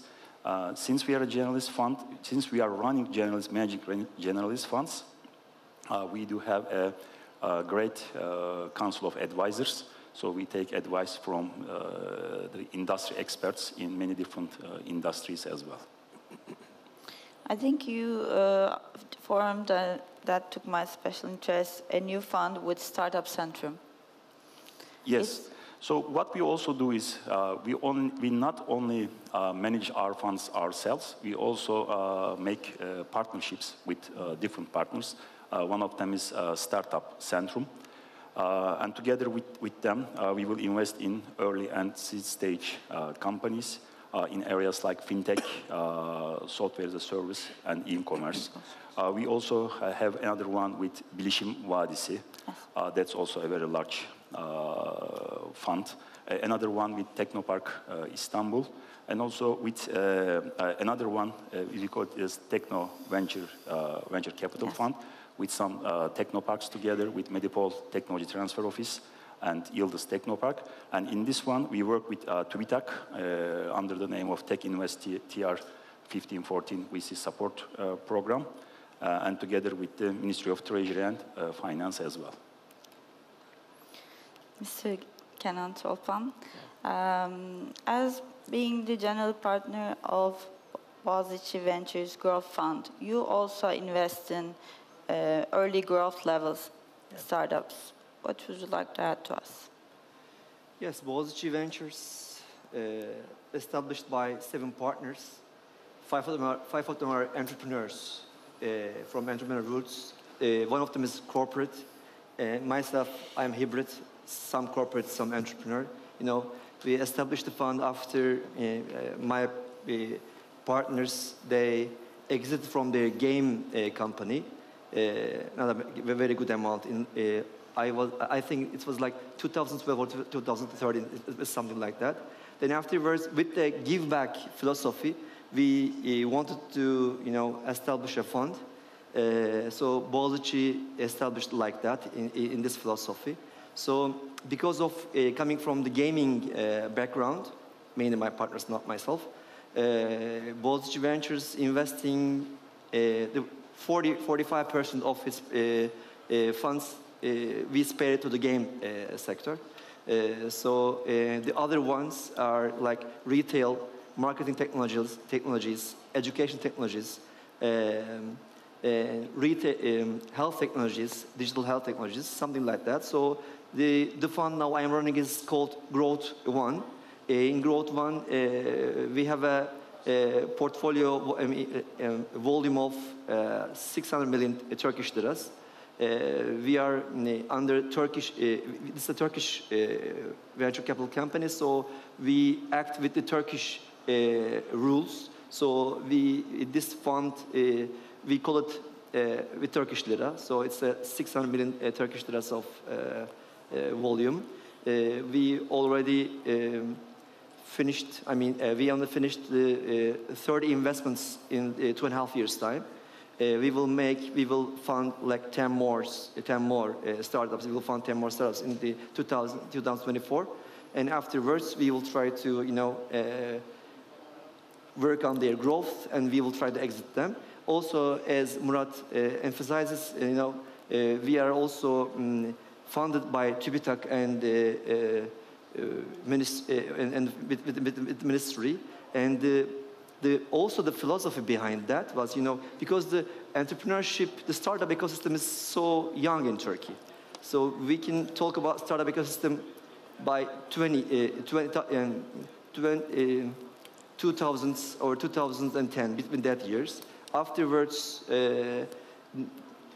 they motivated people to establish startups, and it was not enough to create startups. Also, you need mentorship, and also you need to access to finance. And the easiest ways to access to finance is venture capitals, you know.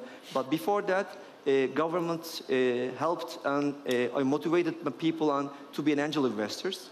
And afterwards, they create this program, which we and Murat are in. They offered us to establish funds with not higher ticket sizes for the LPs. So we have LPs like more than 150 in our fund.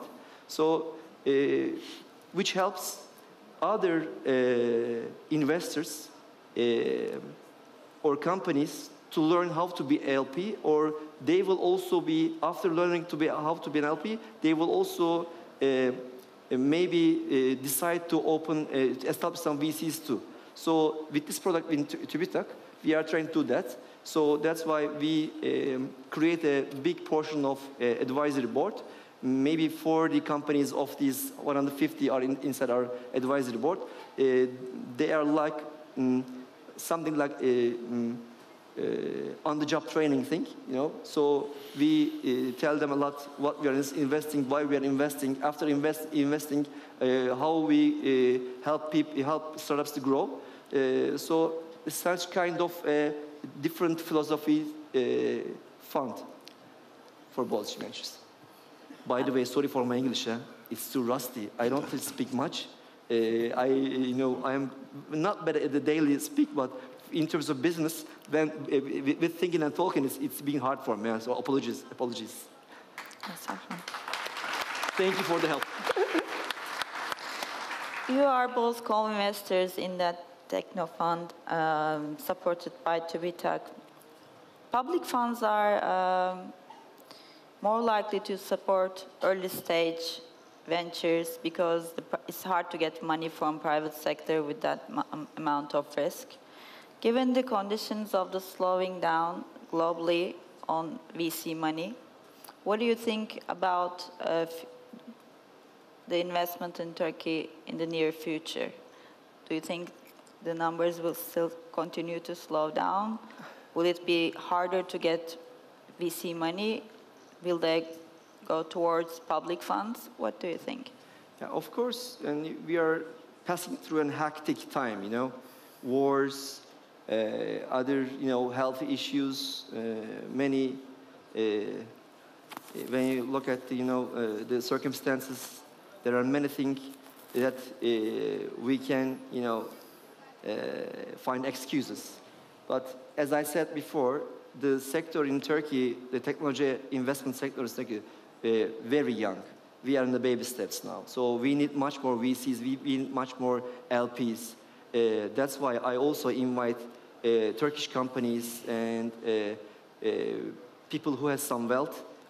We invite them to invest on funds. So funds have chance to invest on startups then. This is something like egg and chicken issue, you know. But this is not an excuse, the circumstances that we have. As I told, there are many potentials. When you look to our holdings and the other companies, there are many potentials in Turkey for us to find LPs, to find funds, to direct them to the startups. So that's why new funds are establishing. You also fund just new one, a very, very good amount. Some other VC companies are also establishing new ones, and they are not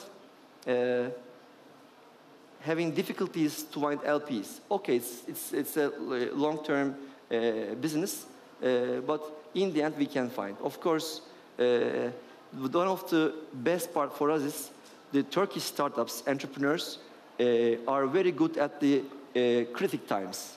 They can manage companies. They are trained for the negative circumstances. So it's easy for us to find startups to invest. Of course, they just need to shift to the global mind. This is what I criticize for them. They must speak English better than me. This is one of the key issues for the Turkish startups. But in the end, the sector will be fine, I guess. Yeah, I am very hopeful for the end of the 2024. We will have hard times for 6-8 months more, but afterwards we will be okay, I guess. This is my pray. Thank Inshallah. you. Inshallah. Mape, what do you think? Well, actually, we share very similar opinions on that. But you know, in order to do something, in order to act on something, you first have to understand the importance of it.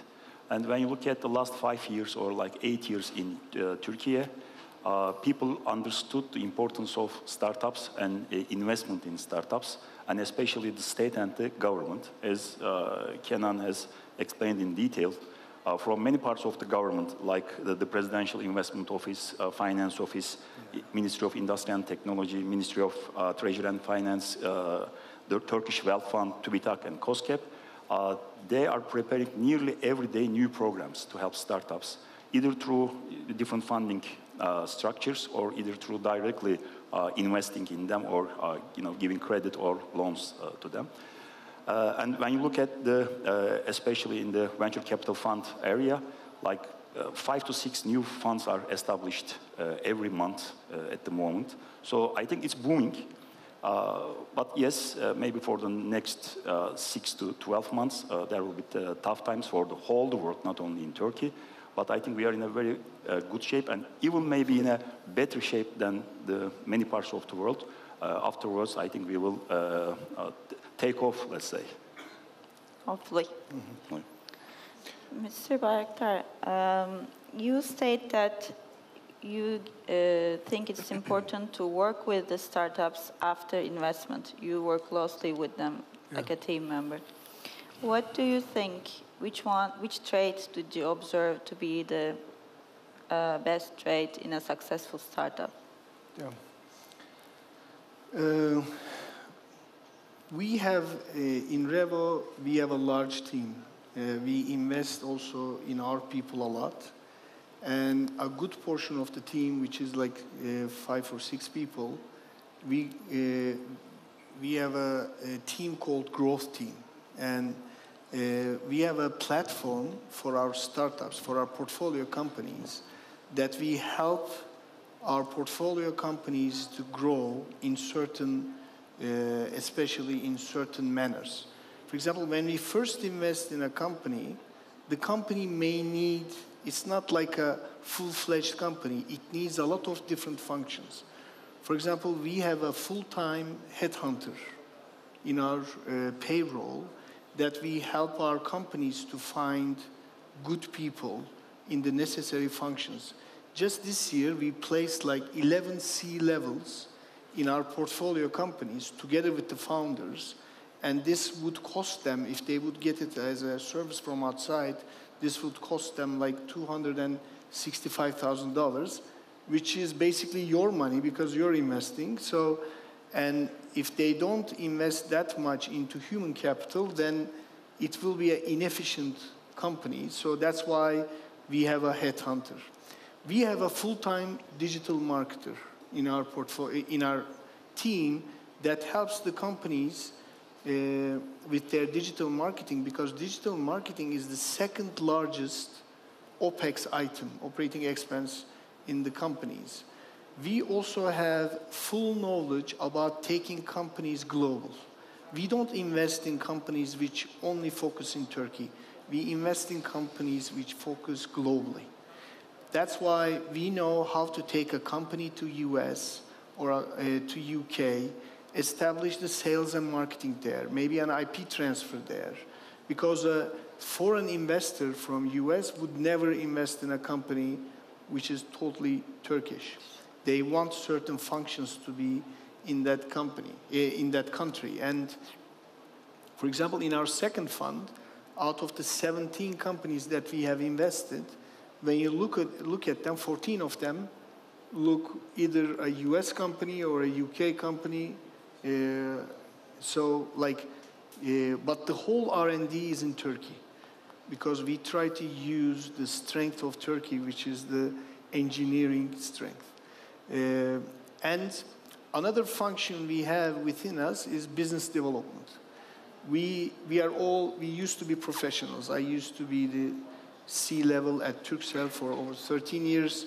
So we know a lot of people in the industry, in the professional network. And so we take companies to the different holding companies, to the banks who are potential customers. So we help them experiencing a fast growth. And thanks to this growth team that we have within us, in the first fund, out of the 21 companies, 19 of them are up and sellable, and we already sold like 16 of them. So like this is very important. When you look at a regular VC, it's usually, if they invest in 20 companies, in the 10th year or so, probably at least 13, 14 of them would be dead. But that's not the case with us, because we help them with different functions. What do you think about the, which trait do you think comes forward among successful startups? What do you think is the distinguishing factor from a founder to another, from one of the team members? Do you think it's marketing capabilities, or do you think resilience? I personally think resilience is the most important trait. What do you think? Well, I think the most important thing actually is to find exceptional founders, and if possible, not only one, several of them at the same time, and focusing on the business probably from different sections. For example, one of them could be good in software, coding, and the other one could be better in sales and marketing, and the other one could be better in in the accounting and financing. So they can create a great team there. Because if you look at the startups, one of the most important things is that, as you said, resilience. So the first few years will be very difficult for the startup, even though if they can find investment, there are lots of things they have to do, and they will have a hectic life. And it's very difficult to do this without actually co-founders. I mean, you cannot make people to work that much with a salary only. So that's why, you know, there are many different stock options plans actually for the startup employees. And also a sizable market is very important, as Cenk said, not only Turkey, global market, because otherwise, you know, you may be in a market which is shrinking, but you want to take a larger part of it, or you may be in a growing market and you want to take, you know, even a larger part of it. So even if you only grow with the market, then, you know, if it's a growing market, you will grow a lot.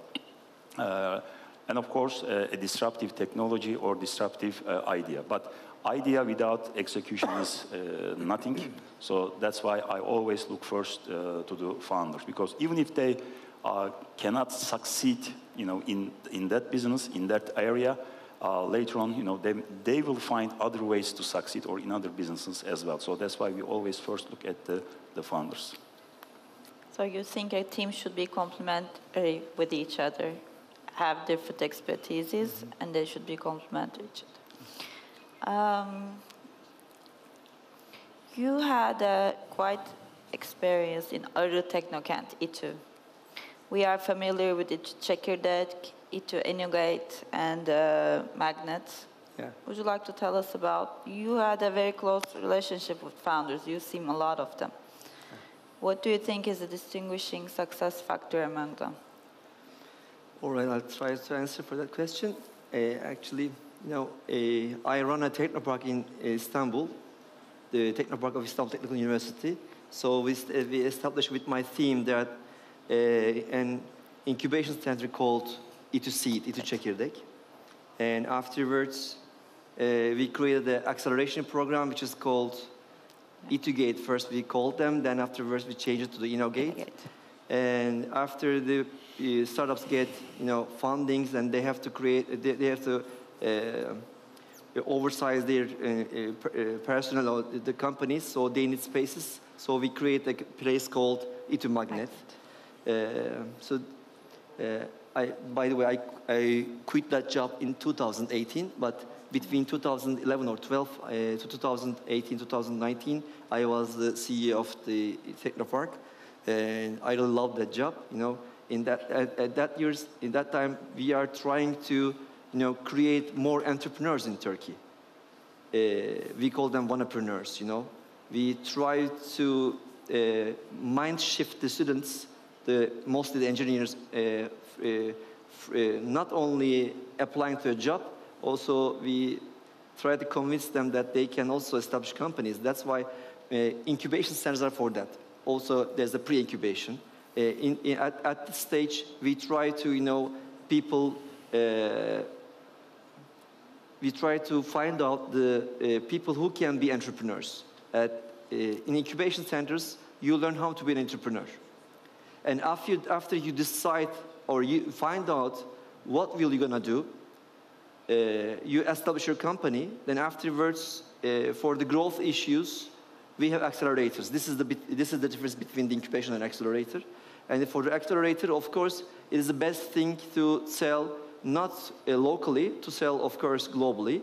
And InnoGate was such kind of program. And after you get bigger, if you don't have still much money to rent a flat like 1,000 square meters, something like that, in a technopark or somewhere else in an office. So it's the best way to work in a co-working space, and the Magnet was such kind of place. So I assume that there are many entrepreneurs in this room, I guess. Maybe you try to learn, or maybe you already established your companies.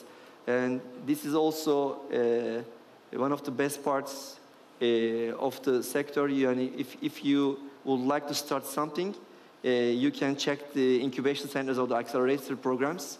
Also, some of the VCs also are opening accelerator programs too. We don't have one yet.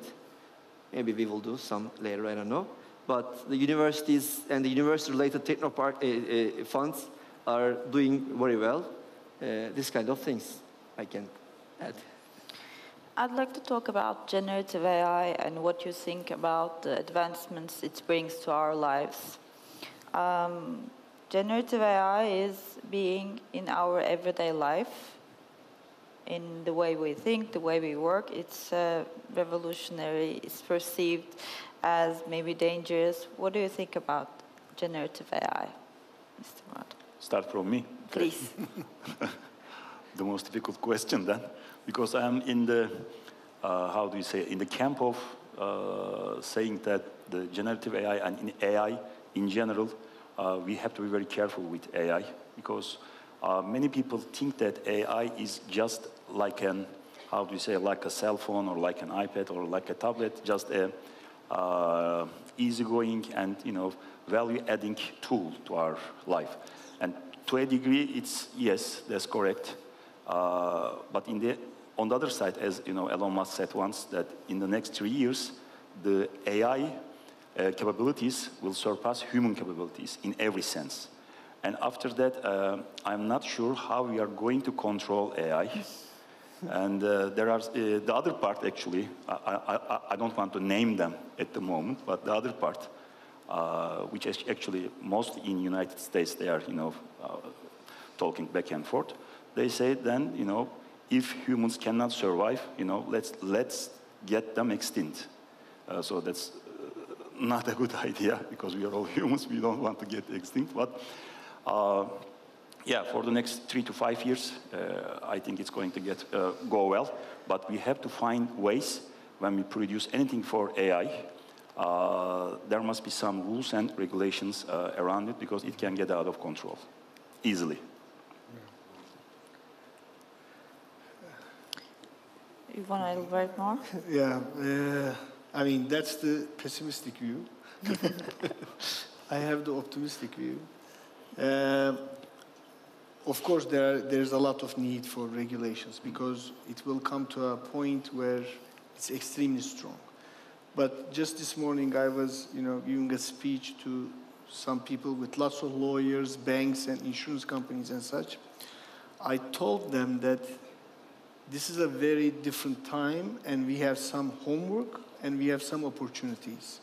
We have some homework, meaning that we need to go back to what we are doing, and we need to see in 5 years' time, if we continue doing whatever we do, it can be a bank, insurance company, marketing company, whatever we do, if we don't get AI involved in our processes or AI involved in our way of doing business, then in 5 years' time, we'll be severely affected in a negative way.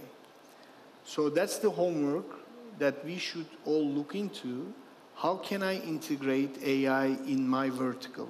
How can I integrate AI in my business? That's the homework we have. The opportunity on the other side is that currently, especially large companies and corporate venture capitals, this is a great time to invest in strategic AI companies.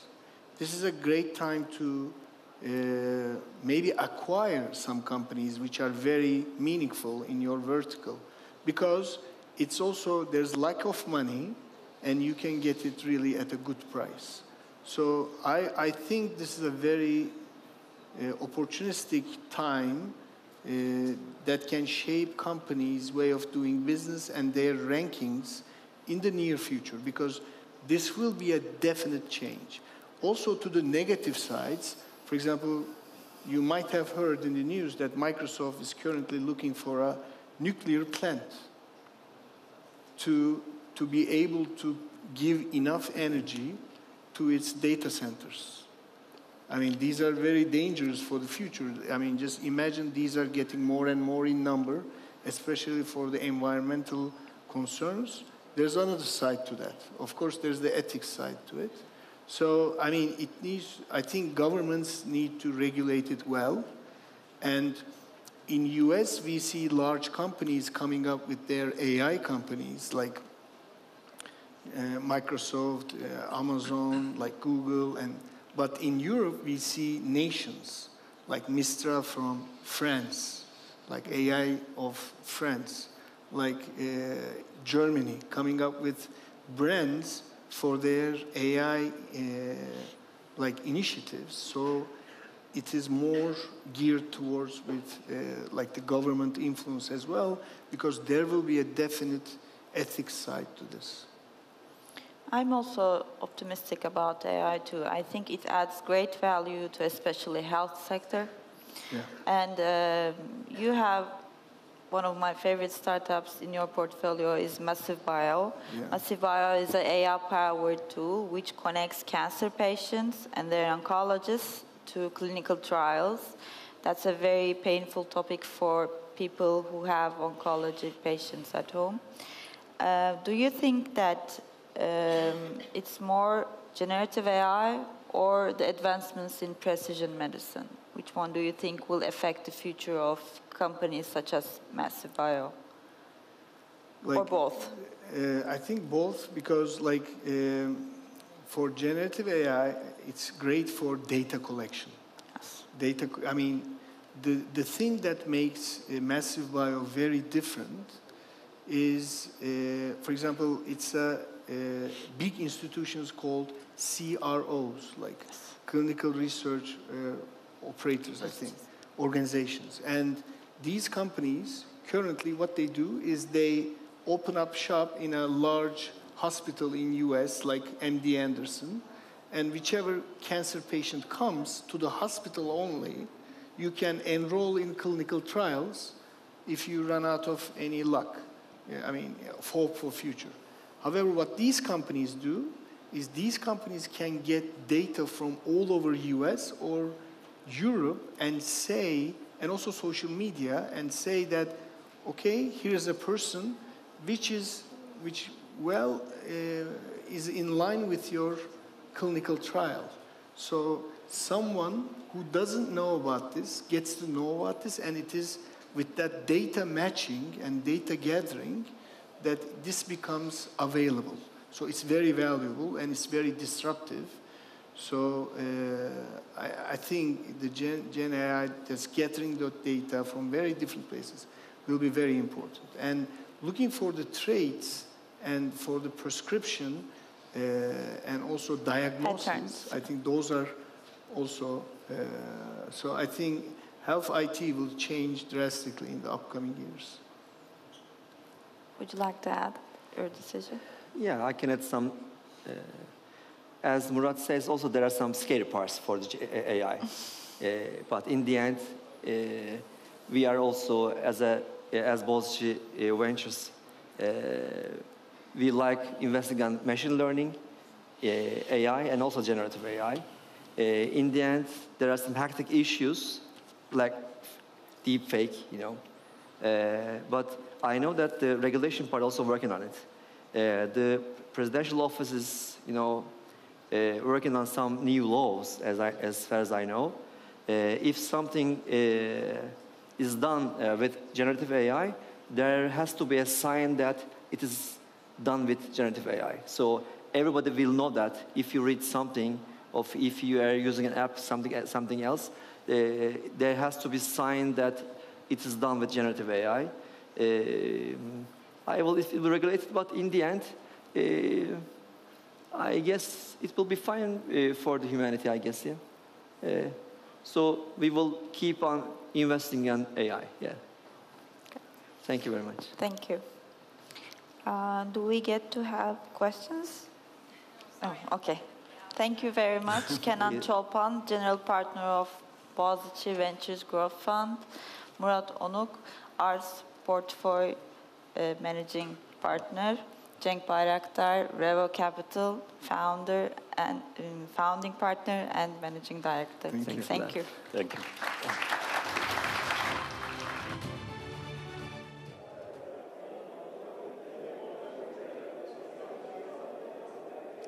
Take Off Summit is a global platform that brings diverse voices together here in Istanbul, and now I'm joined by one of our distinguished speakers who are from Doha, the chairman of the MBK Holding, the Sheikh Mansour bin Khalifa Al Thani. Thank you so much. It's a big pleasure to have you here.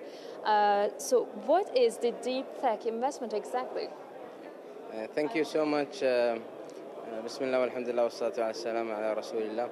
Actually, deep tech is something that a lot of people talk about, and there are different definitions for it, but the definition that I really favor is it's a foundational technology that you can build technologies on top of it, and it's a breakthrough in a very specific field or industry through a technology. And deep tech actually is very challenging, and it's a long term. Government has to be involved, so usually it's a long-term investment, and government usually create a lot of incentives, give lots of grants, because it's a foundational technology and it's a breakthrough in the technology. For the young and fresh generations who are on the beginning of their long entrepreneurship journey, is it possible to enter into the market with a deep tech? Yeah, it is very challenging. It's usually you have to have quite a cumulative experience, but I won't say no, because there are a lot of young, sharp inventors and innovators with the right ecosystem, with the right people and community around them. Yes, they could do a breakthrough, and they could do a deep tech and evolve and be successful. So how to integrate deep tech investment into global ecosystem? Yes, this is very essential, very important. As I mentioned, government is essential, but also the mindset of the investor has to be really very long term. So he need to think long term, and he need to be very patient. The reward is enormous, but it does pay back in quite a long term. And I encourage deep tech investments. It's not the primary or the main focus, because, as I said, it takes a long time, but it's really more of a national interest. Usually deep tech goes into a lot of national interest. You just delivered your speech on the stage, and I've seen that many young entrepreneurs who have been listening this. So how do they evaluate the importance of this Take Off Summit for the Turkish and other international young startups and the entrepreneurs joining here in the Take Off? Again? How do you evaluate the importance? Yes, exactly. I think these initiatives or these events are essential. It's very important to have the mindset and the encouragement and the motivation. I think it's part of a leadership exercise, that you create a community and you create motivation and you build a community. These events are essential and important of the ecosystem for entrepreneurship and innovation. Thank you so much for joining us, Chairman of MBK Holding. Sheikh Mansour bin Khalifa Al Thani joined us. He joined the Take Off Summit from Doha, and we bring to the diverse voices from around the world here in Take Off Summit. We'll continue to do so. Please stay tuned.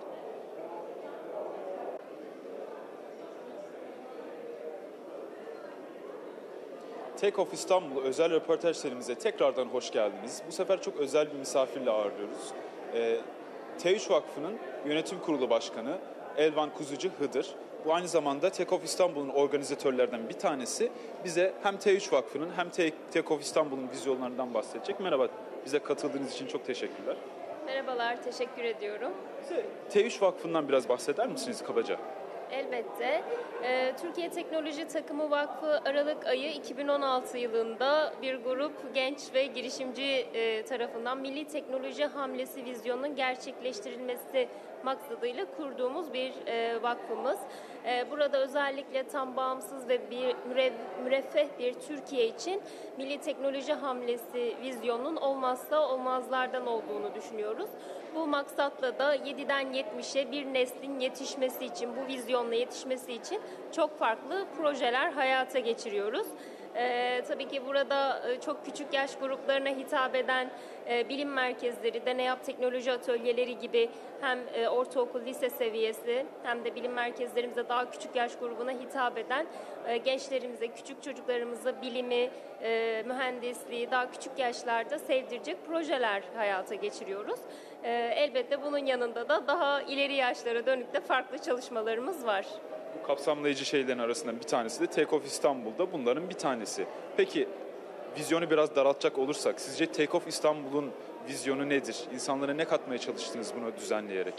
Elbette biz Take Off İstanbul'u da 2018 yılında TEKNOFEST kapsamında düzenlemeye başladık. Tabii o zaman İstanbul Havalimanı'nda ilk Take Off'u gerçekleştirdiğimizde 400 metrekarelik bir çadırın içerisindeydi bu organizasyon. Orada daha kapsamı aslında dar bir etkinlikti. Tabii ki yıldan yıla biz de buradaki vizyonumuzla birlikte daha geniş kitlelere nasıl erişebiliriz? Ülkemizi girişimcilik anlamında bir hub haline nasıl getirebiliriz? Bu maksatla Take Off'u düzenliyoruz.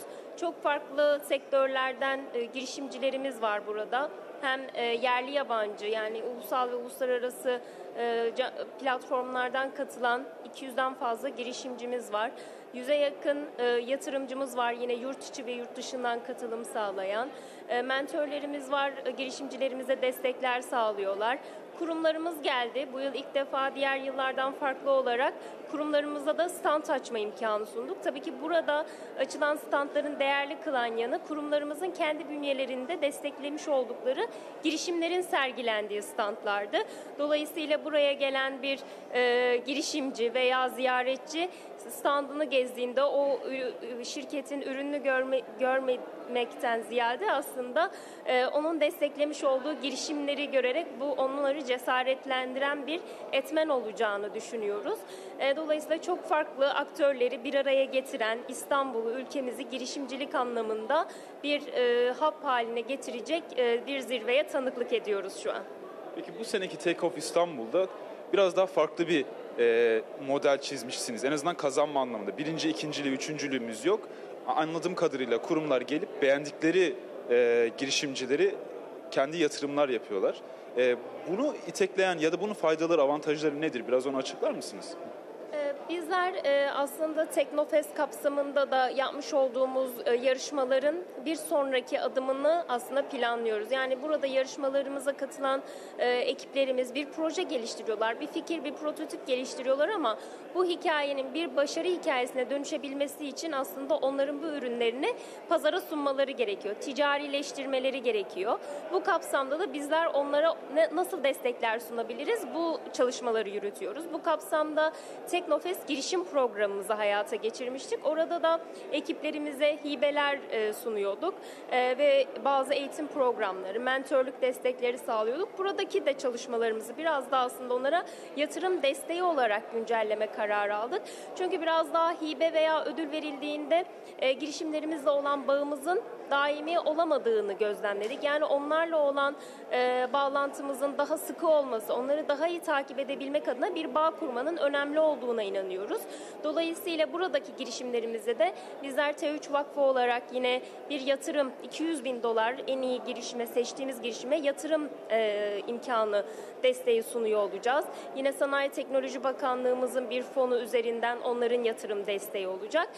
Dolayısıyla bir yatırım aldığında aslında yatırımcıyla o girişimci arasında da doğal organik bir bağ kurulmuş oluyor ve onların daha ileri seviyeye girişimlerini, fikirlerini getirmesi açısından da bunun faydalı olacağına inanıyoruz. Bu kapsamda da bu yıl ödüllerimizi sadece bir hibeden ziyade onları da geliştirebilecek, daha sürdürülebilir bir model olması adına güncellemiş ve dönüştürmüş olduk. Elvan Hanım çok teşekkürler vaktiniz için. Biz de kazananları heyecanla bekliyoruz. Siz de öğrenmek isterseniz bizle beraber kalın. Çok yakında sizle tekrar bağlanacağız. So welcome back to Take Off İstanbul International Startup Summit. We'll continue with another panel discussion. It's called Game and App Academy. And it's now my pleasure to invite to the stage our one and only moderator, Oylum Talu. Please welcome her. Thank you very much, Kübra. I appreciate it. Thank you. Thank you very much. Okay, hello, ladies and gentlemen. I hope you're having a great time and appreciate this wonderful organization. Let's give a big applause for this organization and who made it possible, with a big applause. I would like to invite everybody to this salon because this session is quite important. We are going to talk about artificial intelligence, which is a very important subject. We all aware of this. Dear General Manager, esteemed representatives from the Turkish Entrepreneurship Foundation and Turkey Technology Team Foundation and Google Turkey, select minds of the Take Off Startup Summit, students of the Academy, distinguished members of the press, welcome all of you once again with a big applause. I would like to have big applauses. Thank you very much for joining me. My name is Oyrum Talu. Let's do a small recap. What are we going to do? What are we going to talk about? I'm honored to be with you today and will welcome esteemed panelists. We are here once again to talk about the Game and App Academy, which was launched in 2021 with the valuable support from the Ministry of Industry and Technology and Digital Transformation Office of the Presidency in cooperation with Google Turkey, the Turkish Entrepreneurship Foundation, and T3 Startup Center. I feel privileged to have been a part of the Academy from its beginning, and I'm very happy witnessing its continuous growth, producing new graduates each and every year. We launched the Academy here at Take Off stage 2 years ago with the aim of contributing to the education of our youth in line with technology-oriented needs of 21st century. And we are humbled to have reached 4,500 young people so far and almost 2,000 graduates. Once again, with a big applause. These applauses for our graduates. Thank you very much. The third term of the Academy began on December 1st, and I would like to express my excitement for this new term and congratulate everyone who have shown great interest in the Academy. I believe that the Academy, I think not only me, but also everyone believe that the Academy is very important for our country. Partly also because it renews itself every year to keep in step with developing technologies. This year, as I told, artificial intelligence, which is occupying a growing space in our lives, in our minds, in our life, will be introducing to the Academy curriculum, and we look forward to discussing this further with our esteemed panelists. We will be excited to follow how the graduates of the Academy will contribute to the breakthroughs made in our country in the field of games and mobile apps with their AI-supported training in the coming period. I would like to express my thanks once again to everyone who contributed to the emergence of the Academy. Now, I would like to hand over the floor to the distinguished speakers. Today, there are some important names among us who contributed greatly to the emergence of the project. I would like to introduce themselves to start the panel one by one. First of all, I would like to invite Mr. Alper Güzel, General Director of the Directorate of the National Technology at the Ministry of Industry and Technology. Congratulations on your appointment, by the way. Thank you. Here, please. Thank you. Mr. Mehmet Keteloğlu, Country Director of Google Turkey, with a big applause once again. Mr. Keteloğlu, I would like to have you in here. Here, please. Thank you very much. Mr. Serdar Gürbüz, member of the board of the director of the T3 Foundation. Please join us.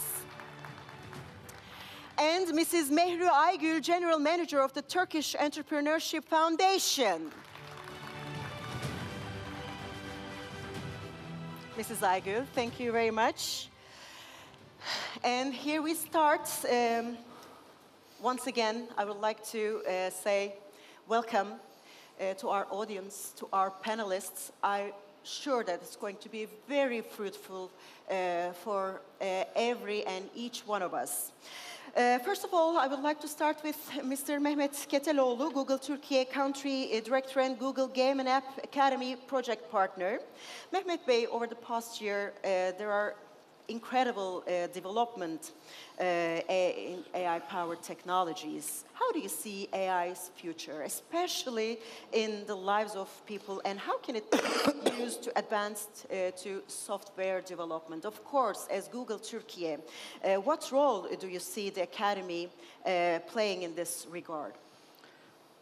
Firstly, that's a great question, but I would like to first acknowledge our key stakeholders in putting this program together, dear General Manager Alper Güzel, distinguished representatives from the Turkish Entrepreneurship Foundation, and T3, Turkish Technology Team Foundation, dear guests, members of the press, and dear fellows. I'm very happy to be here with you today. The Academy that we initiated in December 2021, aiming to graduate 2,000 young people, we've been successfully expanding the impact. We're entering the 3rd year of the Academy. And again, I would like to thank here for the contributions, great contributions of all our stakeholders in, and their especially inspiration, support of the Ministry of Industry and Science and Technology, as well as Digital Transformation Office as well. Coming to the point of AI, look, we're all going through an exciting period of transformation now. And this is the 3rd big digital transformation that we're seeing. The first one, the internet, and the second one, mobile shift, and this is the 3rd big shift. And it will be, in our view, in my view, it will be more profound than even the internet, and it's going to be highly transformative. It took us a decade to see the economic impact of internet. And so we're in the early stages of AI that I'd like to emphasize, and it's going to take a decade even for us to see the impact and the societal impact as well. So as Google, we would like to really make AI really helpful for people and also build and deliver it in a responsible way. And that's the core of our mission. It's our greatest mission for the next 10 years. And we'll do it in 4 ways. One is improving learning and knowledge. The second is boosting productivity and creativity. The third is enabling for the others to innovate on those platforms, of AI platforms. And the fourth is how do we build it and deliver it in a responsible way, right? And I think those are the 4 core goals in deploying AI overall. And the Academy fits really well for this purpose, improving knowledge and learning, as well as enabling others to innovate. So in Turkey, in putting together this academy, our main mission was to raise a generation that not only consumes technology, but also produces technology. So in line with our commitment to achieve that, we'll be accelerating the integration of AI into the core curriculum of the program. As I said at the beginning, this is a highly transformational and it is an interdisciplinary topic. It's going to impact a number of sectors, right? It's from agriculture to health, to development of science and technology, to users, to businesses, has significantly presents opportunities to innovate, to make impact, improve efficiency and effectiveness of the way of doing things. And from that perspective, this will open up new career opportunities for the youth. And that's why we'll be integrating AI into the academy going forward and starting this year. And what will that entail? Well, it will entail, for example, we've been already introducing AI into the Google platforms and core products. For example, in Gmail, you can do automatic Gmailing, like automatic replies, or in even Google Maps, one can see most fuel-efficient routes. And Gen AI, right? We discussed Gen AI here. It opened up ways of doing search that we thought was not possible. It transformed the way that we organize the information. And that is built on our Gen AI platform called Palm 2. So what we will do is we will incorporate ML kits as well as APIs to Palm 2 platform for the fellows to be able to integrate AI into their projects and be able to achieve perhaps bigger transformations. And that will help them innovate new projects or initiatives, startups that could transform the ways of doing the business. And more importantly, I think we will see more upskilling need across the number of sectors, and it will create career opportunities for the youth going through this program. So I'm really excited to see in the future how the fellows will integrate AI and will come up with new projects that transform our lives. And we've launched BARD, our Gen AI search as well, in 40 different countries, including Turkish.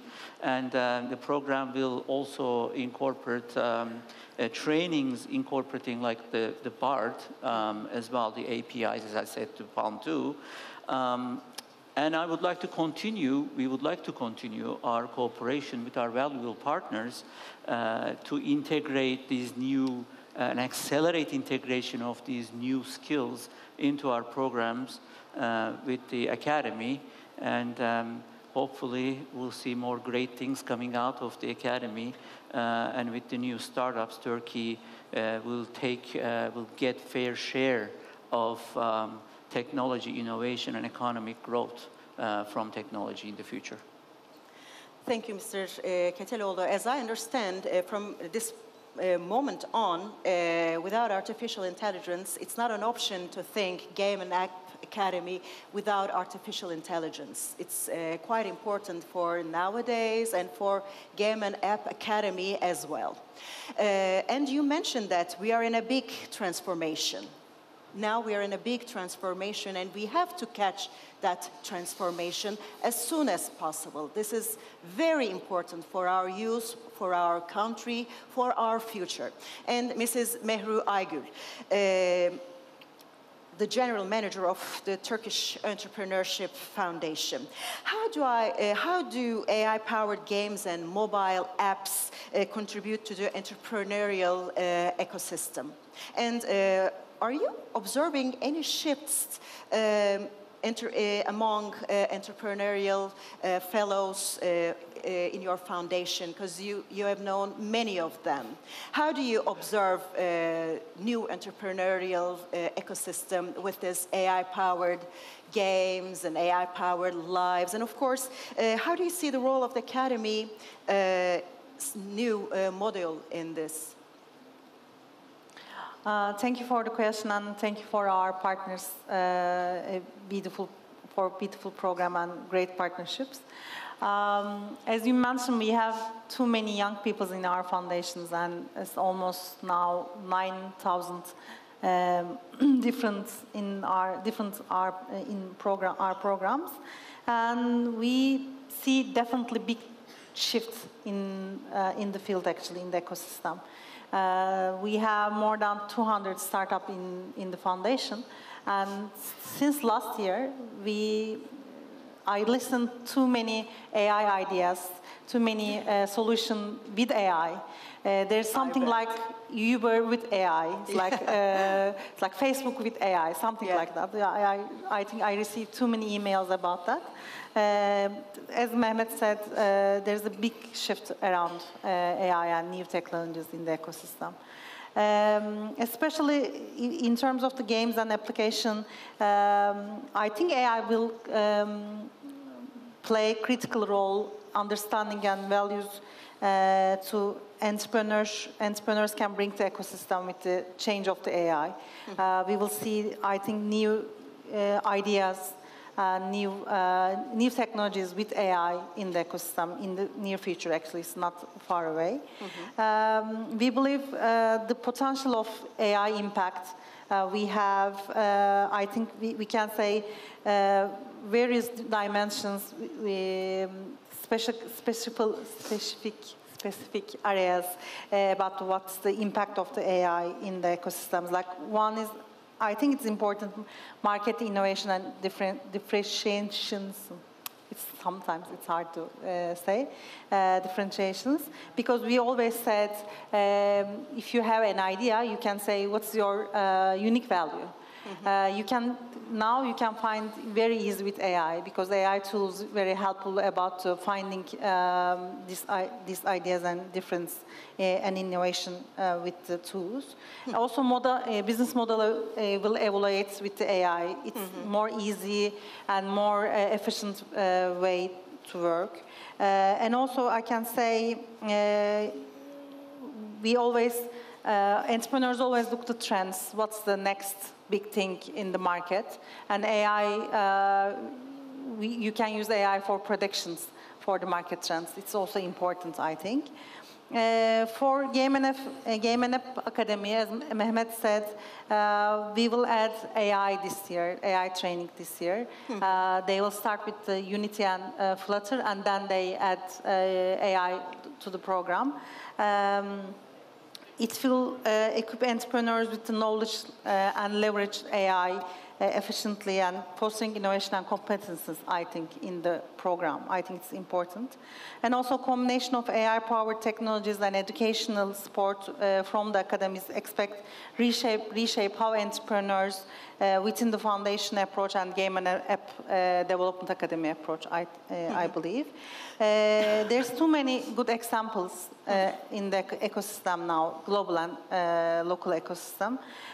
We see, especially for the game developers, like storytelling and data they are using AI for data and storytelling. It's really creates unique storytelling systems like characters, all universe, and then everything. I think when I see new app or game, I can understand, okay, it's coming from AI, I think. I think it's important. We are working on new year of the academy for next year also. We're so excited about that. We are so excited. Yeah. We start a new one and we are working on the next one. Yes. We will focus on more AI, more deep dive to AI trainings and AI development in the program in the future. Okay, thank you very much for your participation, Mrs. Aygül. Mrs. Aygül said, I believe the potential of AI impacts, but how are we going to find these experts? Who are these experts? And how are we going to train them? Do they need graduation from a university? Do they need a graduation from a course? We need some experts. And we need to train them as soon as possible to catch the 21st century needs. Now I would like to turn to Mr. Gürbüz. Mr. Gürbüz, Türkiye T3 Foundation board member and a member of Board of Trustees. Once again, we are together. Thank you for your participation. It's a great pleasure to have you here once again on the stage with Google, with Mrs. Mehri Aygül, Mr. Keteloğlu, and of course, Mr. Güzel. Mr. Gürbüz, how is the demand of AI experts, and training the experts are quite important nowadays. What role can T3 Foundation can and must do to train the professional AI experts? Thank you so much for again, because we are very happy to be in this program. It's a very collaborative program with all our partners. And congratulations on this wonderful summit. It's a great, yeah, it's the 6th one, and we are proud of that also. It's great, and its continuous growth makes us happy, all of us. Yeah, exactly. And the demand for AI experts is actually in a surge, and it's increasing year by year. And we have seen this surge for about 5 or 6 years. And it's because of the phenomena that Mehmet Bey focused. It's because of the transformational effect of AI. So it transforms all the businesses currently. And once businesses, big corporates or startups started to use AI for their businesses, so it gives them the opportunity to open new markets or being more effective and generating more revenue from the business model that they are currently using. That's why when they started to use AI for their current businesses, the demand for AI experts is also rising. And we have seen this especially in some sectors like health, like finance, like production. When we look at the health sector, for example, now they are using technology in every place of the health applications, and they are using AI to see and to analyze the patient's disease with the image recognition and similar AI use cases of this. And when we look at the finance sector, we can see that they are trying to detect fraud mechanisms, frauds, and they are trying to detect fraudsters, and they are trying to generate more revenue by predicting the market's movements. And all these things can be done with the use of AI. And when we look at the production sector, for example, they are using AI in predictive maintenance, and they are trying to predict the demands. And all these applications are backed by the AI algorithms. So this is not new, but what is new is Gen AI. So for the last 1 year, everybody is talking Gen AI. Even when you go to shopping, when you go to everything, everybody is talking about ChatGPT or BART or similar Gen AI features. And this is good for the people working in technology or trying to do something with technology, because it's sometimes hard to show the people how transformative this technology is. And now people are experiencing Gen AI interfaces, like they are generating images, they are generating videos, they are talking to a bot like a human. So this gives them the understanding they can do this. So this transformation is coming. And as NGOs like T3 Foundation, actually it's very important for us to tell the people, tell the community how transformative this technology is. And it's one of our duties. And the other one is we are doing all our activities with partnerships in a collaborative manner, like this program. So AI needs to have a collaborative environment, because a company can be powerful in terms of AI, but we cannot think just the power of AI. We should think about the ethics of AI.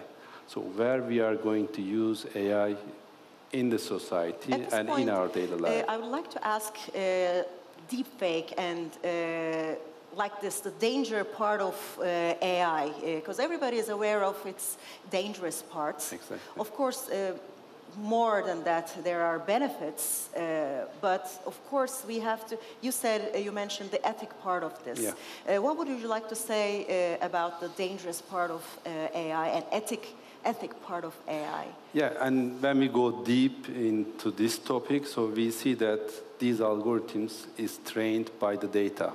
So what data are you fueling into these algorithms? So it gives according to that data. So it's very important to, while in the training phase of this AI algorithm, so you can build a discriminative AI. And if you use it to recruit people, so it can discriminate people according to their religion, according to their beliefs. So this is something that we don't want to do, want to see in this transformative age. That's why, as NGOs, actually, we think we have the duty to tell all parts of this technology, but not just telling it. So we have started to organize competitions within TEKNOFEST since 2018, and AI is one of the first competitions in our organization. And we have seen that someone from high school team has championed in our AI competition, and now they have their startup running on. That's great. So this is very important. And now we have more than 40 competitions within TEKNOFEST, and each competition has something with AI. For example, we have AI applications in healthcare. We have Turkish natural language processing competition. So we cannot think AI as a sole topic. So AI is everywhere. AI is in software development. AI is in healthcare. So we should train people. We should train our young people, and they need to use AI and many more powerful technologies into their business models. This is something we need to do in order to compete with the world. Thank you very much. You said, and I would like to share once again, AI is everywhere. AI is everywhere. And we should train people, Mr. Gürbüz. Thank you very much for your words and for your speech. And last but not least, let me turn to Mr. Alper Güzel, General Manager of the Directorate of National Technologies at the Ministry of Industry and Technology, which plays a very important role towards the vision of technology producing Turkey. Alper Bey, first of all, I would like to congratulate on your appointment on this important role. Would you like to share your role in the ministry? I'm the General Manager for National Technology at the moment. It's been just 2 months now. So tomorrow it's going to be 2 months, and I'm quite excited about it. So far I've been coming from private sector actually, and I'm also one member of Turkish Technology Team Foundation. Together with Serdar, we are working for long years, and I'm so happy and actually proud for being responsible with this heavy weight on our shoulders. And thank you very much for your nice wishes. Thank you. Mr. Gürbüz also mentioned that partnerships are very important in this sector. Okay, then let me ask my question.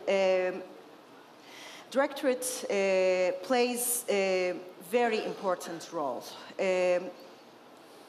How Turkey can develop AI technologies to achieve its digital transformation goals, and could you comment on some of the initiatives in addition to the Academy the Ministry of Industry and Technology is spearheading to facilitate AI-focused development to enable this transformation?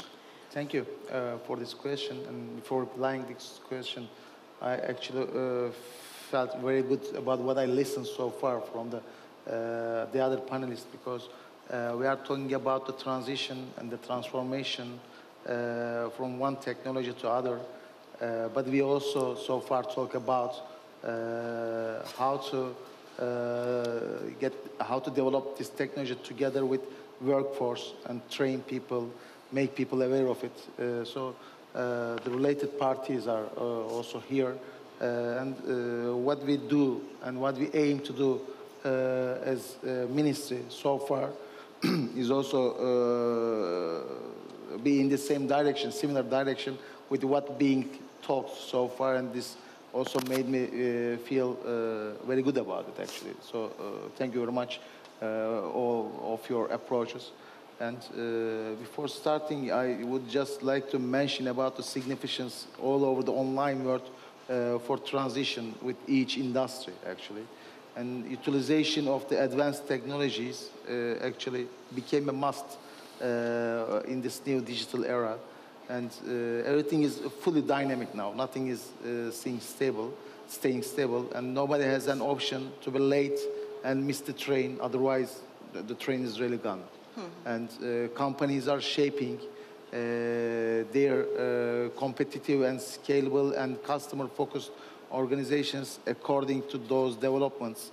And the digital transformation process is really being very much important in this world. And in order to achieve that point, the AI just comes to stage, and we just see that it is quite very important to see the benefits of AI in the industry. Firstly, let's talk about why we need AI, why we need artificial intelligence, and for what? Because the operations need to be simplified. The processes needs to be optimized, and the big data that we talk about every day. If you don't analyze that big data in the way that you are supposed to be, then that big data is just some terabytes of data being stored in some hardware. But if you analyze it and start to make your systems be trained and learn about it, then that big data becomes important. So the decision makings of the companies should also be started to be done in an autonomous way. Otherwise, we will have a lot of losses in the means of time, money, and energy.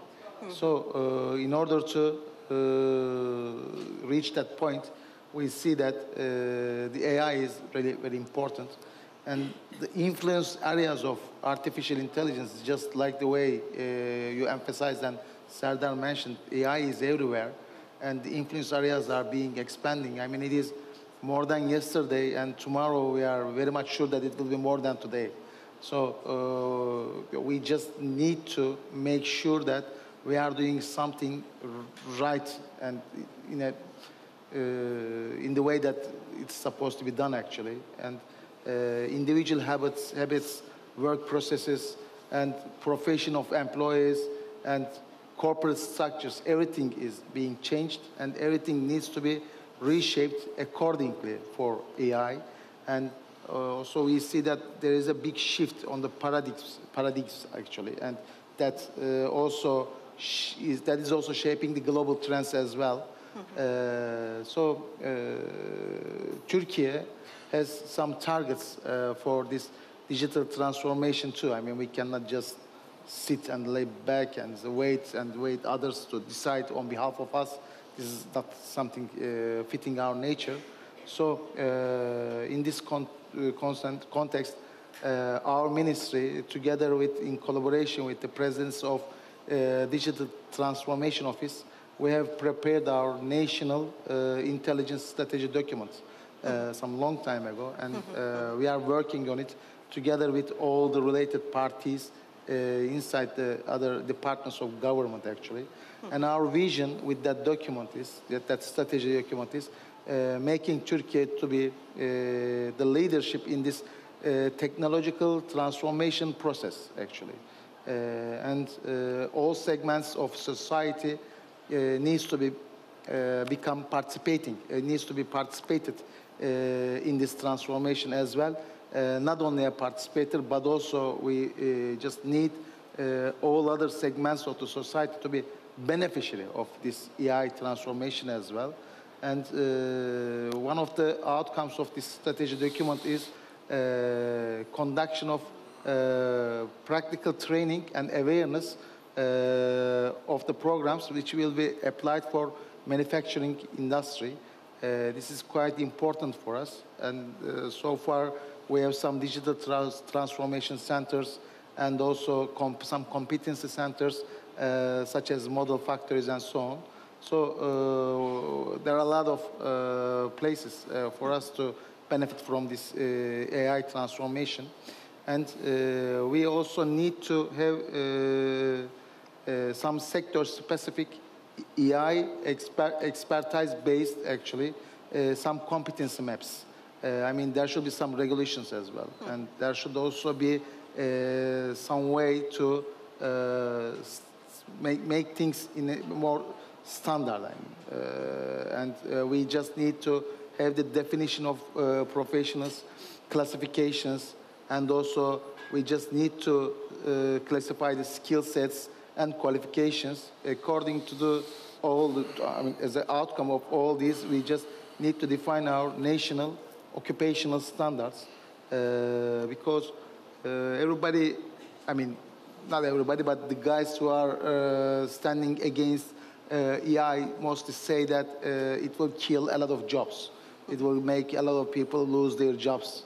But we just take it in an opposite way, and we don't take AI for our next generations as a threat, but we take it as a actually opportunity. Because today, some of the jobs, some of the business areas, some of the skill sets which are not defined now will be maybe the most income creating, actually, the jobs of the future. So we just need to have our people, our youth, our kids, our children, these nice people all around us, and our audience. Our audience. This is.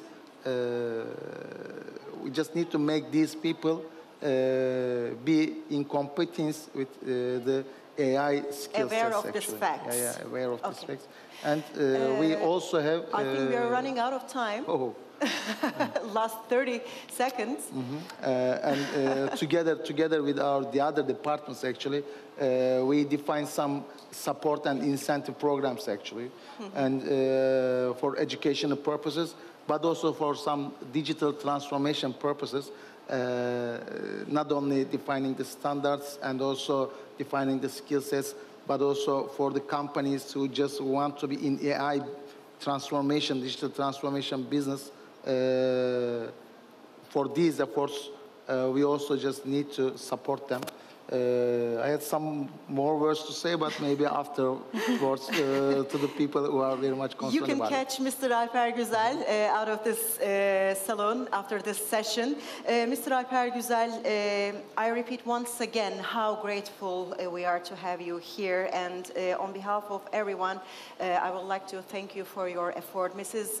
Mehru Aygül, thank you for your contribution to this entrepreneurial ecosystem. And Mr. Gürbüz, thank you for this wonderful organization. It's great to be here once again. And of course, Google Turkey, Mr. Mehmet Keteloğlu, it's a great honor to be with you today. And thank you for your support to this youth and for your vision. Thank you, and I can add one statement here. I think we're going through an inflection point, and it will be an exciting journey. So buckle up and enjoy the journey. Buckle up and enjoy the journey. As you give us some applauses, I would like to invite last year's winning just to take a picture. I know we are out of time. I'm so sorry. I would like to invite a legacy of the archaeologists in the best game category. They are the winners. Zaten team in the best application category, and the Cherry Chases team in the jury special award category. For just a picture, we would like to take the family picture. They are the winning teams who, along with their academy classmates, underwent an intense training period, lost more than 450 hours in 7 months. At the end of the challenging marathon, they developed over 300 games and mobile applications. I would like to congratulate all graduates who developed products. The top 14 teams who got a chance to pitch their apps and games to an esteemed jury, and the first 3 teams are here with us with a big applause once again. And thank you for being with us. Have a great Take Off Summit. Thank you. It is over. Thank you very much.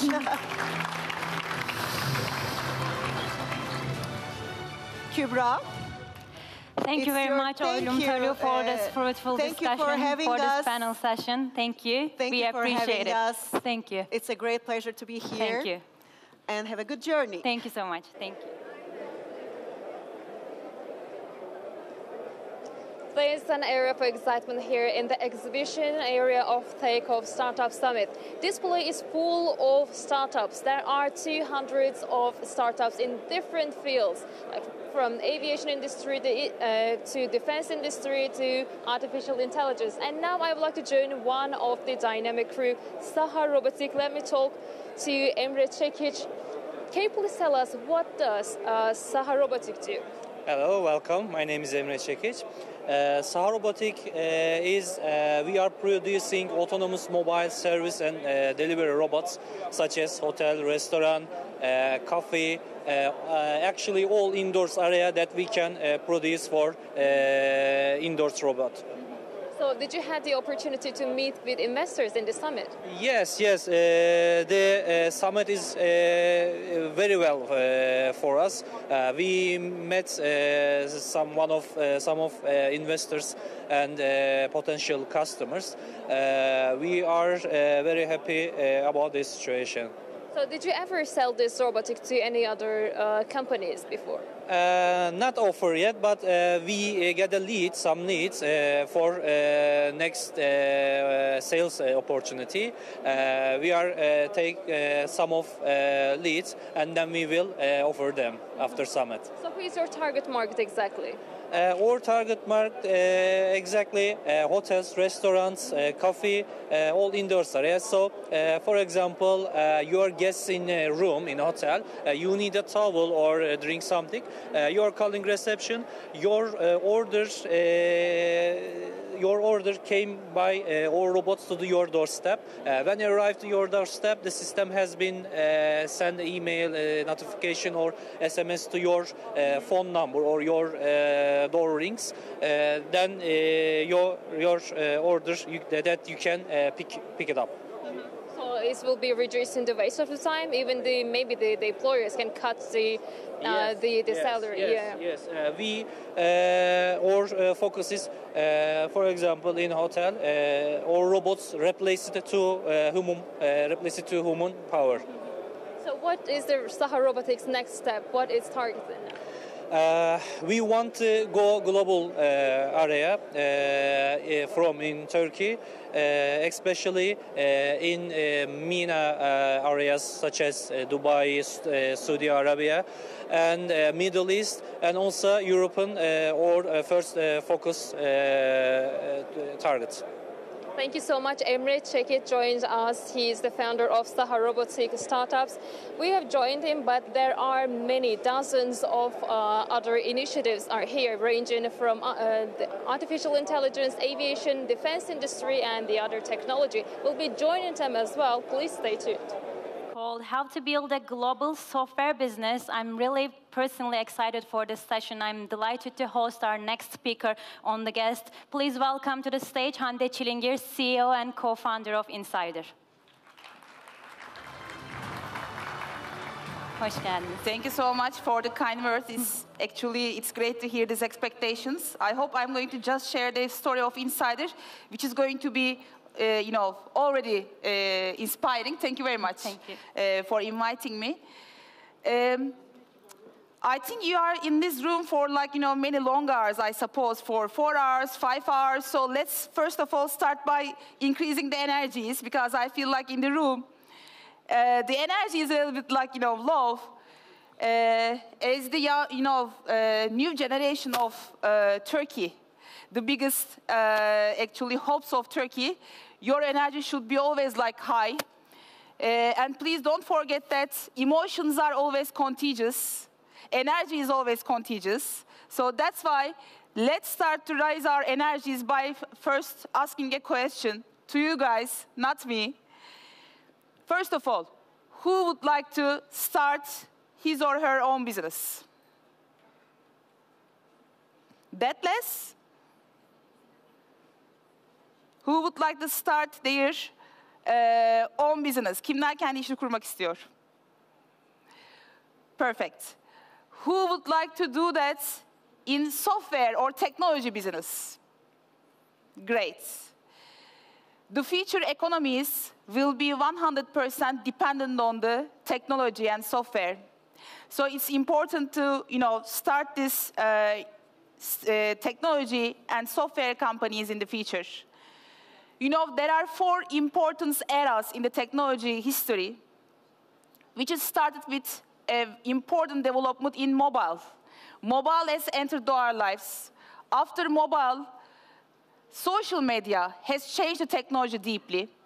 After social media, cloud technologies has also made a big disruption in technology, and now we are all talking about the generative AI. So that's why the 4th, trade revolution will be pretty much dependent to generative AI. Today we are not going to talk about it because today's story is about how to create a global software company. However, I can tell you that every day, every single company is going to be a software company, regardless of their verticals, regardless of their industry. They need to adapt those technologies. So that's why we need to raise more startups from technology in software and especially in generative AI. Generative AI in health, generative AI in tech, generative AI in different industrial areas, and generative AI in many different areas. So today, I'm going to talk about something that we started without having zero idea. I'm not going to talk about today insider successes. Even still, I can't count that, or I cannot assume that Insider is a successful company. We are still on our way. Today, I'm going to talk about even we did it, even we managed to start or establish a global software company, you can do this. Even we did, I believe that all of you guys can do this. So this is why, again, today, I'm not here to talk about the insider successes and the story itself. I'm here to talk about how 6 Turkish people, Turkish founders, came together without having zero idea about the software. I'm not a coder. I have studied economics and management. So I have zero idea about what's software. And that's why actually today I'm going to talk about how we did this and how you can guys do this in the future. By the way, to be honest, we haven't started the insider story because we love software. Again, you can't love anything that you don't have an idea. But we started this software business because we believe that the different countries' economies will be pretty much dependent on the software companies in the future. So that's why, as a mission, we start the Insiders to create more value for Turkish economy. And before talking about, again, how we did this, I would like to remind you that without being national or without being successful in your own country, you can't be successful globally. You need to first win your own country, and then you can actually be a global one. So that's why you need to first aim to be successful and create a value for your own country, and then go for the other countries as to create a global story. So Insider is already exporting its technology to 26 different countries. In every single office, in those 26 different countries and offices, in the entrance of the office, you can see this writing. Because starting with why you start your own business, and why you decided to actually start your own stuff from scratch, you need to have a pretty much strong why. And for Insiders, here is our why. Why we decided to start Insiders. As fighters and true believers, we will prove the whole world that legendary product companies can also be created outside of Silicon Valley, can also be created from Turkey. That was the actually mission and reason that we started Insider in the very first place. I'm an ex-entrepreneur. I sold my first business. And the first business had nothing to do with software, by the way, totally different industry. And this is actually how we decided to start Insider without having zero knowledge in software. But you can learn everything. If you want to even go deep dive in some specific vertical, you can do this. Just you need to have a huge belief in your cause. And this was the year 2013. We started Insider in a very cozy house. It's not a garage story, by the way, but it's a house story, home office story. And I'm not sure whether you know this, place in Istanbul, or let's say road in Istanbul, Emniyet Evler Mahallesi. There's a mahalle like this. And then we started Insider at a home office, only had 2 rooms. We had only 6 chairs, by the way. We were always giving the best 3 chairs to the developers because, it's all about developers, trust me. When you have the right people, when you have the right developers, the technology grows. And those are the, first codes. We were that primitive. We were that starters. And then this is our first proper office. Only we could fix we can fit in 6 tables. And our first regional office was Singapore. However, I would like to remind you that before being global, before being successful in your own market, in your own country, you can't make it in global. First, you need to prove that. This is why we started from Turkey as also a test market. And then we started from Asia. Asia has a great potential about mobile development and personalization. So that's why we decided to sell our software in Singapore.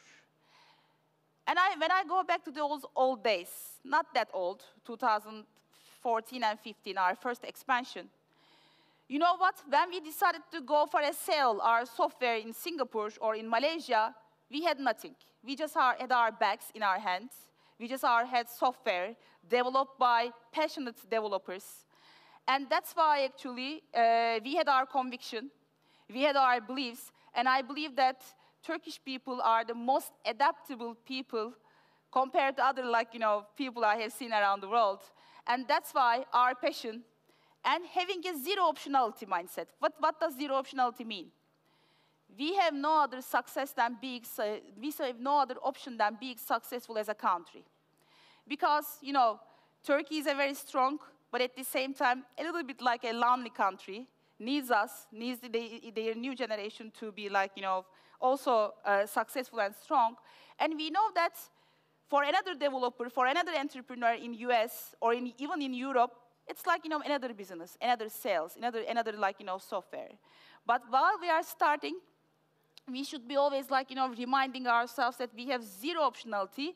We don't have any other option than being successful. This is why actually this mentality drove us to being more passionate about what we sell and then what we build.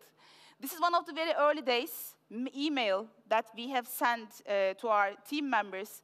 Even in the year of 2014, 2015, we were already dreaming of going into 15 countries. And now, as a global software company, the first software unicorn of Turkey, we have 26 different offices all around the world, and then we are taking the Turkish technology to every single corner of the globe and different countries, and we are pretty much proud of that. Fortune 500 companies are partnering up with Insiders. Most of the time, unfortunately, even though you have the best software or best technology in your own vertical, it's so difficult to beat the perception. Because, as famously said before, perception is the reality. And unfortunately, yet, our country doesn't have a good match or good perception about being a software and technology company, but we have great developments about this. I would like to take the liberty of, saying thank you to especially our Technology and Trade Ministry, because they are creating great programs to boost that technology and have more initiatives for technology companies. We have also new, very strong programs like Turkorn. And hopefully, all of those programs are going to help more Turkish software companies to go global. And hopefully, thanks to more insiders that you guys are going to establish, because as you can see, even if we could do this, you can do this. we are going to change this perception. All of these collective efforts will come together, and then we are going to make Turkey a software and technology country. And those are some clients, let's say, we are working together. A global and pretty much strong technology company like Apple is using a Turkish technology, Turkish software. Like Lenovo, like Samsung, like British Airways, Singapore Airlines, they are all utilizing the insider technology, and currently, again, a software company started in a very small home office in Istanbul, at a very frugal home. We are now reaching 75% of the world's internet users, internet population. We are mining their data. We are actually progressing their data and have meaningful results about the behavior of the consumers on the internet. And currently, Insider has been selected as the 6th best software in the world among the companies like Zoom or HubSpot or GitHub. And currently, although all of those companies, like Salesforce, like SAP, they are very much big and old companies who owns maybe much more money compared to us. Their investments are bigger. They have more access to know-how and knowledge because they are born in US. But a Turkish company, as you can see in here, beating their legacy because we are adapters, because we have zero optionality, and as a country with a beginner's mindset always, we should have a belief in that we can create technologies of the other companies, although they have bigger funds, bigger access to know-how and knowledge, we can actually beat them. This should be our belief. We have a pretty much humble, we are coming from very much humble backgrounds. Of course, we couldn't found our own company. We have investments from the biggest venture capitalists of the world. Just to give you an example, my mother is a housewife. Father is actually repairman, handyman. And all of our team members and co-founders team, our families are coming from very humble backgrounds. So you don't have to come from a strong background. You don't have to have your own source to build your own business. It's possible. If you have a strong technology and team, you can do everything. And now, as a technology company raised from Istanbul, some of the best investors in the world, including Sequoia, the investor of Google, WhatsApp, LinkedIn type companies, are mentioning that Insider represents what we describe as exceptional leadership. By the way, leadership matters, execution matters. This is actually how you can actually keep your technology always new, because software business has a trick. There is a tricky thing about software businesses. Softwares actually become older. They become old in time. You will remember, for example, we had technologies like Skype. Where is Skype now? It's dead. Now they have replaced, one new player has replaced Skype, which is Zoom. Or think about our last chat programs. We had MSN-type programs. What happened to them? Now new tools replaced them, like Slack. And Insider also has beaten the legacy of Salesforce-type companies. And even while we are talking in here, maybe there is another company built in Bangladesh or built in Malaysia. 6 people again came together, and now they are trying to beat Insider. So that's why we should be always thinking about reinvention, and reinvention starts from ourselves and being a progressive company, because that's the only way that your software is not going to be older, and then you can actually keep on track with the technology. So this comes from the execution and leadership, and it's also well said by one of our investors: entrepreneurial, passionate, and compassionate, embracing a variety of ideas and challenges with a vision that's greater than any individual and group in the long run, cultural, and global technology company. And one thing that's said by our investors that really makes us like, proud, and I always, whenever I read it, I have a goosebumps. Great privilege to partner up with insiders. Still remember the first chats with Serhat and Hande. Once we ask him what kind of a partner, this is Sequoia, by the way. Everyone is trying to get a fund from Sequoia.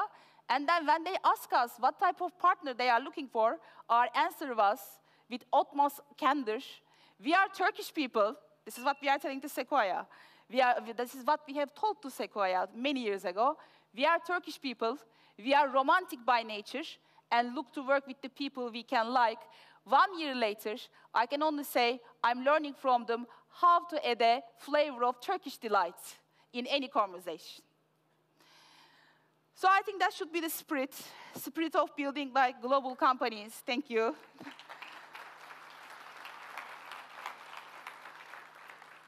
We should try to add a Turkish delight to anything that we do. And we have a great culture. Unlike the other cultures, we have a very deep culture. Our country has beautiful stories. For example, when I go to a client visit or an investor visit, you know what I do? I always take a Turkish coffee and Turkish coffee pot with me. Every time I'm carrying like really still 30 Turkish coffee pots, 30 Turkish coffees, and Turkish delights. And I put them in a box. And I tell them also the story of Turkish coffee. We have beautiful stories.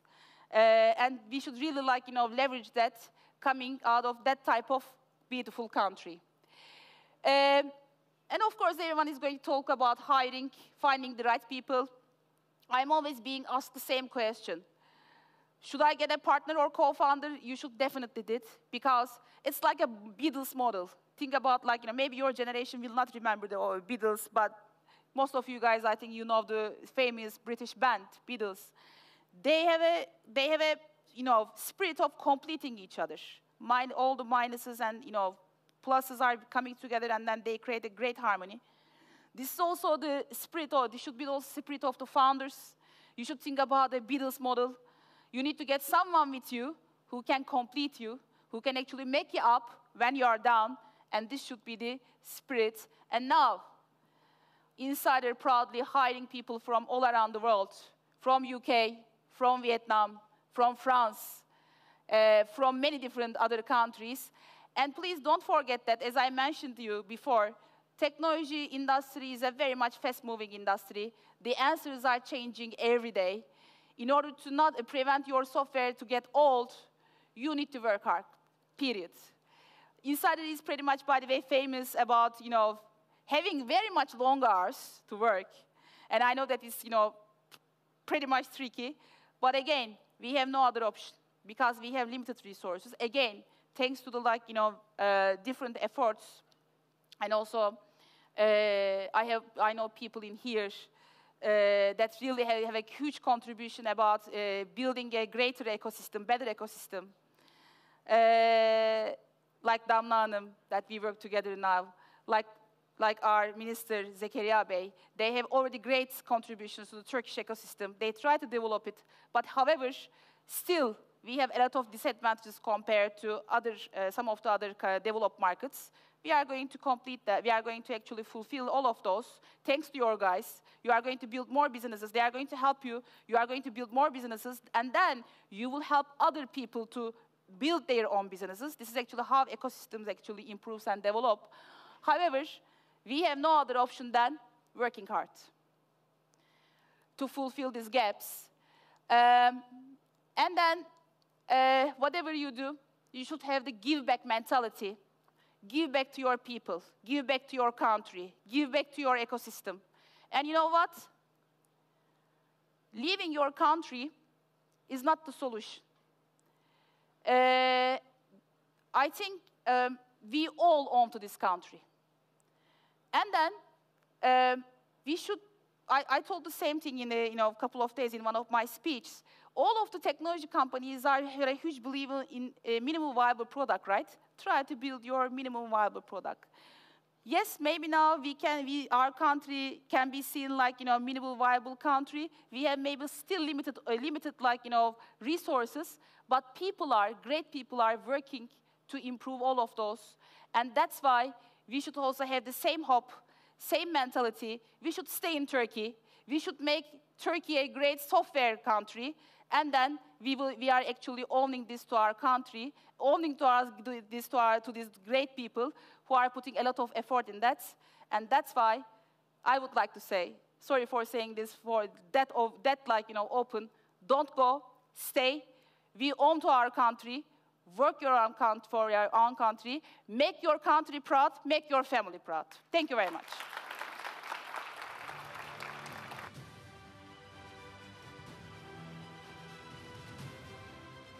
Thank you very much, Hande Çilingir, the CEO of the Inside Rep, for the insights you've shared. Now, this next one is called The Vision of Entrepreneurship in the Second Century of Turkey. And for that, I'd like to invite to the stage member of the board of Esas Holding, Kazım Köseoğlu.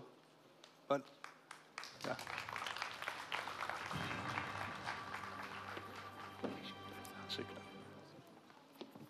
Buraya mı koymak?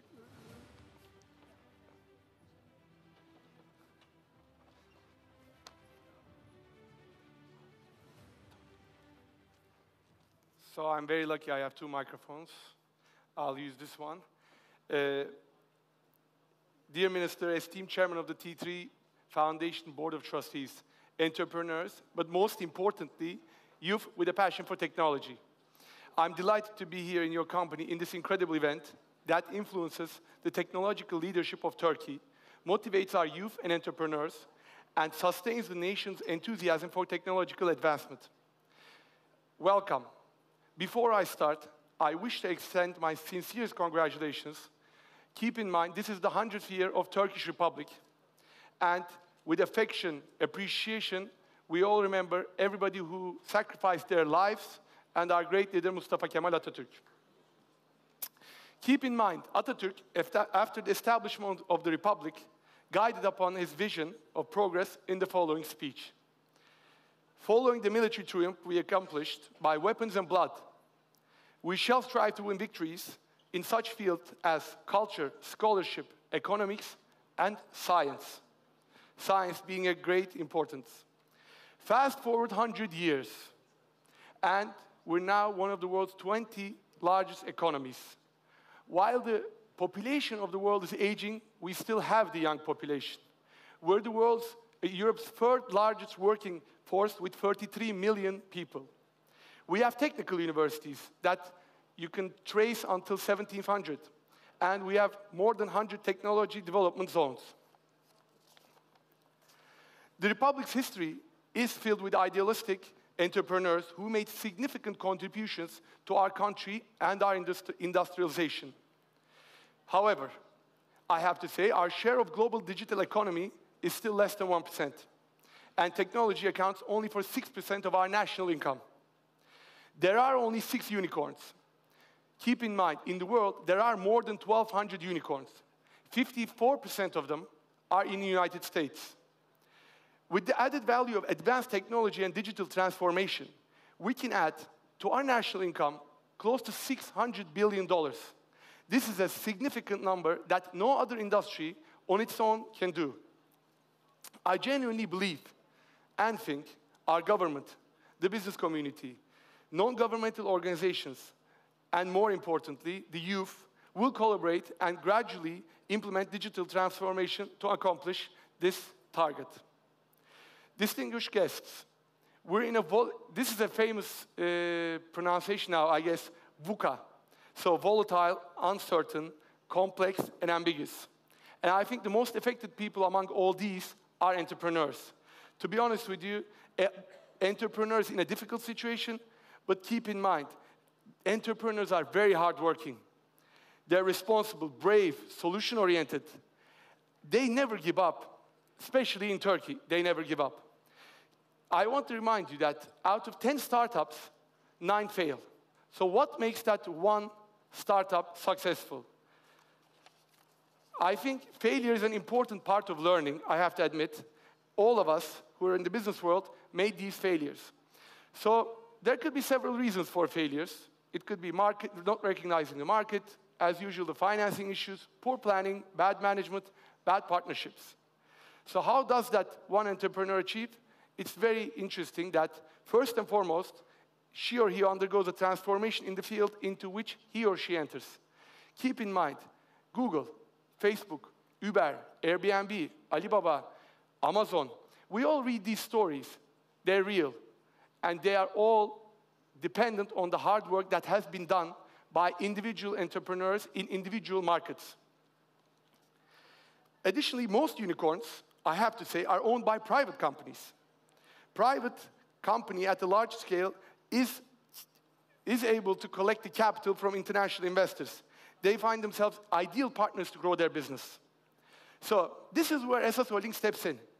I know when you say SS Holding, it probably sounds a bit, I don't want to say boring, but old. No, we're actually a very, I would call a startup that is only 23 years old. Entrepreneurship is in our blood, our DNA, and our culture. You've all heard of the famous big Sabancı Holding. Our founder, the late Şevket Sabancı, one of the founding brothers of the Sabancı Holding, could have sit in his Sabancı Holding offices and do nothing. Well, he was not that person. He said, I need to add more, create business, add values, and create new investors and investments for the country. There is much more excitement and motivation at SS Holding and late Mr. Şevket Sabancı's mindset. And I have to say, the entrepreneur is like throwing a stone into water, which forms ring and has a greater impact. Saying that, the only difference is, entrepreneur never abandons that stone and follows it. So at SS Holding, what do? So far, in 23 years, we've done over 175 investments in private equity, venture capital, real estate, public markets. We're managing $5 billion of assets under management. We've grown to become Turkey's largest alternative investment firm. In addition to Pegasus, Turkey's largest private aviation company, we own the country's largest gym, one of the largest shoe retailers, one of the largest real estate companies, and we heavily invest into technology companies. We're interested in areas with high growth potential and the potential to attract foreign capital. Since 2013, we were responsible for $2 billion of foreign direct investment coming into Turkey. This is a big number. If you look at the numbers, 4 out of the last 10 largest foreign direct investments, excluding finance, has been, in one way or another, SS Holding involvement. Our focus in areas conclude in the industries such as chemical or technology at their core, supply chain, logistics, health and health technologies, data science, and disaster technologies. Speaking of disaster technologies, keep in mind, in a couple of months, we're going to have the first anniversary of 6th of February, earthquake, and I hope such disasters never happen again in our country, and condolences to all the families that have lost their families and close people. So I think another critical question that always comes from investors, what do you look at investment as us? You're talking, but what is the real agenda when you're looking for an investment? First and foremost, we want to ensure that there are no impediments to the expansion of the business in which we will invest. Second, we consider whether we can add value to the world. This is very important, adding value to the world by entering into this business. We place a high value on introducing new models and adding value. The third category is human resources. It's crucial that we have the appropriate professionals to manage that business. We begin looking at the management organization. We want a team that will manage the company, take ownership, grow it, and make it successful, and make sure it's a win for the company, for the world, and for the management. Finally, for SS and SS Holding, a very important chapter is our social investments. When we give back, you have to give back. Without giving back, you cannot create communities. At SS, we started in 2014 in a program called SS Social. So far, we touched 900 young people. This year, we're trying to reach 1,500 people. We're finding them jobs, and we're teaching them English. Turkey was entrusted to young people by the great leader Atatürk, and we refer to investing in young people as investing into the future. Our programs are greatly supported by our ecosystem. We have 4,000 people, from human resources to non-profit organizations, to supporters who finance it, and everybody around us who contribute to this esas social for us. Our aim is, of course, an alternative investment vehicle, an investment firm, is to make money. But our most important reason to make money is to be able to give back with our social investments. Distinguished guests, this unique event contributes significantly to the development of culture, of entrepreneurship, innovation, and technology in our country. When I look around, I see young people who are motivated, who are excited, and hopefully will make great, great investors that would make us proud. ESAS Holding is proud and delighted to be a part of this event. We would like to express our gratitude to our Ministry of Industry and Technology, Mehmet Fatih Kaçar, for his support of this wonderful organization, Selçuk Bayraktar, Chairman of the Board Trustees of T3 Foundation, and all the Board of Trustees. I also like to thank everyone who helped make this organization.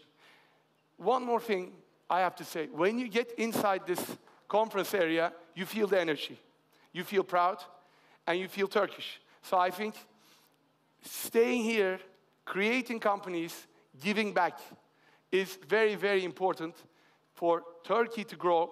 And this will only be done hand in hand with entrepreneurs, government, and non-governmental organizations. Thank you very much for your time.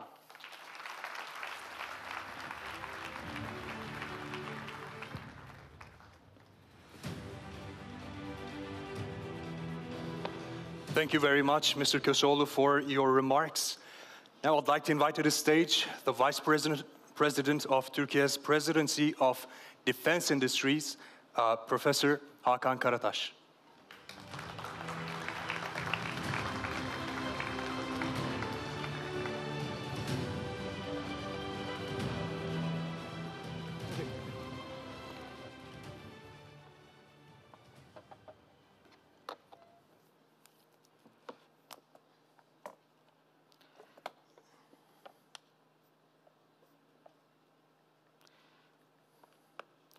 Yeah, dear participants, young people, startups, entrepreneurs, and today I'm very happy to be here with you. And I would like to thank the holders of this organization to invite us to give one of the speeches. Thank you so much. Thank you. Before coming here, I walked and looked around. Really, it's the full of energy atmosphere. And I know that it's not easy to bring such a qualified group together in that kind of concept.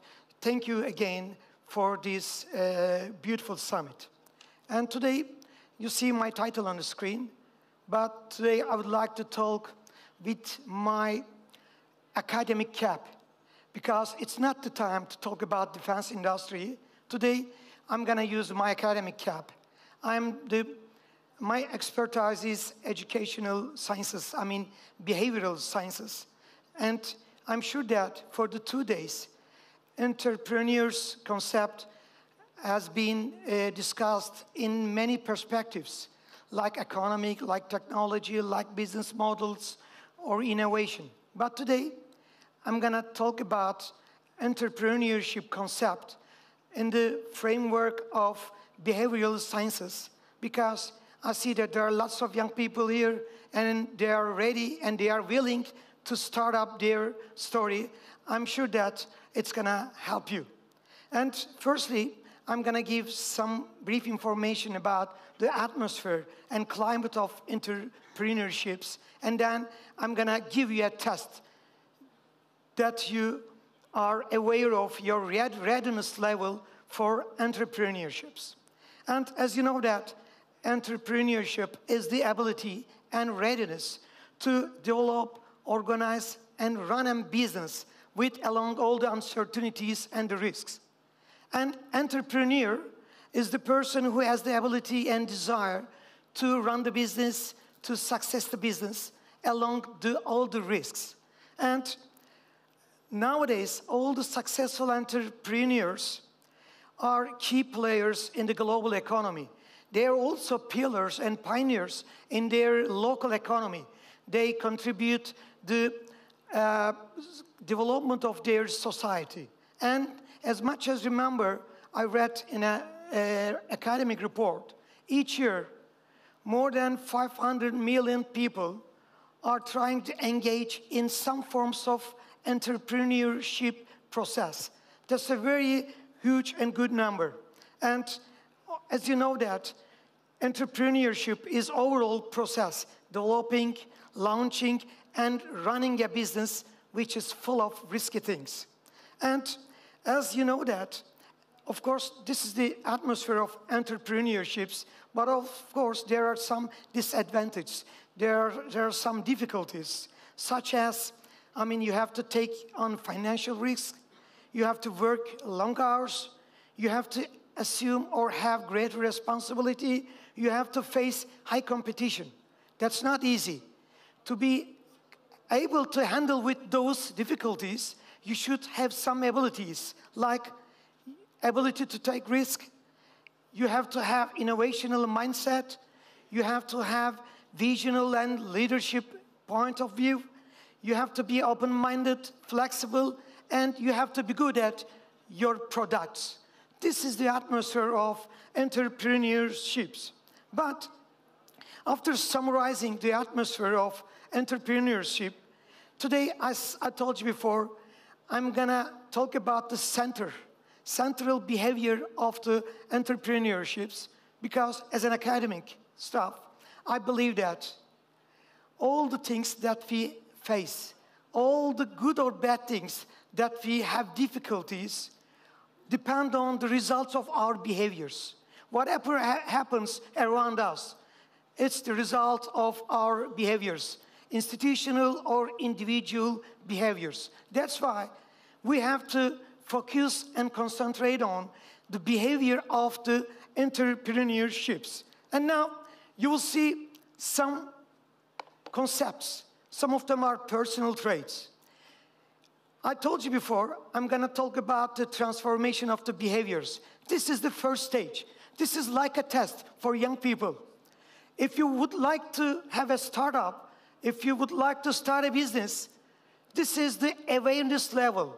You should be aware of those 10 things. But of course, there are other shifts later.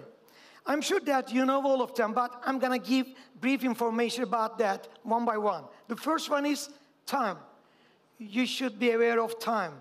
Time, you know that, is the measurable process when something happens. All the results or all the things that we do, our reference is the time. The second one is ability. If you would like to start a business, you should have some ability or skills.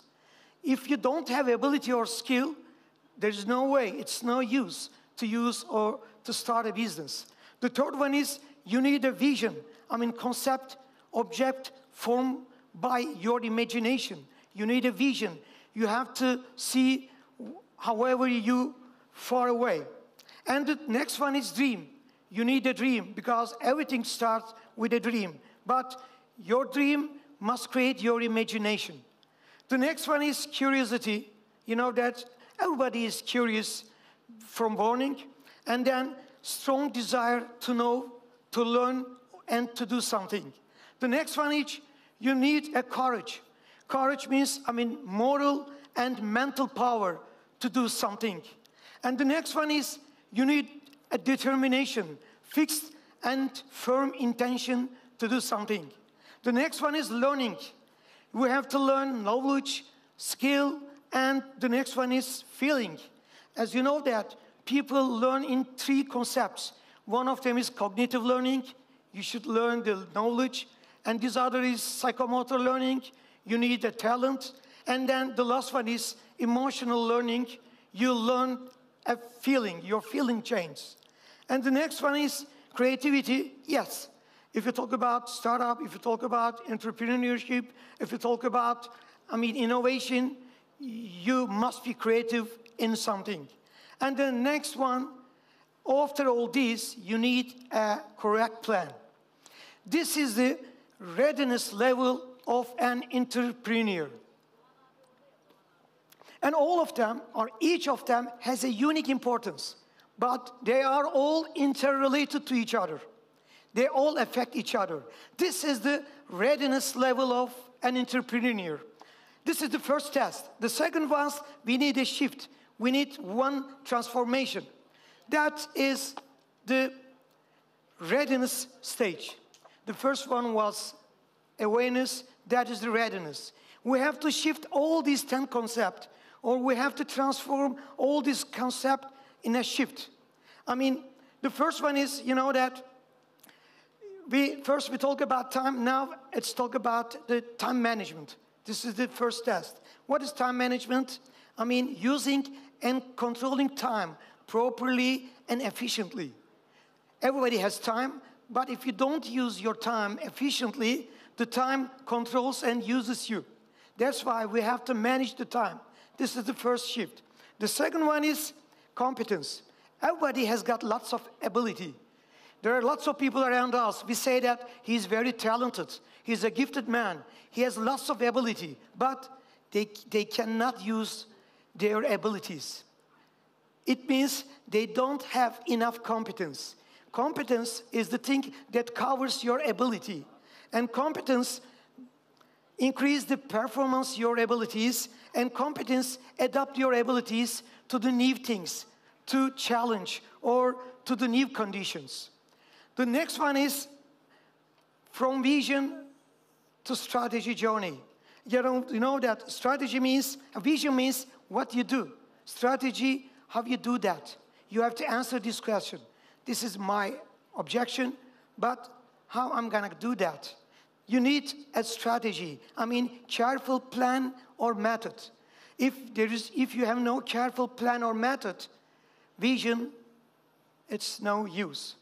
And with specific method and plan, your vision come down earth. The next one is, next transformation from dream to idea. Idea means formulated opinion. It means when your dreams turn into an idea, it means they can be formulated and they can put into practice. And dream is immature, but idea is becoming mature as well. The next one is next step, next transformation from curiosity to search. Search, you know that looking into the over carefully, thoroughly, in an effect to find something. It's a conscious movement for search. Curiosity doesn't make any sense without starting to move or taking action. Having a strong desire is not enough to satisfy your curiosity. That's why you have to be conscious and you have to never give up searching for something. The next one is courage. From courage, shifting to risk-taking. Everybody thinks that, yes, I'm a courage person, but risk-taking is something different. Because without risk-taking, you cannot test your limits. You cannot make your dreams come true. That's why, to achieve a goal, you must be willing for taking risks. You must be ready. The next one is from determination to resilience transformation. You know, resilience, an ability to recover from or adjust easily to misfortune, change, or the stress. And when you are determined to do something, you must be ready to keep firm, hold firm in case of any misfortune, in case of any failure, in case of any change. And you should be used trying again and again. Resilience, that's why, is very important personal trait for you. The next one is next transformation from learning to adaptation. We learn a lot of things. We know a lot of things. But adapt the new things into new situations, it's not easy because it's a matter of competence. That's why adapting new things, difficulties, complicated problems, and challenge is the indicator of your mental and emotional capacity. If you are good at learning and keen on learning, you can easily comply with new conditions. That's why adaptation is a key factor of learning. That's one is design, from creative to the design thing.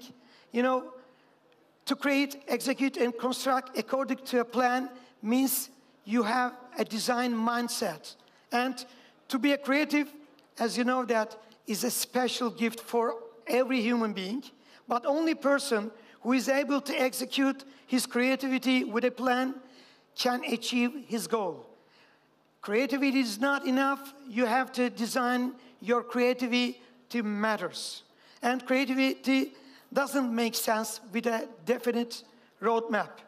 The next one is from plan to organization. Yeah, we have a plan, but organization has lots of plans in it. They must be coherent to each other. They must be comply with each other.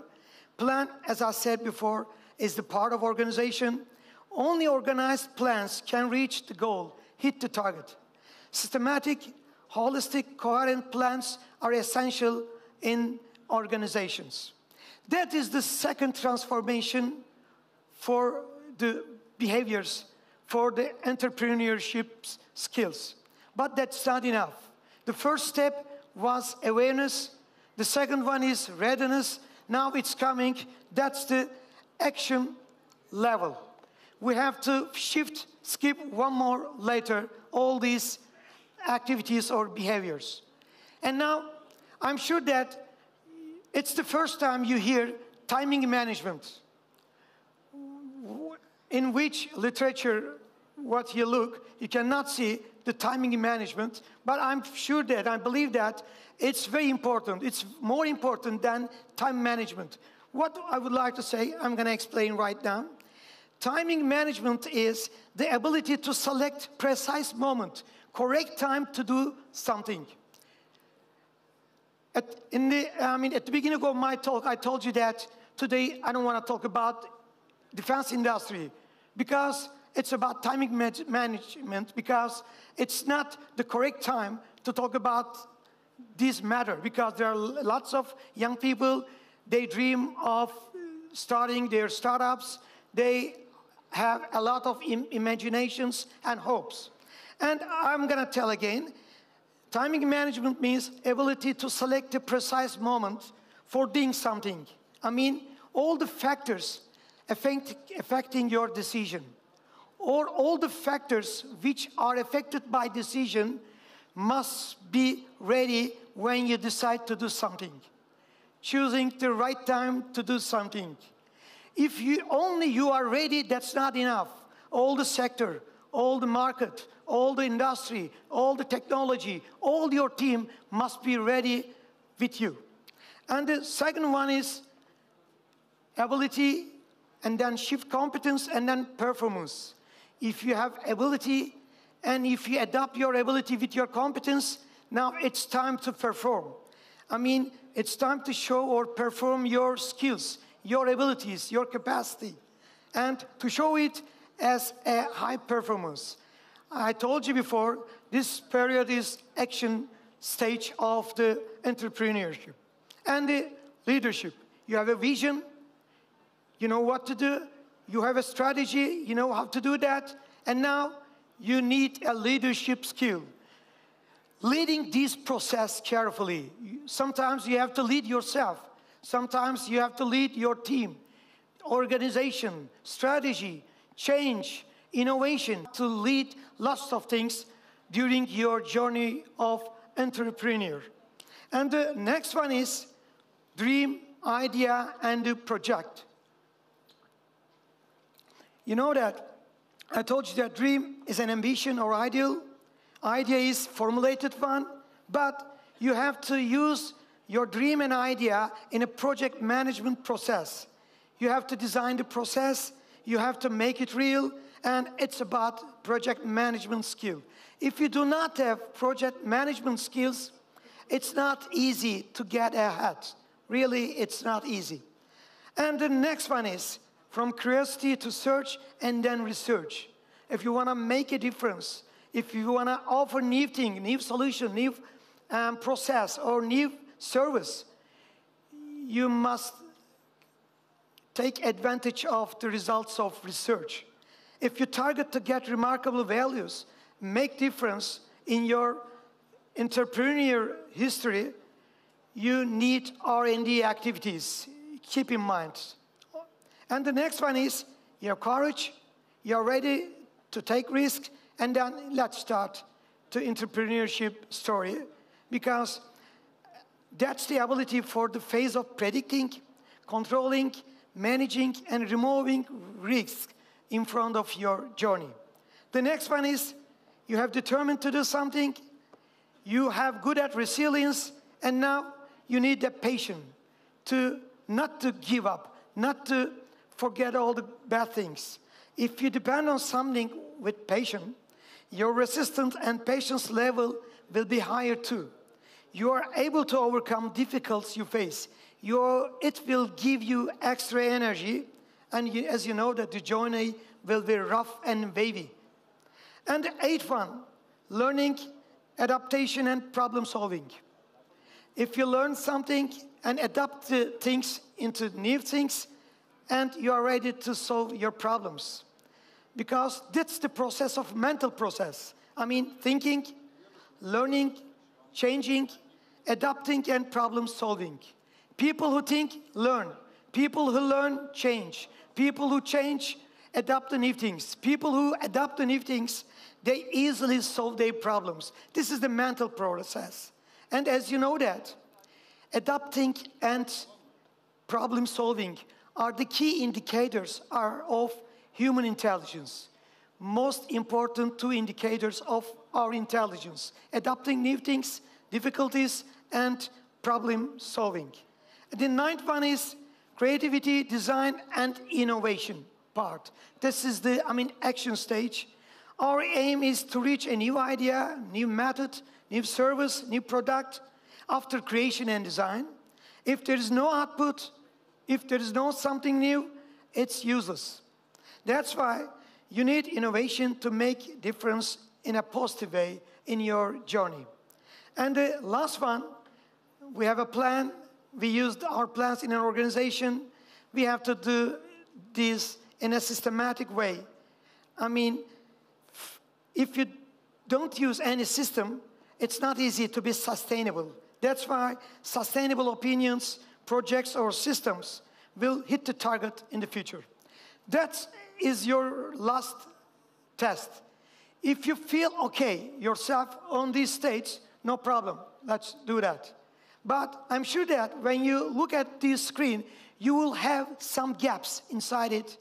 This is your development area. You have to invest yourself to fill in these gaps.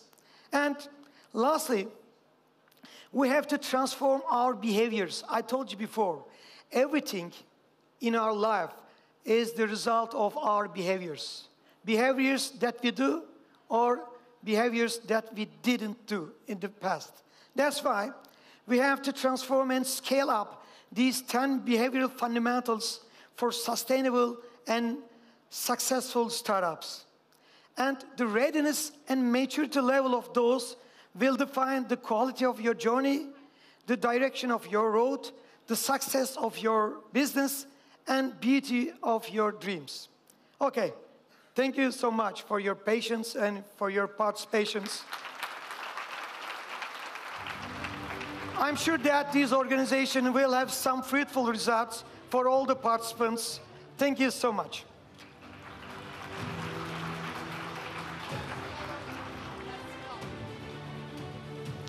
Efendim çok teşekkürler. Professor Dr. Hakan Karataş, Vice President of Turkey's Presidency of Defense Industries, thank you very much for your remarks.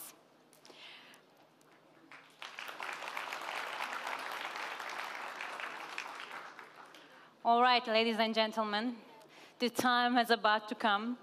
I know many of you are waiting for this very moment, and we'll have later in the day, as you know, we're going to have an award ceremony. It's going to be a very large and spectacular award ceremony.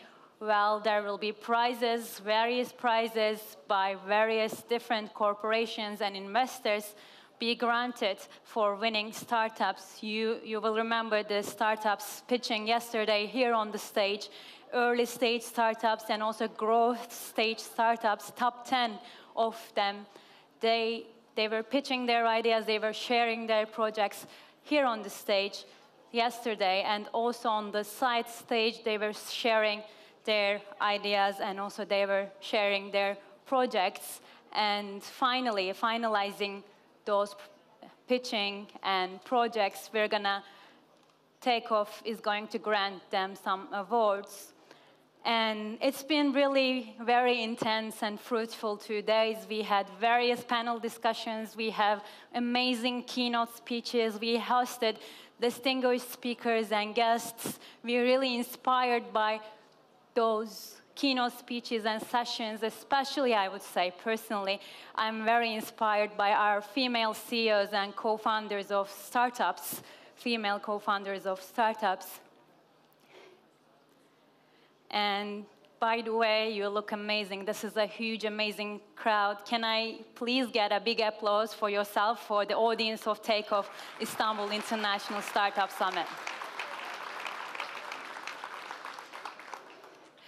Are all of our startups joining Take Off Summit here today at the moment? Can I see hands? Our startups, are you here? Yes, I see some of them. Yes. All right, are you excited for the award ceremony? I can hear some words, I can hear some voices and sounds. Are you excited, our startups?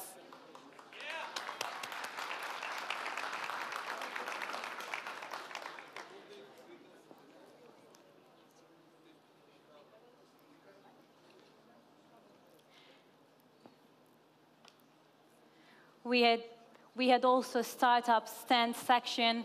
I'm sure you had the opportunity to get to know more of the founders of startups, and you got the chance to talk to and socialize with them. And shortly, as I said, I'm going to repeat, shortly we'll continue with the award ceremony, and the next speech will be in Turkish, by the way. So if you haven't done so far, please do get your earpieces and headphones so that you can follow and so that our translators, brilliant translators, can keep you up to speed. Next speech, next session will be held in Turkish, so please do not forget to have your earpieces and headphones nearby. And I also would like to thank you for coming here, for being this dynamic, and thank you. I love applauses. Applauses always save presenters. Thank you. And before the award ceremony, you know, we're waiting for a very distinguished guest. I'm sure many of you, as I said, are waiting for this moment. I saw some of you had the chance to talk to him and get to maybe pitch your ideas and projects on the startup stand section. And it's been really wonderful 2 days.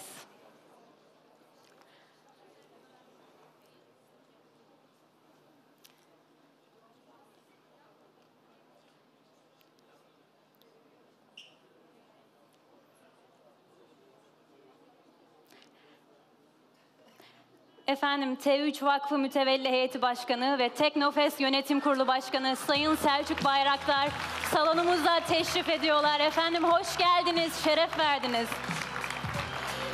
Ladies and gentlemen, T3 Foundation's Board Chairman of Trustees and TEKNOFEST Board Chairman of Directors, Mr. Selçuk Bayraktar, is joining us. Please welcome him. Please join me to welcome him.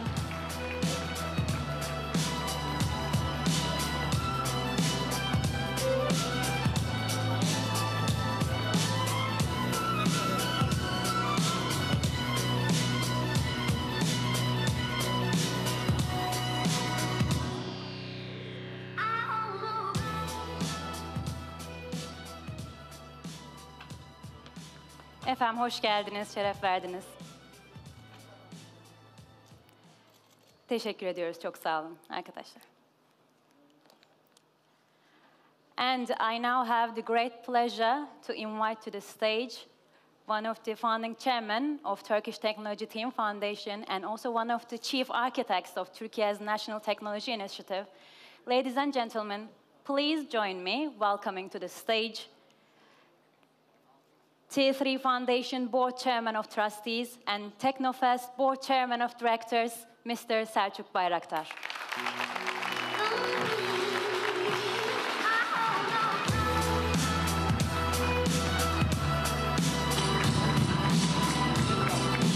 Efendim her şey yerinde mi?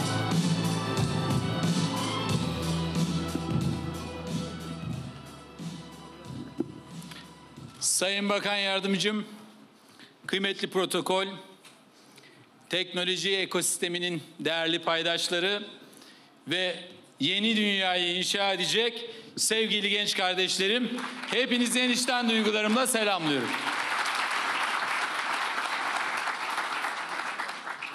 Take Off ilk defa TEKNOFEST'i düzenlediğimiz 2018'de tabii özellikle bizim teknoloji yarışmalarında yetişecek nesillerimizin, Milli Teknoloji Hamlesi idealiyle yetişecek nesillerimizin varmak istediği son noktaydı.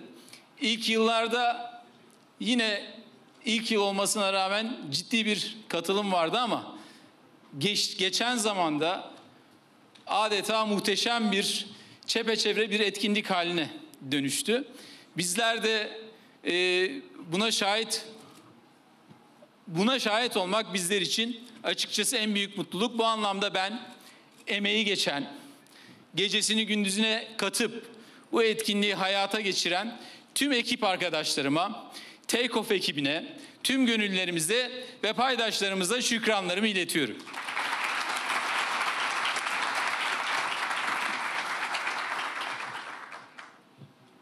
Dün gece geç saate kadar, hatta sabah 3.30'a kadar ben etkinliği bir kısmını canlı, bir kısmını da sonradan izlemek üzere online olarak takip ettim. İnternetten, YouTube kanalından. Tabii özellikle TEKNOFEST yarışmalarına liseli çocuk çağında katılmış arkadaşlarımızı gördüm. Onların girişimlerini kurduklarını, dünyaya bu eserlerini hizmet edecek şekilde pazarladıklarını, ihraç ettiklerini gördüm. Bunun yanında dünyada insanlığın faydasına, yaralarına çare olacak eserler üreten genç kardeşlerimizin sunumlarına tanıklık ettim. Tabii teknoloji alemindeki tabiriyle pitch deck deniyor herhalde. Yani sunum. Ben de sizlere bundan tam 15 yıl olması lazım. 18 yıl önce Baykar'daki milli insansız hava araçları serüvenimize çıktığımız dönemden bir sunum takdim etmek istiyorum. O zamanlar buradaki bizim TEKNOFEST'te milyonları açan TEKNOFEST kuşağımız gibi, onların eserleri gibi böyle derme çatma bir insansız hava aracı geliştirmiştik. İnsansız hava aracı derken tabii model uçak gibi bir şeyden bahsediyoruz ama içindeki yazılımları, elektronikleri, onu uçuran asıl o güdüm sistemi, otopilot sistemi milliydi ama ruhu aynıydı. Bugün şimdi çok daha büyük eserler yapıyoruz ama açıkçası oradaki çekirdek neydiyse ufacık ekibin yaptığı, bugün de çok daha büyük bir aileyle tabii Baykar faaliyetlerini devam ettiriyor ama adeta o ruhu anlatan bir videoyu sizlerle paylaşmak istiyorum. Tam 18 yıl öncesine ait. Ben de bir yurt dışında araştırma görevlisiydim. O dönemde Türkiye savunma sanayinde %85 oranında yurt dışına bağımlıydı ve savunma sanayi müsteşarlığı o dönemki adıyla insansız hava araçlarında millileşmeyi sağlamak üzere en ufağından başlayarak ilk defa milli bir program başlatmıştı.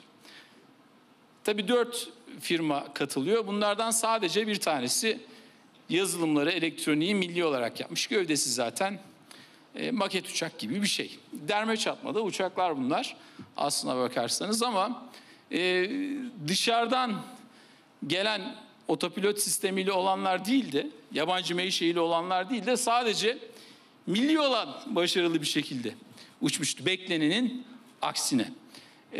Şimdi o gün o başarılı uçuştan sonra yapılmış adeta bir anlamda bizim işte 20 senede vardığımız noktayı düşünecek olursanız kızıl elmamızda yürümemizi sağlayan o çekirdeğin bir anlamda sunumunu sizlerle paylaşmak istiyorum. Yan tarafa basıyorum ama gitmiyor. Nereye basacağım? Açık mı değil? Geldi mi? Tam 18 yıl önce. Bir daha basıyorum.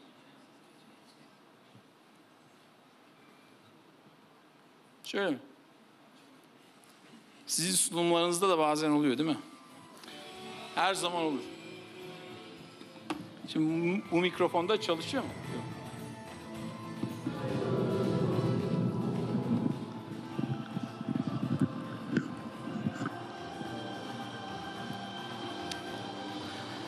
Söylediğim gibi sadece milli ve özgün otopilota sahip olan başarıyla uçmuş.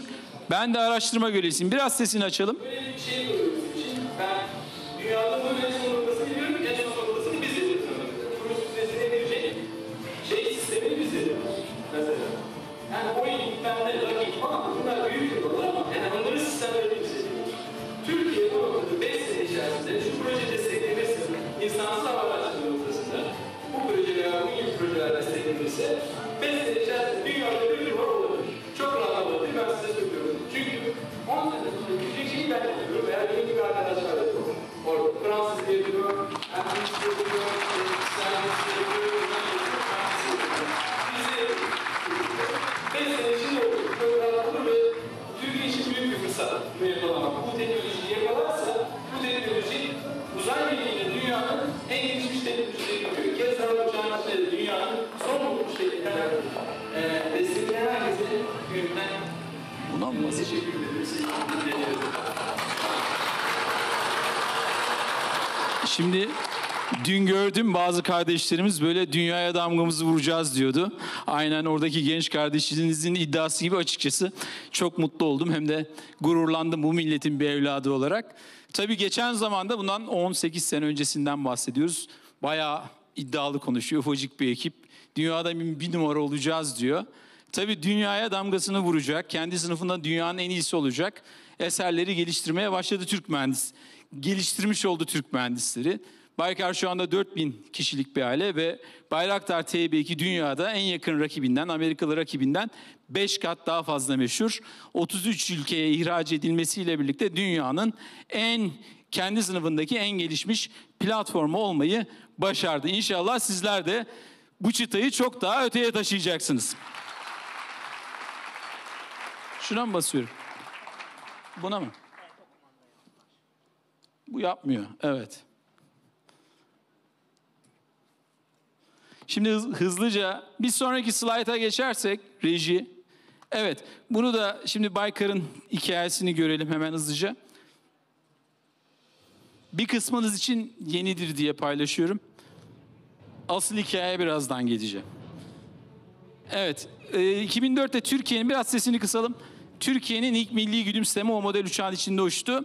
2005'te söylediğim demonstrasyon.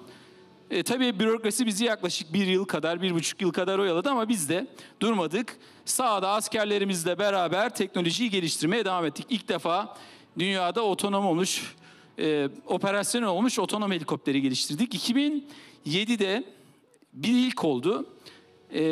Türk Silahlı Kuvvetleri'nin envanterine ilk defa milli bir tasarlanmış bir uçak girmiş oldu. En ufağıydı ama bir anlamda milli olması hasebiyle ve milli bir program olarak geliştirilmesi hasebiyle Türkiye'nin envanterine Nuri Demirağlar'ın ve Cüyürkuşların giremeyen uçaklarının bir anlamda başına gelmeyen, eğer şayet o dönemde onlar girebilmiş olsaydı envantere kullanıma belki Türkiye uzayda en önemli aktörlerden bir tanesiydi. 2007'de o kırılmış oldu. İlk defa milli bir insansız hava aracı silahlı kuvvetleri tarafından kullanıldı. Sonraki hikaye 2009'da Bayraktar TB1, 2014'te Bayraktar TB2'nin dünyaya nam salan ilk uçuşu. Tabii 600 kiloluk bir uçaktan, 700 kiloluk bir uçaktan bahsediyoruz artık. Sonrasında da Akıncı'nın hikayesi. Akıncı'nın belgeselini izleyenler var mı acaba aramızda? Evet, 6 tonluk dünyada sadece 3 ülkenin geliştirebildiği taarruzlu insansız hava aracı Akıncı 2019'da ilk uçuşunu yaptı. 2021'de de silahlı kuvvetlerin envanterine girdi. Şu anda da 8 ülkeye ihraç edilmiş durumda. Yoğun bir şekilde kullanılıyor. 10 binlerce saat uçtu ve ihracatı devam ediyor. Tabii bizim o ilk mini İHA'yı yaptığımız günden beri kızıl elmamız olan ülkemizin ilk insansız hava uçağını uçurmakta Cumhuriyetimizin 100. yılına bir ay kala milletimize verdiğimiz sözden yaklaşık olarak 13 ay önce gerçekleşmiş oldu. 100. yılına bir anlamda biz sürpriz yapmak istedik. Onun da uçuşunu birazdan göreceğiz. Tabii hayatımızı kuşatacak akıllı uçan mobilite dediğimiz bu akıllı uçan otonom araçlar, kargo dronlardan tutun da zirai tarım ilaçlama dronlarına kadar ve hatta şu gün itibariyle çekimde daha çok kullanılıyor elbette. Uçan mobilite gelecek. İşte Cezeri bir anlamda o uçan akıllı mobilitenin kavramsal prototipi 2020'de uçtu. 2022'nin Aralık ayında Cumhuriyetimizin 100. yılına bir ay kala milletimize verdiğimiz sözden bir ay önce, bir anlamda 13 ay önce, 2023'ün halen daha içindeyiz, ilk uçuşunu gerçekleştirdi ve sonrasında dünya havacılık tarihine geçecek, havacılık muharebesinin geleceğini ifade edecek uçuş demonstrasyonları yaptı. Havacılık tarihinde ilk olacak. 2 insansız savaş uçağı yakın formasyonda uçtu. O gördüğünüz görüntüler hem halk huzurunda hem de TEKNOFEST İstanbul'da toplum huzurunda hem de Çorlu'daki test merkezimizde gerçekleşti. Cumhuriyetimizin 100. yılına bir sürpriz daha yaptık. Yaklaşık 3 senedir hazırlığını yürüttüğümüz kısa pistli uçak gemilerinden kalkış iniş yapabilecek Bayraktar TB3'te ilk uçuşunu gerçekleştirmiş oldu. İşte arkadaşlar o gördüğünüz çekirdek, yani bundan 18 yıl öncesine döndüğünüzde o ufacık çekirdek büyüdü. Bugün tüm dünyaya nam salan insansız hava araçları oldu. Sizler inşallah bu çekirdeğinizdeki değerlerinizle, inancınızla, ruhunuzla çok daha büyük eserlere imza atacaksınız.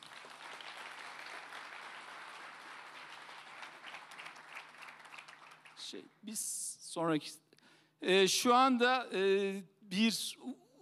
yine Baykar'ın ilk başladığı noktadaki gibi bir yerde olan Fergani uzay girişimimizdeki çalışmalarımız devam ediyor. 1,5 sene kadar oldu. Alçak yörünge uydular. Tabii herkesin gittiği yere gitmiyoruz. Biz dünya şu anda daha çok Starlink 500-600 kilometreye gidiyor biliyorsunuz. Binlerce uydu atıyorlar. Biz biraz daha ötesine. Yani bir anlamda bizim düsturumuz ilk günden itibaren biraz öyleydi. Herkesin gittiği yere değil de biraz herkesten farklı olmak. Bunu insansız hava araçlarımızda yaptığımız tasarımlarda da görebilirsiniz. Biraz geleceği önden öngörüp bugünden o geleceğin yarışına hazırlanmak oldu. Hep Fergani de o yolda ilerliyor. Alçak yörünge takım uydular ve aynı zamanda yörünge transfer araçları üzerinde çalışıyoruz. Biliyorsunuz bugün fırlatma sistemleri sizin uzaya kadar çıkartıyor ve bir yörüngeye, uzay yörüngesine, alçak bir yörüngeye bırakıyor. Ondan sonraki taşıma, transfer aşamasını ise ya siz kendi itki sisteminizle yapıyorsunuz ya da yeni bir konsept olan yörünge transfer araçları vasıtasıyla yapılıyor. Bir anlamda atmosferdeki en gelişmiş platform olan Kızıl Elma'mızdan sonra, Kızıl Elma biliyorsunuz medeniyetimizin tarihi bir ülküsü. Yani yaklaştıkça uzaklaşan bir hedef.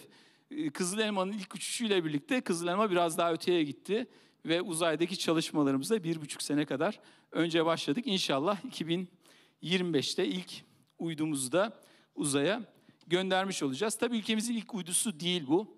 Özel bir şirket olarak bu uyduyu tasarlamış olacağız ve küresel seyir sefer sistemleri ve özel haberleşme uygulamaları üzerine çalışmış olacak. Tabii yine bu alanda uzay teknolojilerinde bir niş olan yörünge transfer araçları üzerine çalışıyoruz halihazırda.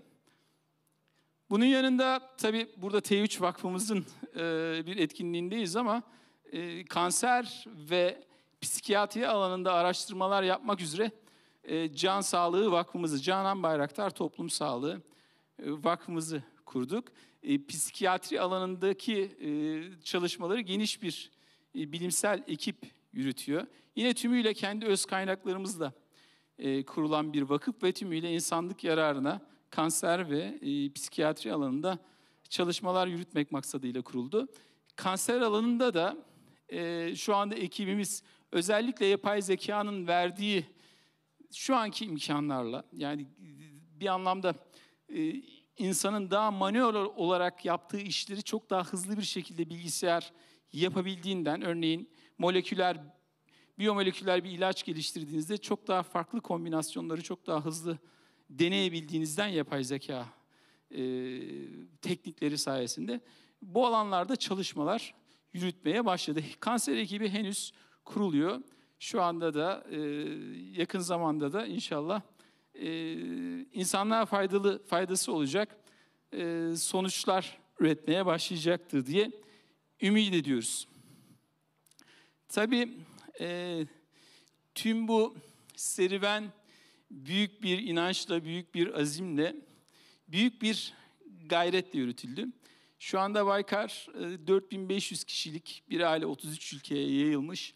2000'e yakın mühendis, 2000'den fazla, 2500'e yakında teknisyen yol arkadaşlarımızla birlikte yürüdüğümüz bir yol. Rahmetli babam yolun en başından beri bizlerle birlikteydi. Yine annem de, o bizlerle birlikte çalışıyor. Annem de İstanbul Üniversitesi İktisat mezunu. Bendeki mühendislik tarafı biraz annemden, yazılım tarafı özellikle annemden geliyor diyebilirim. Babam çok iyi bir mühendisti. Hayatını ülkemizin tam bağımsız ve güçlü olabilmesi adına Milli Teknoloji Hamlesi'ne, milli İHA'larımıza vakfetmiş bir insandı. Ben tüm gayretine şahidim. İş yerinde yaşıyordu. Halen daha annem iş yerinde yaşıyor. Bizlerle birlikte çalışıyor. Bir yandan da iş yerinde yaşıyor. Yani fiilen evi orası. Rahmetli babam da son nefesine kadar bizlerle birlikte iş yerinde yaşamıştı. Şimdi bu 20 senelik yolculuğumuzda Hakk'ın rahmetine kavuşmuş, tam bağımsız ve müreffeh Türkiye hayaliyle adeta kendini vakfetmiş yol arkadaşlarımız oldu. Ben onların aziz hatıraları için hazırladığımız bir videoyu sizlerle paylaşmak istiyorum.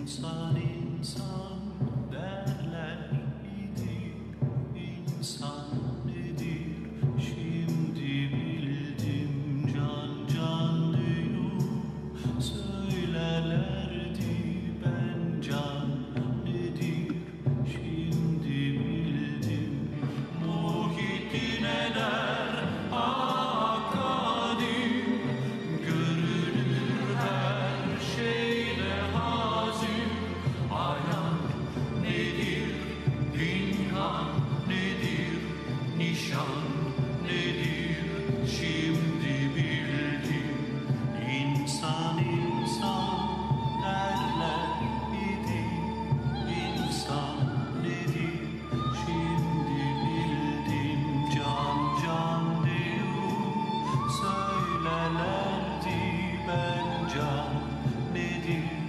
şimdi bildim, muhittin eder akadim, görünür her şeyde azim, ayan nedir, pinhan nedir, nişan nedir, şimdi bildim, kendisinde buldu bulan, mumadı taşrada kalan, canların kalbinde olan inanç nedir, şimdi bildim, ayan nedir, pinhan nedir, nişan nedir, şimdi bildim.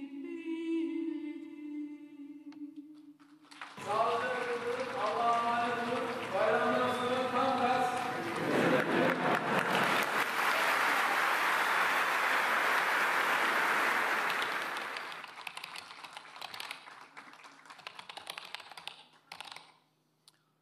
İnsanlar doğarlar, yaşarlar ve muhakkak ölürler. Kutlu bir dava için, kutlu bir amaç için hayatını vakfedip o yolda dosdoğru bir şekilde mücadele edenlerin ruhlarıysa o mücadeleyi sürdürdükleriyle beraber yaşamaya devam eder. Hakkın rahmetine kavuşmuş yol arkadaşlarımızın ruhları şad, mekanları cennet olsun.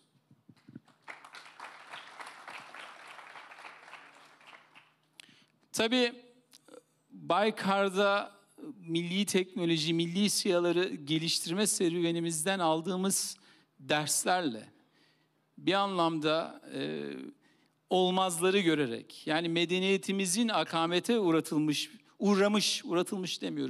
uğramış hem havacılıktaki hem de bilim ve teknolojideki o kopan bağını yeniden tesis edebilme maksadıyla milli bir toplumsal seferberlik, milli teknoloji geliştirilmek için tüm toplumun sahiplendiği bir toplumsal seferberlik oluşturmak gerektiğinin farkına vardık. Çünkü tek başınıza siz dünyanın en gelişmiş teknolojisini bile geliştirmiş olsanız bir kere öğrenilmiş çaresizliği yıkmanız gerekiyor. Evet, biz bilimde ve teknolojide kurucu babaları yetiştirmiş bir medeniyetin çocuklarıyız. Hatta bilimsel metodolojiyi formalize etmiş bir medeniyetin çocuklarıyız ama son yüzyıllarımıza baktığınızda maalesef ne teknolojide ne bilimde kayda değer bir varlık gösterememişiz. Ama bunun muhakkak dönüşmesi gerekiyor. Medeniyetimizin yürüyüşünün ve hatta adalet, merhamet, iyilik değerlerinin sesinin, ki şu an dünyada buna çok büyük bir ihtiyaç olduğunu da görüyoruz. Bu yürüyüşün devam edebilmesi için, bu sesin daha gür çıkabilmesi için toplumsal bir seferberliği oluşturmanın gerekliliğine kanaat getirdik. Ve bu maksatla Türkiye Teknoloji Takımı Vakfımızı kurduk. Türkiye Teknoloji Takımı Vakfımızın da yürüttüğü etkinliklerden bir tanesi, bir anlamda Milli Teknoloji Hamlesi'nin toplumla buluştuğu yer olan TEKNOFEST dediğimiz etkinliği düzenledik. Tabii TEKNOFEST'in içinde de merkezinde, kalbinde teknoloji yarışmaları vardı. O teknoloji yarışmalarından yetişecek, insanlığın faydasına eserler geliştirecek genç kardeşlerimiz sonra kendi girişimlerini kurup sonrasında insanlığa ve ülkemize faydalı eserler çıkartacaklardı. Hayalimiz buydu. Bugün böylesine bir etkinlikle sizlerle beraberiz. Take Off etkinliğinde. Tabii dünyadaki girişim ekosisteminin de arızalarını zaman içinde birebir yaşayarak görmeye başladık. Bütün bu mücadeleleri verirken hem Baykar özelinde milli SİHA geliştirme hem de bunun yanında Milli Teknoloji Hamlesi seferberliği kapsamında dünyadaki girişim ekosisteminin en büyük anomalisi nedir diye sorsanız, birinci cümlenin, yani bunun gibi etkinlikler dünyanın her yerinde yapılıyor değil mi? Girişim zirveleri, yatırım zirveleri ve bunun yanında işte bu teknolojiyi bir anlamda teknolojilerini sergiledikleri fuarlar düzenleniyor. Hep birinci cümlenin maddi varlığını artır, sonra insanla faydan olabilir olduğunu görüyoruz. Bizler burada bir terslik olduğunu ve bir anlamda bunun aslında köküne indiğimizde dayanak olarak da işte Adam Smith'in Wealth of Nations denilen ulusların zenginliği denilen eserine, yani kapitalizmin kurucu babası olarak onun eserine dayandığını görüyoruz. Çünkü Adam Smith o dönemde, tabii dünyada da şöyle bir hal var. Bir anlamda hem sosyal hem siyasal hareketler var. İşte Fransız devrimi var. Bunlardan bir tanesi bir özgürlük arayışı var. Bir sandalye üretmeye kalktığınızda binlerce regülasyon var. Yani ona sandalye diyebilmek için. Diyor ki hayır, bunların hepsini biz demokratikleştireceğiz bir anlamda. Yani kapitalizmin çıkışında aslında bir hürriyet arayışı var.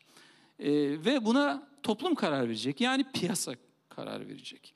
Yani bir sandalyenin sandalye olmasına insanlar karar versin. Bırakın devlet veya regülasyonlar değil, binlerce regülasyon arasında nasıl sandalye yapacaksın? Yapacağın bir sandalye ama binlerce regülasyon.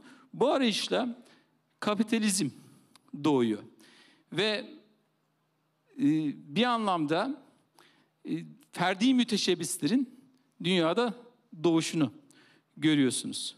Tabii kapitalizm aynı zamanda şunu söylüyor. Birebir ilk öğretisi, bir ferdi müteşebbis veya bir kurum, ticari bir kurum asla kârı dışında başka bir maksatla üretim yapmamalıdır. Hatta hayır için bunu yapacağım diyorsa aslında daha büyük kötülük yapıyor topluma. Dolayısıyla kârı maksimize etmek birinci prensip olmalı. Şimdi bunun da aslına bakarsanız birkaç yüzyıllık yaşadığımız tecrübede çöktüğünü görüyoruz. Bugün dünyada dev teknoloji tekellerinin bile özellikle bu yüksek teknolojiyi geliştirecek insanları motive etmek için işte yüksek paralar, yüksek maaşlar değil de, bu arada bu bilimsel olarak da araştırması yapılmış bir husus. Yani dünyadaki en tepe üniversitelerde bilimsel olarak araştırılıyor. İnsanı ne motive eder? Fiziki olarak değil de bir anlamda entelektüel kapasite gerektiren işlerde insanı parayla bir türlü motive edemiyorsunuz. Onun ötesinde bir anlam, bir amaç, bir inanç koymanız gerekiyor. Yani elbette insan geçinebilecek kadar imkana sahip olduktan sonra, ama fiziksel işlerde evet parayla bir anlamda insanları motive edebiliyorsunuz. Dolayısıyla bu deneyde, yani yüzyıllar süren bu deneyde aslında birinci cümlenin bir anlamda işte insanlığın faydasını belki ikinci, üçüncü sıraya atan bu sıralamada bir hata olduğunu görüyoruz. Elbette bunu dönüp insanlık üzerinde böyle bir deney yapıp sonuçlarını görmemiz gerekmiyordu. Kadim medeniyetimizin ve inancımızın dönüp aslında insanoğlunun ne maksatla yeryüzünde var olduğuna baktığımızda inancımız bize zaten dosdoğru yolu gösterecekti.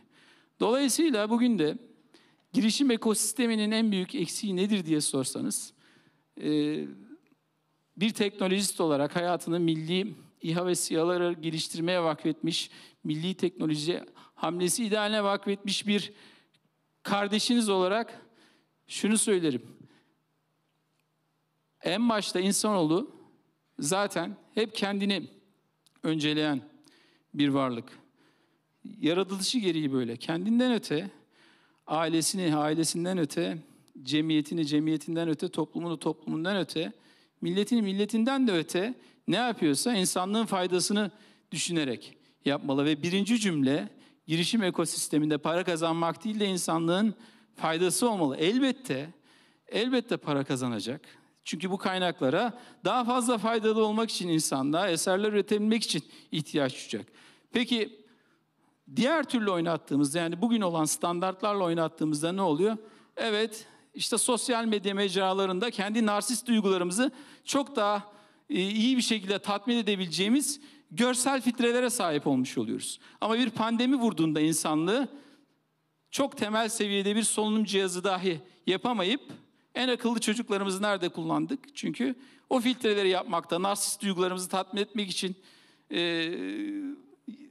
kurguladığımız yazılımlarda kullandık. Ama insanlar ölüyor, binler ölüyor, 10 binler ölüyor, 100 binler ölüyor. Solunum cihazı yapacak kimse yok. Niye? Hepsi şeyde çalışıyor. En akıllı çocuklar bir anlamda insanoğlunun en entelektüel kapasitesi en yüksek olanlar. Niye? Çünkü burada çok para kazanıyorlar.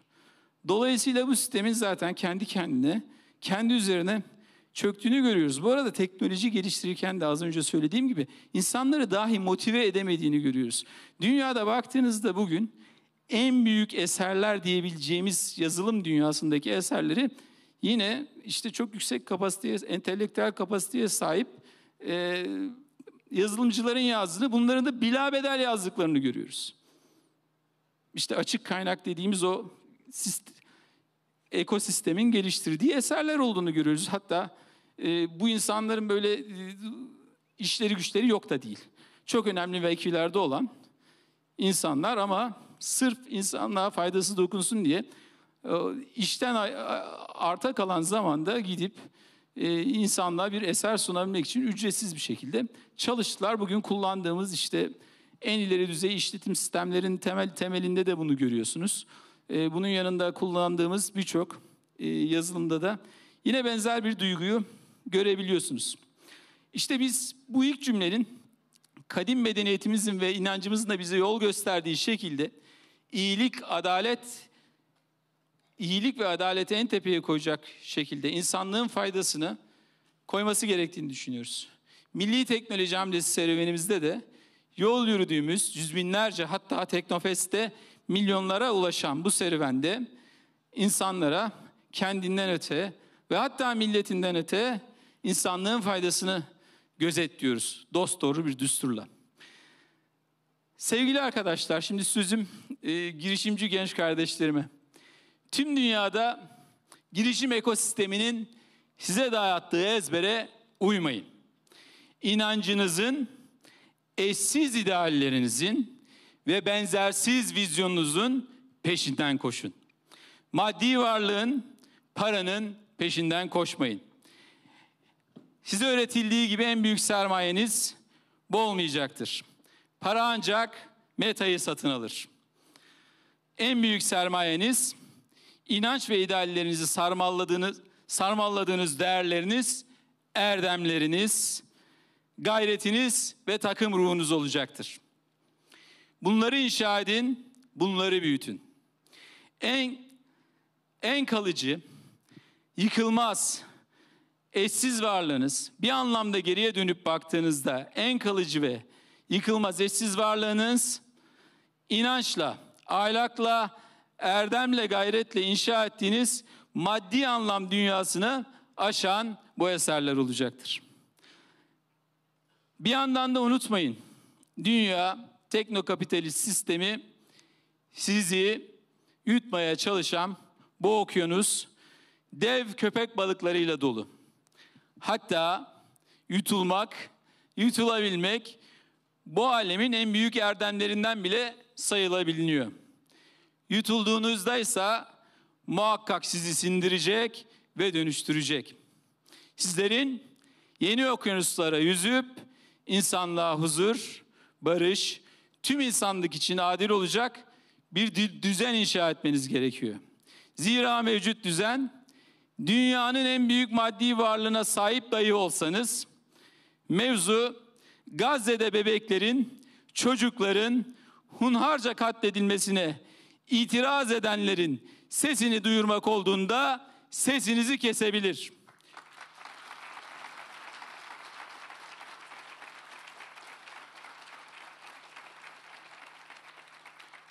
Hastaneleri, kiliseleri, camileri, ibadethaneleri yıkmaya eşi benzeri görülmemiş riyakarlıkla türlü gerekçeler de üretebilir.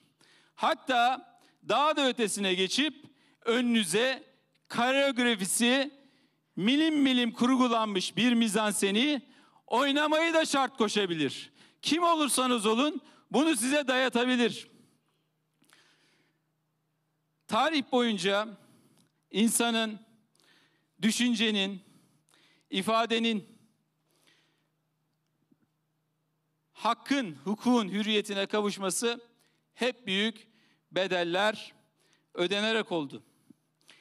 Sizler yeni okyanuslara yüzüp insanlığa huzur, barış, tüm insanlık için adil olacak bir düzen inşa etmelisiniz. Bu çarpık, canavarca düzen sizi ancak az önce söylediğim gibi yutar ve hiç olmak istemediğiniz şeylere dönüştürür. Bunun için sizler yeni okyanusları yüzüp kendi okyanuslarınızı keşfedip kadim medeniyetimizin ve inancımızın değerleriyle harmanlanıp kurallarla oyunu oynayıp adaleti, iyiliği gözeten medeniyetimizin deryasının balıkları olmalısınız. Az önce de ifade ettiğim gibi evet bu kolay olmadı. Hiçbir zaman tarihin hiçbir döneminde kolay olmadı. Bundan 100 yıl önce de tam da böyleydi. Vatan şairimiz Mehmet Akif o dönemde maruz kaldığımız o dev istilayı medeniyet dediğin tek dişi kalmış canavar diye tanımlıyor. Orada medeniyet dediğin tek dişi kalmış canavardan kastettiği canavarlaşmış medeniyet, dişi de işte o günün şartlarında elinde bulundurduğu teknolojik, bilimsel bir anlamda imkanlar. Ama insanlığın faydasına değil de tüm dünyayı sömürmek için, kolonileştirmek için bir istilayla karşı karşıyaydık. Şu gün yaşadığımız dünya, meşhur filozof Antonio Gramsci'nin İkinci Dünya Savaşı'nın hemen öncesinde tariflediği bir duruma çok benziyor. Maalesef öyle. Eski dünya ölüyor ve yeni dünya doğmak için çabalıyor. Şimdi canavarların zamanı. Bunu söylediğinde, tabii Hapishane Notları adlı bir eserinden bu. 1930'lar. 40'ta bütün dünya birbirine giriyor. Modern dünya, o dönemin tabirleriyle milyonlarca insan ölüyor. Hatta bugün hepimizin kınadığı, lanetlediği soykırımlar gerçekleşiyor. Hatta bu soykırıma varlığını borçlu olanlar bugün bunun çok daha alçakçasını gerçekleştirmeye tenezzül ediyorlar. Tenezzül ettikleri gibi bunu ifşa ettiğinizde, gösterdiğinizde, göstermenizi bile işte sizi aynı suçla suçluyorlar. Yani bebekleri, çocukları ayrım gözetmeden öldürüyorlar, katlediyorlar ve bunu bir hakmış gibi ve hatta dini gerekçelerle yeri geldiğinde meşrulaştırmaya çalışıyorlar. Böyle bir dinin dahi olabilmesi mümkün değil mi? Bebekleri öldürmeyi emreden bir din olabilir mi? Ama bunu bile meşru göstermeye çalışan bir gayret olduğunu görüyoruz. İşte dünya maalesef bu ahvalde. Tam da canavarların zamanı olan bir halde. Çünkü eski dünya ölüyor, yenisi de doğmaya zorlanıyor. Ama muhakkak doğması gerekecek. Çünkü insanlık çok büyük bir buhrana doğru sürükleniyor. İkinci Dünya Savaşı'ndan sonra inşa edilen, dünya düzenini tesis eden tüm kuralların ihlal edildiğini görüyoruz. Tüm müesseselerin hukukun, uluslararası hukukun, İnsan Hakları Evrensel Beyannamesi'nin, Cenevre Konvansiyonu'nun, fikir ve ifade hürriyeti dahil olmak üzere hepsinin teker teker ihlal edildiğini görüyoruz. Yani dünya düzeninin kurucuları tarafından çivisi çıkartılıyor adeta. Değil mi? 2 sene önce bizler mazlum Ukrayna'nın yanındaydık. Hatta halklar bağış topladılar Bayraktar TB2 için. Elimizden geleni yaptık. Niye? Mazlum olarak gördük. Ama bütün dünya bugün buna, Ukrayna'da olduğunda bir taraftan Batı dünyası özellikle, hepsini de kastetmiyorum, bir anlamda dikkat kesilmişken burayı mevzu bahis Gazze'deki, Filistin'deki bebekler olduğunda, Müslüman çocuklar olduğunda göz ardı ediyor. En hunharca şekilde katledilmelerini 2 yılda olan şeyi 1 ayda yaptı neredeyse İsrail. Hunharca bir şekilde bütün dünya demiyorum, Batı dünyası, işte İkinci Dünya sonraki, savaşı sonrasındaki düzeni kuran dünya hepsini hiçe sayıyor. Tabii bütün bunların yanında inşa edilmesi gereken bir dünya var. Bunu hep birlikte tüm insanlık için bizler inşa edeceğiz. Başka da çıkış yolu yok gibi gözüküyor.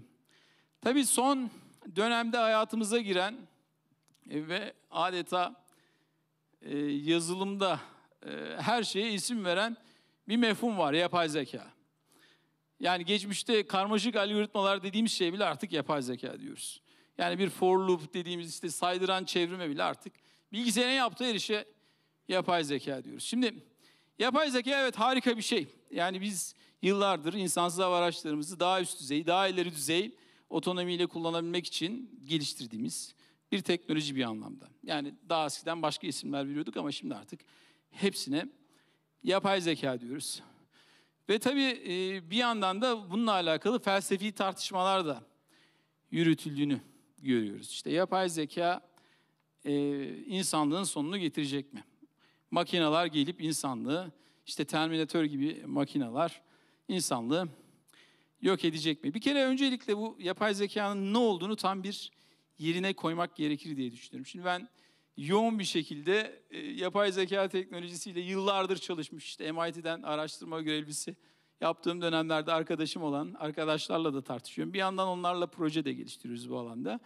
Sabahlara kadar tartıştık. Özellikle bu doğal dil işleme modelleri, bilmiyorum salonda kullanan var mı? ChatGPT gibi şeyleri. Kimler kullanıyor? Evet, yani baktığınızda muhteşem, hakikaten insanı etkileyecek bir papağanla karşı karşıyasınız. Papağandan kadar bile değil ama hakikaten çok etkiliyor. Ve gerçekten böyle mucize gibi. Ama şöyle düşünün, şimdi televizyon ilk icadı olduğunda binlerce kilometre ötedeki insanı yanınıza getirmişti. Bu da mucizeydi. Şimdi biraz geçmişe gidelim.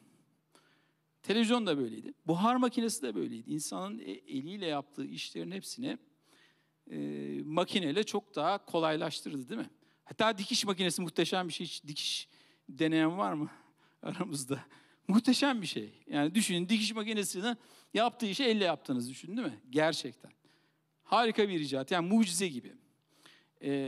Saatler de öyle, mekanik saatler de öyle. Bunun yanında buraya yazdım birkaç tane. Mesela daktilo da öyle bir cihaz. Şimdi ben az önce işte konuşmamla alakalı notlar aldım.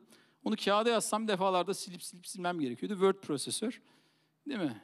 Muhteşem bir icat. İşte yapay zekada yaptığımızda aşağı yukarı öyle bir şey. Çok etkili şu anda. Ama arka tarafta arkadaşlar, hatta ben bunu kendisine de sordum.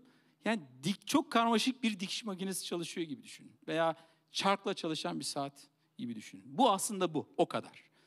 Yani kendi varlığının bile farkında olmayan arkada dönen çarklar var. Hatta kendisine sordum, seni dikiş makinesiyle yapmak mümkün mü diye. Pek bilgisi yoktu. Ama ben biliyorum çünkü elektronik mühendisiyim.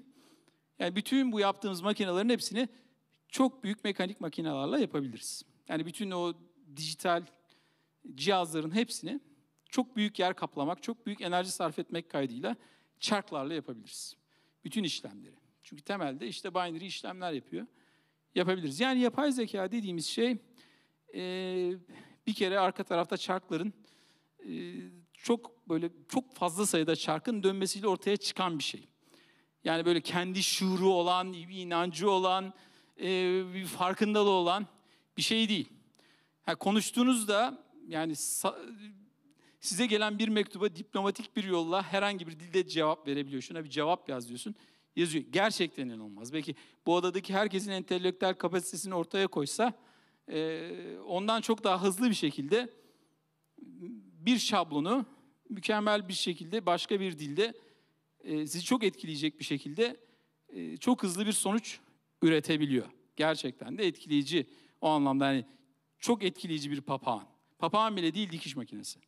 Çünkü biz insanoğlu 1950'lerden beri açıkçası yani ne düşünme üzerine ne dil üzerine, ki insanoğlu diliyle düşünüyor, konuşarak düşünüyor bir anlamda. Dille düşüncesini ifade ediyor. Noam Chomsky'den sonra işte dillerin yapısıyla alakalı bir ilerlememiz yok. Sadece bilgisayarlar hızlandı. Bilgisayarlar çok hızlandığından şimdi önümüze böyle mucizevi gözükecek sonuçlar koyuyor. Ama muhakkak bir tarafı var ki hayatımızı çok hızlandıracak unsurlarla donatılmış bir şey. Yani matbaa nasıl öyleydiyse, buhar makinesi nasıl hayatımızı çok kolaylaştırdıysa ve muhakkak geçilmesi, kullanılması gereken bir teknolojiyse, şu günkü yapay zeka da öyle. Bunun yanında az önceki o felsefi tartışmalardan, dünyada süregelen felsefi tartışmaları biraz inceleme şansım oldu. İşte yapay zeka insanları öldürecek mi? Ulusları yok edecek mi? Hep merkezde şunu gördüm arkadaşlar. Bir kere insanları yok edebilecek, insanlığın soyunu yok edebilecek teknolojileri insanoğlu çoktan geliştirdi. Hatta bunları kullandı bile. Ne zaman kullandı? İkinci Dünya Savaşı'nda nükleer bombalar kullanıldı, değil mi dünyada? Bunları geliştirenler tarafından insanlar üzerinde. Dolayısıyla insanoğlunun bu kapasiteye sahip olması çok daha eskiye dayanıyor. Yani kendi soyunu, türünü yok edecek güce insanoğlu o silahları çoktan üretti, kullandı bile. Hatta kullanma tehdidiyle tehdit eden ülkeler var.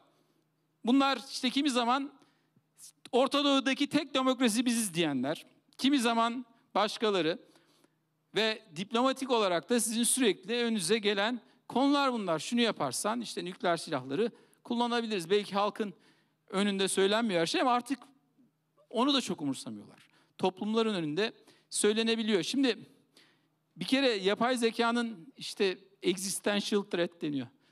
Varoluşsal bir tehdit oluşturuyor mu sorusunu sorduğumuzda çok daha tehlikeli şeyler insanoğlu yaptı zaten. Dolayısıyla bunları kontrol altında tutacak bir düzen de ortaya koydu. Ama siz bu çiviyi çıkardığınızda bırakın yapay zekayı, o diğer teknolojilerin hepsi insanoğlunun sonunu getirmeye zaten kadir, o güce muktedir. Yani daha çok benim tartışmalardan anladığım şu, bu teknolojiye biz sahip olalım da ulus olarak dünyayı ilk biz yok edelim veya başkalarına karşı ilk biz kullanalım. Bütün bu tartışmalardan anladığım, yani merkezde insanlığın iyiliği falan yok. Kim daha önce buna sahip olacak, kim dünyayı bu güçle domine edecek ve karşı tarafa bir anlamda şantaj aracı olarak kullanacak, bu var. Böyle bir aldanışlık da var. Bu da çok dönen bir konu olduğundan, burasında uygun mecra olduğunu değerlendirip yapay zekanın sizlerle paylaşmak istedim. Bunun yanında tabii doğal dil işleme modelini Türkiye Teknoloji Takımı Vakfı öncülüğünde, Baykar'dan da bir ekibimiz, yine Cezeri'den bir ekibimiz, Türkçe merkezli olmak üzere tabii ki bütün dilleri de kapsayacak şekilde çalışmalarını yürütmeye başladık. Tümüyle açık kaynak olacak. Türkiye'nin ilk bir anlamda cemiyete, yani geliştirici cemiyetiyle beraber yürütülmüş büyük doğal dil işleme modelini, projesini başlatmış olduk. Bunu da şimdiden sizlerle paylaşmak istedim. Tabii T3 aile, AI ile demeyi düşünüyoruz. AI tabii o yapay zekayı ifade ediyor. Özellikle spesifik uygulamalarının çok faydalı olacağını değerlendiriyorum. Yani düşünün ki bir hakimsiniz, hukuk içtihatlarını okumanız gerekiyor. Geçmiş bütün kararları. Hepsini size sıralayabilir artık bu teknoloji. Bizler de mesela Baykar'da bir örnek vereyim. Binlerce dokümanımız var geliştirdiğimiz 20 sene boyunca. Her bir deneyin kaydını tutmuşuz, testin kaydını tutmuşuz, geliştirme süreçlerinin kaydını tutmuşuz. Hepsinin kaydı var ama bulmak, araştırmak, onların içinden doğru dosyaya ulaşmak çok kolay değil. Hepsinin kaydı var ama o arşivi tarayıp özetlemek de çok kolay değil. Hatta bazı sorular sorup hakikaten özellikle spesifik uygulamalarıyla birlikte hayatı her yönden çok kolaylaştıracak. Meslek alanlarında da, iş hayatında da, normal kamusal hayatta da kolaylaştıracak birçok uygulamanın da buradan gelişebileceğini düşünüyoruz. Bir anlamda o açık kaynaklı platform tüm bu girişimler içinde, yani özel uygulama yapmak isteyen, düşünün ki tıp alanından hukuk alanına, mühendislik alanına özel uygulama yapmak isteyenler için de büyük bir kaynak olacaktır. O anlamda takipte kalmanızı tavsiye ediyorum sevgili arkadaşlar. Tabii bizler 20 senelik milli SİHA mücadelemizde kendi sınıfında dünyanın en iyisi dediğimiz SİHA'ları geliştirmeyi başardık. Şimdi biraz daha öteye, uzaya taşıdık çalışmalarımızı. Sanayi Teknoloji Bakanlığı ile beraber yürüttüğümüz DENAYAP projesi tüm yurdumuza yayıldı. 81 ilimizde binlerce, on binlerce öğrencimiz yetişiyor artık. TEKNOFEST açık ara ilk yıldan itibaren, ikinci yıldan itibaren kendi rekorlarını kırarak, dünya rekorlarını kırarak kendi rekorlarını kırmaya başladı. Bu geçtiğimiz yıl 1 milyon öğrenci başvurdu sadece yarışmalara. Bu artık açık ara bir rekor. İlk yıl bu 20 bindi. 20 bin bile çok büyük bir sayıydı yarışmalara başvurma açısından. 20 bin, 50 bin, 100 bin, 200 bin, 600 bin, 1 milyon oldu. Ve elbette bu da bir anlamda ülkemizin tam bağımsız ve müreffeh yarınları açısından baktığımızda, Milli Teknoloji Hamlesi serüveni açısından baktığımızda çok büyük bir dip dalganın müjdesini veriyor bizlere. Tabii TEKNOFEST bizler için, yani bütün bu yaptığımız işlerin yanında yaptığımız en anlamlı faaliyet. İşte 9. TEKNOFEST'i inşallah seneye Anadolu'da düzenliyor olacağız.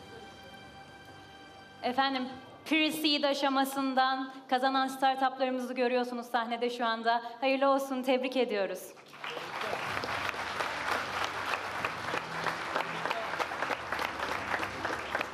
Sizleri yerlerinize alabiliriz. Devam edeceğiz ödül törenimize. Birçok startup'ımız var ödül alan. Çok teşekkürler. Thank you very much.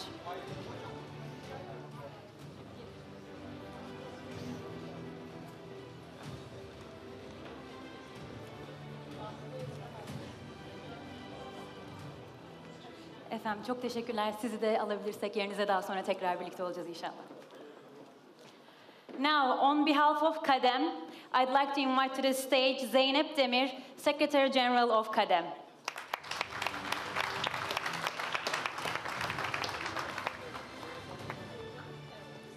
And now we are going to grant the award Women in Innovation, and the winning startups are From Your Eyes and Salty Energy.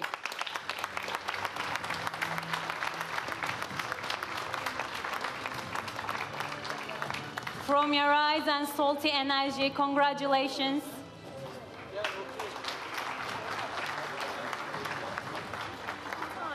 KADEM'in Women in Innovation ödülüne From Your Eyes ve Salty Energy layık görüldü. Tebrik ediyoruz. Hayırlı olsun efendim.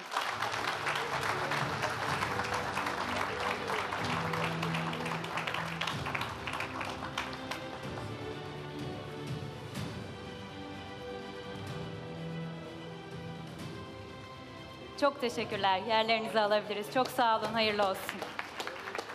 If From Your Eyes can stay with us, please, thank you. Siz biraz daha burada misafir edeceğiz. Çok teşekkürler. Efendim çok teşekkürler. Yerinizi alalım size. Çok sağ olun.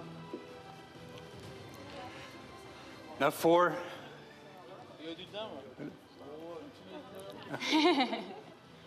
for the ARIA ARPC Acceleration Program Award by Fark Labs, I'd like to invite to the stage Burcu Girginer Özünlü.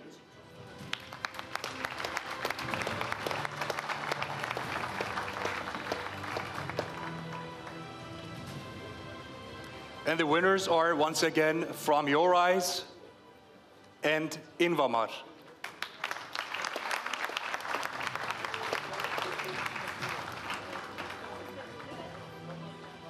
From Your Eyes and Invamar, congratulations.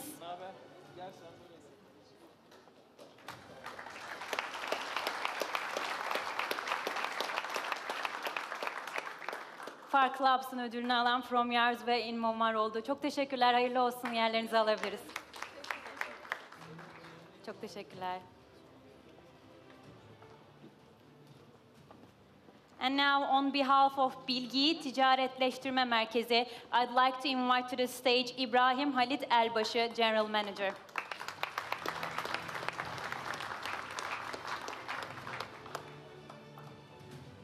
And he's going to grant the award Akademi Programı. And the winning startup is HyperEver. Congratulations, HyperEver.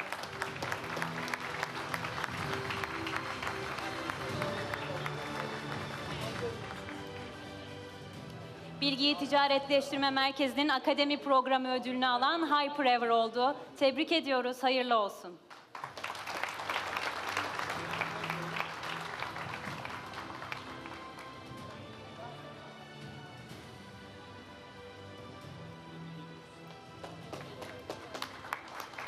Efendim çok teşekkürler, yerlerinizi alabiliriz. Çok sağ olun. Hayırlı olsun, tebrikler, tebrik ediyoruz. Now the next award is the İTÜ Seed Acceleration Program by İTÜ Arı Teknopark, and the winner is Clip.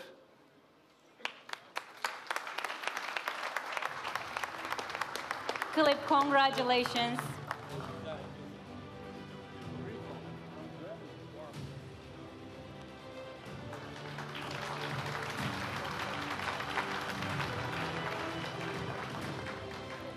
İTÜ Arı Teknopark ödülünü alan startup'ımız Clip oldu. Hayırlı olsun, tebrik ediyoruz.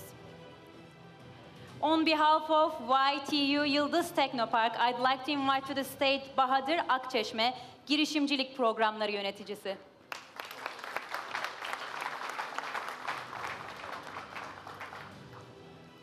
And he's going to grant YTU Startup House Acceleration Program Award to KidU. Congratulations.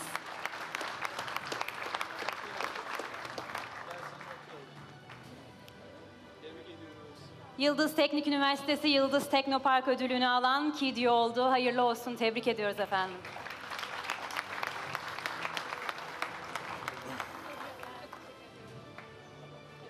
Çok teşekkürler. Yerlerinizi alabiliriz. Çok sağ olun. Now for the Garage Pre-Acceleration Program Award by Albaraka Garaj Katılım Bankası, I'd like to invite to the stage Sacide Yıldırım, the coordinator of startup programs.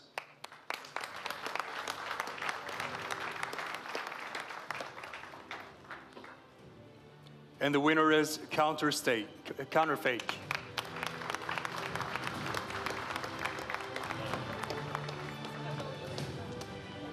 Counterfake is the winner. Congratulations. Albaraka Garaj Katılım Bankası ödülünü kazanan Counterfake oldu. Tebrik ediyoruz efendim. Hayırlı olsun.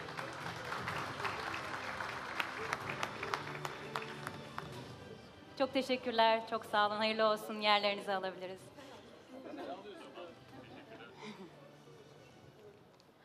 On behalf of ICYF, I'd like to invite to this stage Sami Serdar, CEO of Young Business Hub.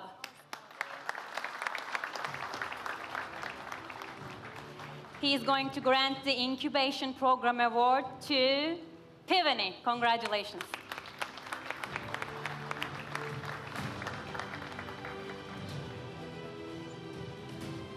Piveni kazanan startup'ımız hayırlı olsun. Tebrik ediyoruz.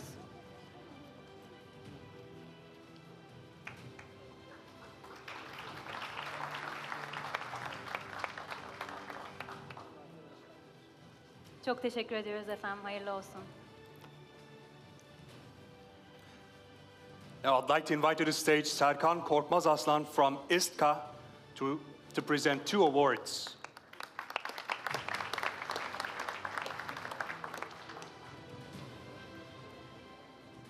First award is the CES Experience Prize, and the winner is Kodgem Technology.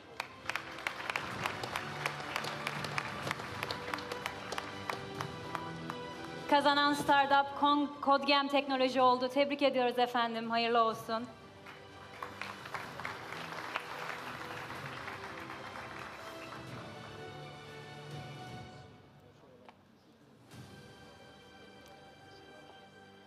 Efendim sizi tekrar sahnede misafir edelim. And another category is Web Summit Qatar Experience Prize. It's a special prize and the winner startup is Heavy AI. Congratulations.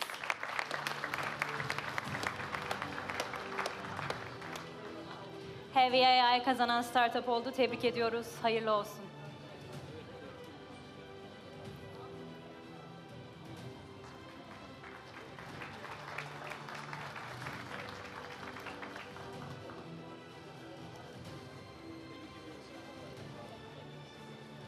Teşekkürler efendim. Çok sağ olun. Hayırlı olsun.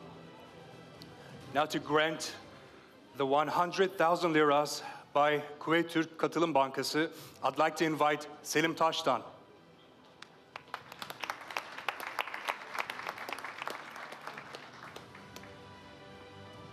Hoş geldiniz efendim. And the winner is Venso Cloud.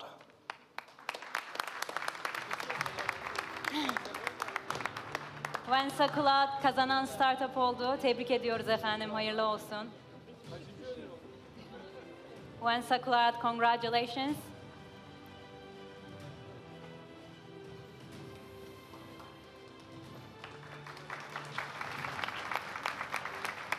Hayırlı olsun efendim. Teşekkürler.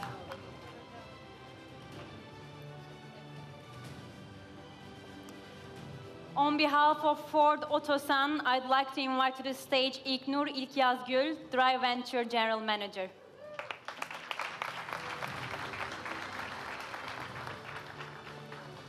Hoş geldiniz. And she is going to grant Best Women Entrepreneur Prize to From Your Eyes. Evet, From Your Eyes bir ödül daha kazanıyor efendim. Hayırlı olsun. Tebrik ediyoruz From Your Eyes'ı. Dün izlemiştik bütün startuplarımız içerisinde sunumlarını.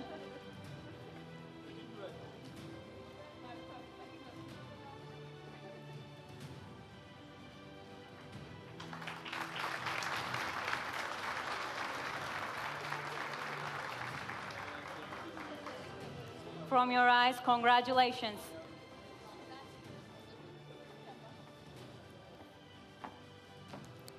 Now to grant the $10,000 award by Esas Holding, I'd like to invite to the stage Mr. Kazım Köseoğlu.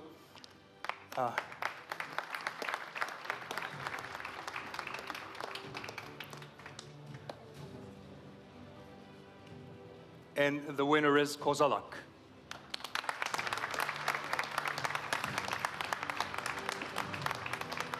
Congratulations to Kozalak Yangın, the winner of this category. Kozalak Yangın bu kategorinin kazanan startup oldu. Tebrik ediyoruz efendim, hayırlı olsun.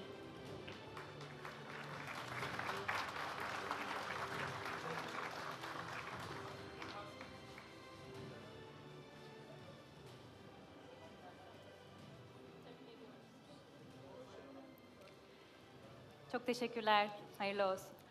And now we are going to grant 3 different awards on behalf of Aselsan. Now I'd like to invite to the stage General Manager Ahmet Akyol. Please welcome him. Efendim hoş geldiniz. And to grant 300,000 Turkish liras, the winner startup is again Salty Energy.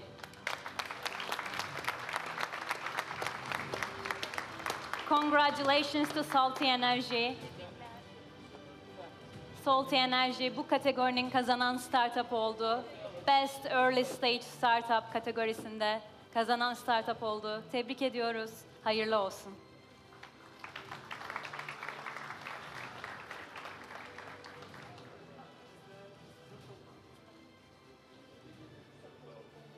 Hayırlı olsun, alabiliriz yerlerinize. Ahmet Bey, sizi biraz daha sahnede ağırlayacağız.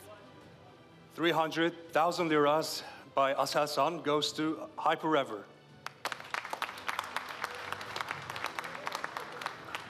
Congratulations to Hyperever, another winner of Best Early Stage Startup category. Hyperever'ı tebrik ediyoruz efendim. Best Early Stage Startup kategorisinin kazananı oldu. Hayırlı olsun.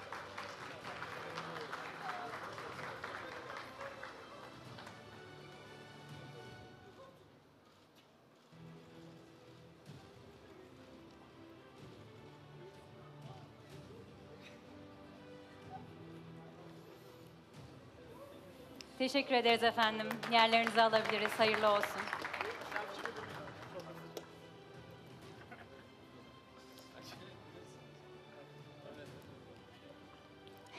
We have many successful winning startups, and it's a really and successful selfies with Selçuk Bayraktar.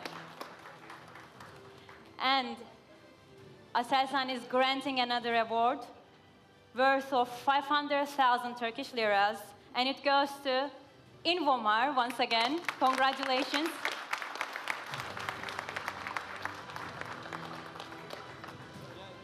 Invomar Best Early Stage Startup kategorisinde bir ödül daha kazanıyor. Tebrik ediyoruz. Hayırlı olsun.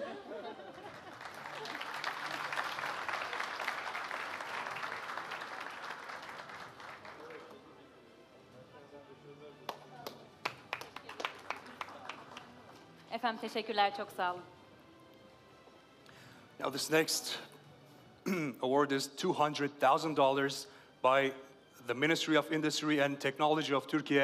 And to grant that, I'd like to invite to the stage Mr. Zekeriya Coştu, the Mr. Deputy Minister of Ministry, Zekeriya Coştu. Efendim hoş geldiniz. And Deputy Minister Zekeriya Coştu will grant through $200,000. It's too much. Sorry, apologies for that. And the winning startup is, are you excited? Syntonym.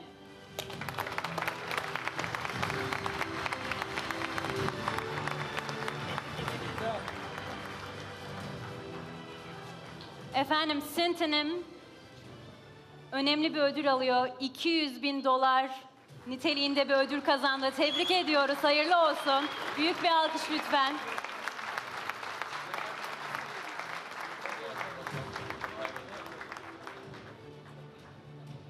Efendim sizi daha sonra fotoğraf için çağıracağız. uygun bulursanız. Çok teşekkür ederiz.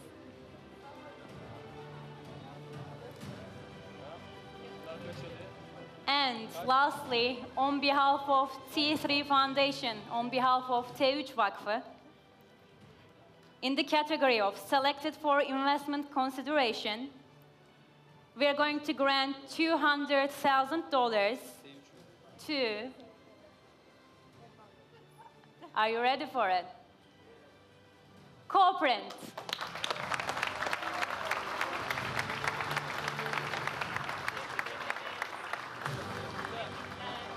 Congratulations to Corprint. It's selected for investment consideration by T3 Foundation. Efendim Corprint, T3 Vakfı tarafından yatırım konusunda, düşünülme konusunda seçildi. Çok büyük bir ödül aldılar. $200.000 niteliğinde. Alkışlıyoruz. Tebrik ediyoruz. Hayırlı olsun.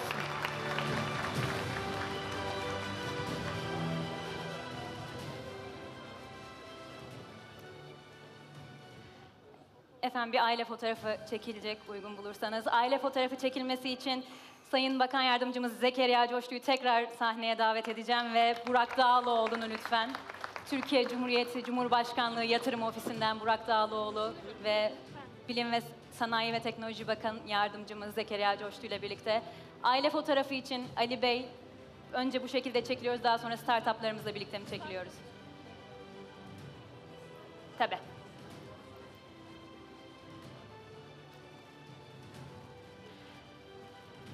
Efendim bu ekip olmasaydı Take Off olmazdı. Büyük bir alkış istiyorum lütfen. Büyük bir alkış.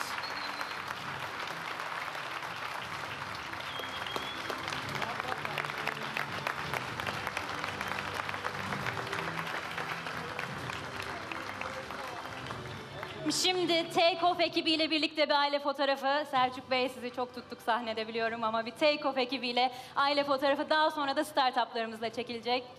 Aile fotoğrafımız. Can I please request our brilliant Take Off team members who worked tirelessly to put this organization together to stage for the family photo please. Efendim aile fotoğrafı için Take Off ekibini sahneye davet ediyorum. İnanılmaz bir çaba, inanılmaz bir efor var. 2 gündür siz de yakından gördünüz bunu. Evet. Take Off ekibi için büyük bir alkış.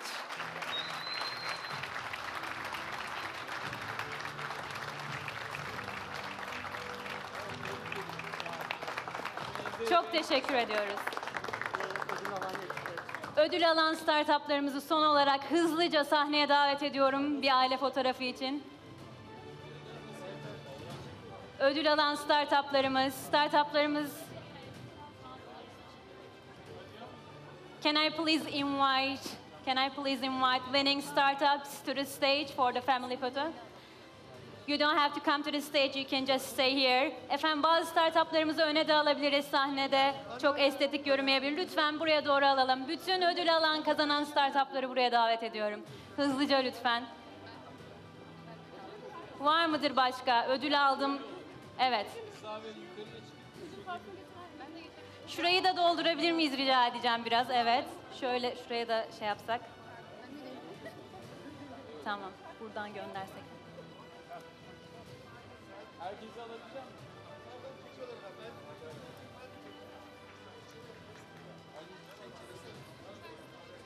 Congratulations to all of our startups who pitched their ideas here at Take Off İstanbul Startup Summit and who shared their projects and who were granted great awards by corporations and investors.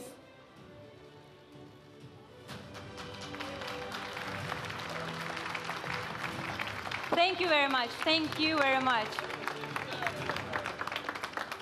Thank you very much. Efendim çok teşekkür ediyoruz. T3 Vakfı Mütevelli Heyeti Başkanı Selçuk Bayraktar'a, İrem Bayraktar Aksakal'a, Elvan Kuzucu Hıdır'a çok teşekkür ediyoruz ödül töreni için. Efendim çok teşekkür ediyoruz. Bu arada röportajlarımız var, izleyebilirsiniz. bizim kendi muhabirlerimizin, Take Off muhabirlerinin, Take Off'a katılan katılımcılar ve konuşmacılarla yaptığı röportajları Take Off'un YouTube kanalından canlı olarak izleyebilirsiniz. Ladies and gentlemen, please do follow Take Off live broadcast on YouTube so that you can keep up with the interviews our correspondents conducted with distinguished speakers and guests of Take Off Istanbul International Summit. And it was a great pleasure to host Take Off Istanbul International Startup Summit. Thank you for your presence. Thank you for your participation. We wish you a great evening. And hope to see you next year.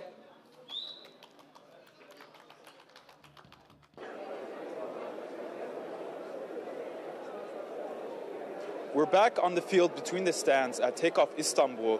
While I was walking around here between all the different types of different startup companies ranging from agriculture, from the health sector, from e-commerce, from e-coin, something really interesting caught my eye, and we're going to talk to Mr. Rim over here about, congratulations by the way on making the top 10. Thank you very much, it's a pleasure. Could you please tell us a little bit about this really interesting startup that you have? Well, our aim is saving people's lives, because when you lose your vision, you can hardly take a pleasure in life or get the same work or job or even the same friends. So we bring the software closer to the people, so that the people that don't want to go or don't plan to go to ophthalmologists, they can get their eye exams on time and save their vision. We address the top blindness causes in working population, like diabetic retinopathy, glaucoma, age-related degeneration, and also other diseases. Currently, we diagnose most diseases than anyone in the world with the best-in-class accuracy.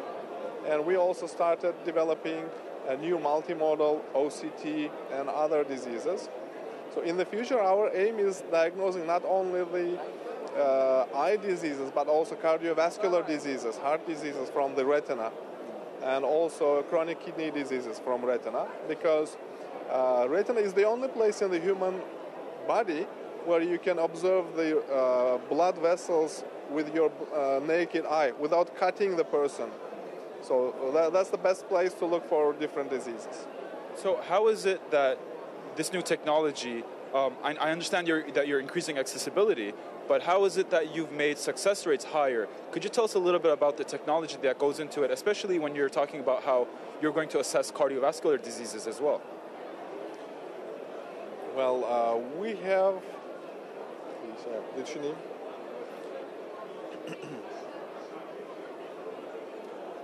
Well, we have the best team. Especially I have my old teammates from the previous companies that we worked together, the people that I know for over 20 years nearly. Also, we have the machine learning expertise that we've been selling to different countries, including Singapore, Malaysia, and Turkey. I'm also a software developer and conference speaker. I've been given trainings across the world in San Francisco, Boston, Amsterdam, Berlin, Istanbul, and other cities. So my co-founder is the professor of ophthalmology. He is a retina expert, one of the top experts in his field.